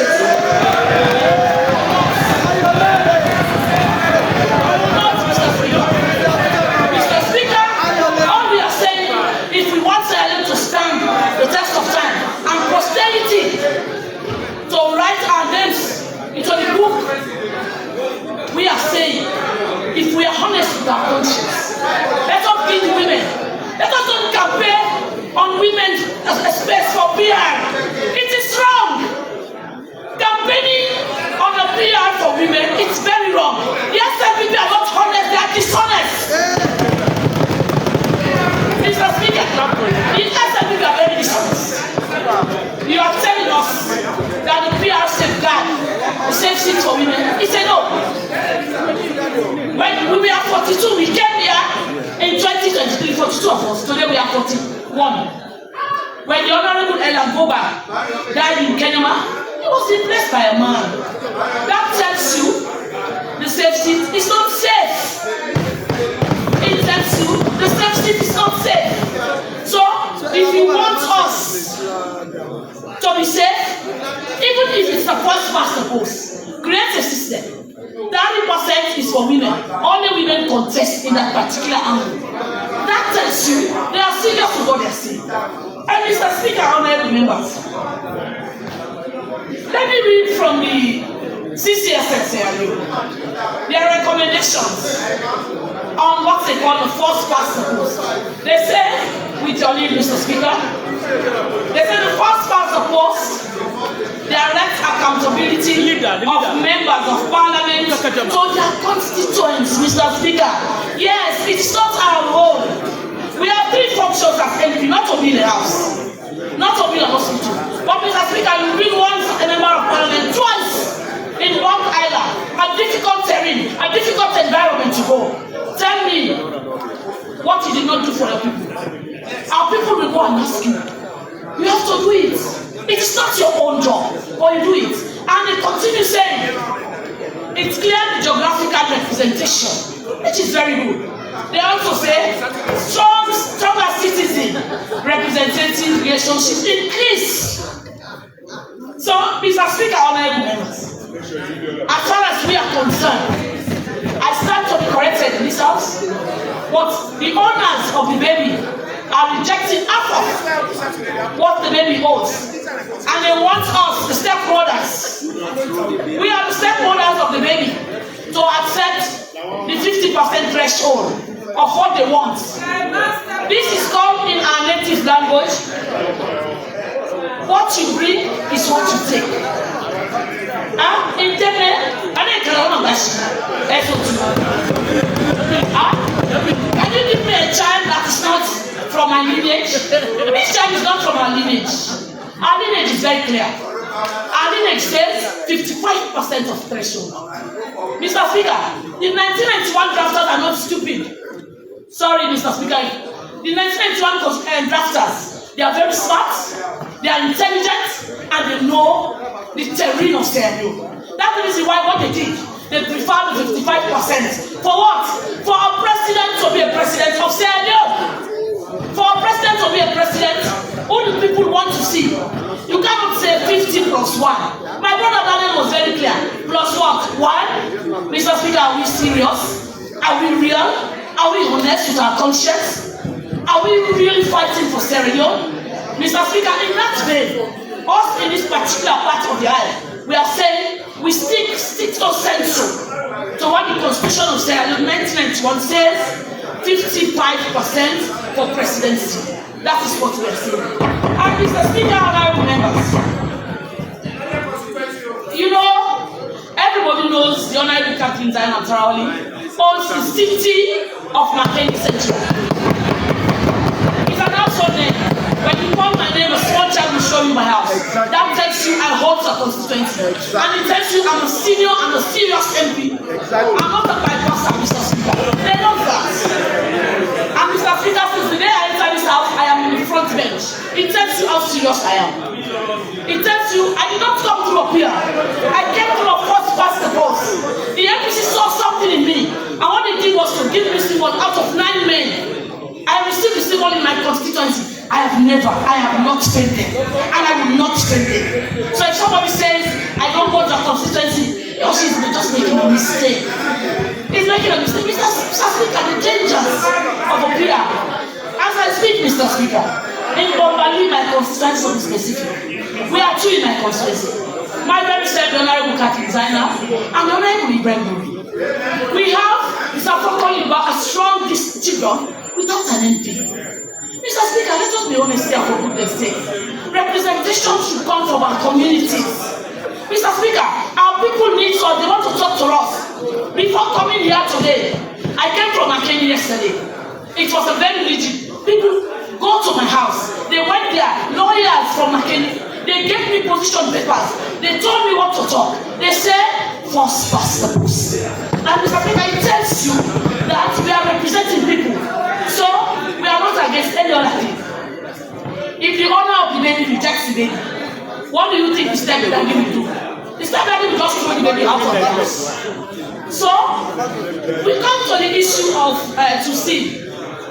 If we are saying to sin, there should be members of parliament and ministers. We cannot put anything on top of what we said. They are Sierra Leoneans. Today I learned new jargons that they went overseas to fen. They went overseas to drag SO2. They went overseas to look for greener pastures. If that is that, our kids are there.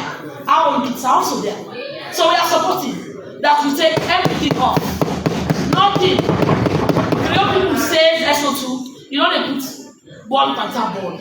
Now fake ball. SO2, now fake ball. You cannot come here and pretend you want to take this to sim out by tricking people behind. You cannot trick us here.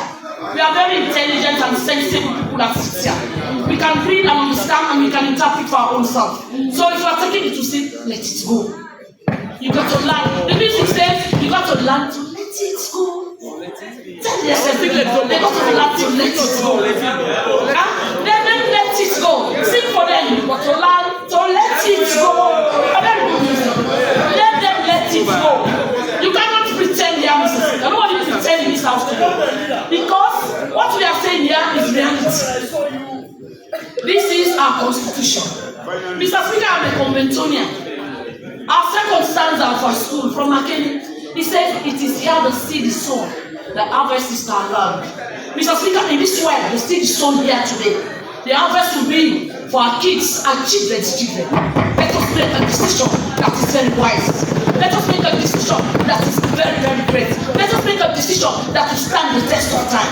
Mr. Speaker, you know, sometimes when people are doing caricature, I will sit at the backside and laugh. Because most of them are just doing caricature. I've been a strong woman. I came with the first past the post. Always.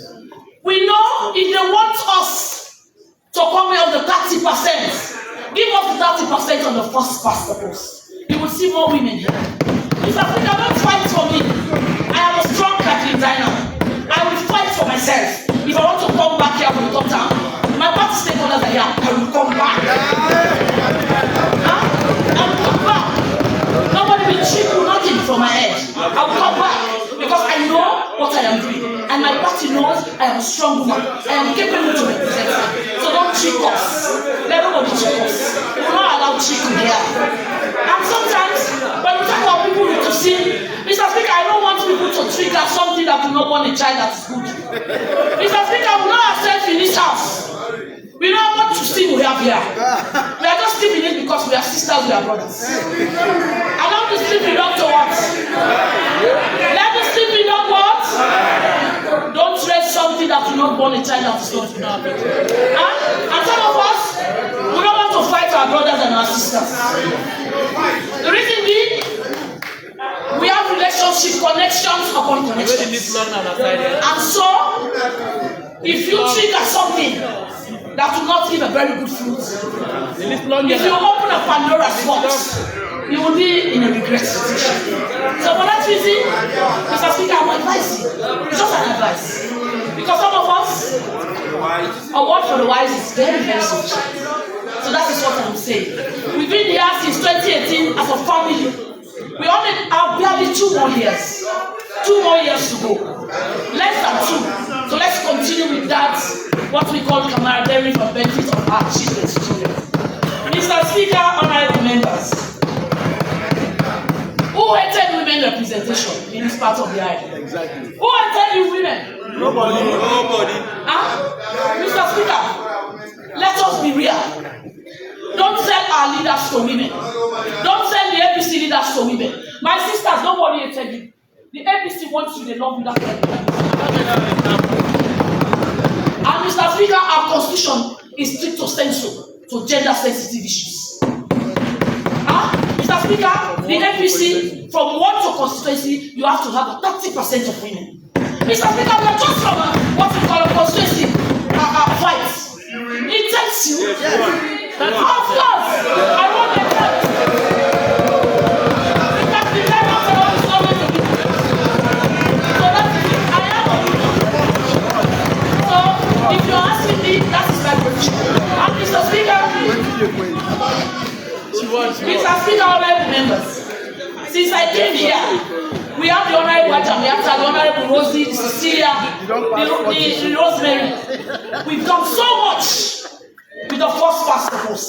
The honorable Mabinti, she's here for the third time. So sometimes, if we negotiate, let us negotiate well for the benefit of our children. We cannot negotiate in a shenanigan way, Mr. Speaker. And we cannot debate a real constitution in a shenanigan way. We need to debate things for the benefit of them. So, Mr. Speaker, you cannot sell our leaders to the women that they hate you. They hate you. When these people, they fought with us, they gave us symbol, they are with us, they are struggling with us. My people, we love you, we trust you, and we know we are coming back. And if you want to come with a number that is bigger than this, we will come with the first past the post. So, Mr. Speaker, on behalf of my party, being the leader since I entered this house, the Honorable Catherine Zaina Terrell, I know that the women of the APC, come 2028, will come in a very large number. And for that reason, I want to commend everybody here. And we want to say, us in the APC, the women of APC, we are not haters of development. We are not haters of the progress of women. We are not haters of everything. We are here when we pass the Public Elections Act. It was section 59(1). Later, we transcended to section 58. And we supported it wholeheartedly. I was the one who debated that give us our bill. Don't give us pretense. Don't give us things in half and down. So before ever we have what we call the Kiwi Act. Mr. Speaker, if we are serious, I am not shouting. I'm a lady. A beautiful lady. I cannot shout. A lady with everything I cannot shout. I cannot shout. I'm very intelligent. My IQ is sober-minded. I can't shout. So, Mr. Speaker, we just want. We want to see our Kiwi Act being reviewed. If we accept the first past the post, we put it here. We review our Kiwi Act so that it stands the test of time and it works in a concurrent manner. But nobody will tell us what they want for the benefit of their party, and they want us to work against our party. It is called party for party. Here we say party for party. The APC versus the SLPP. Us in the APC we say first past the post, and the women will come in a very large number. Thank you very much. I wish all.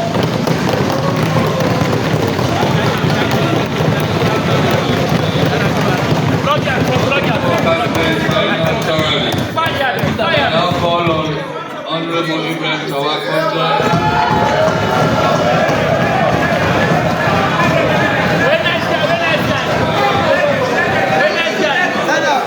Congratulations, that's good. After Honorable Ibrahim Tawakonja will round up. And Honorable Ibrahim Tawakonja, Deputy Speaker, before you start, I give the House 5 minutes to refresh.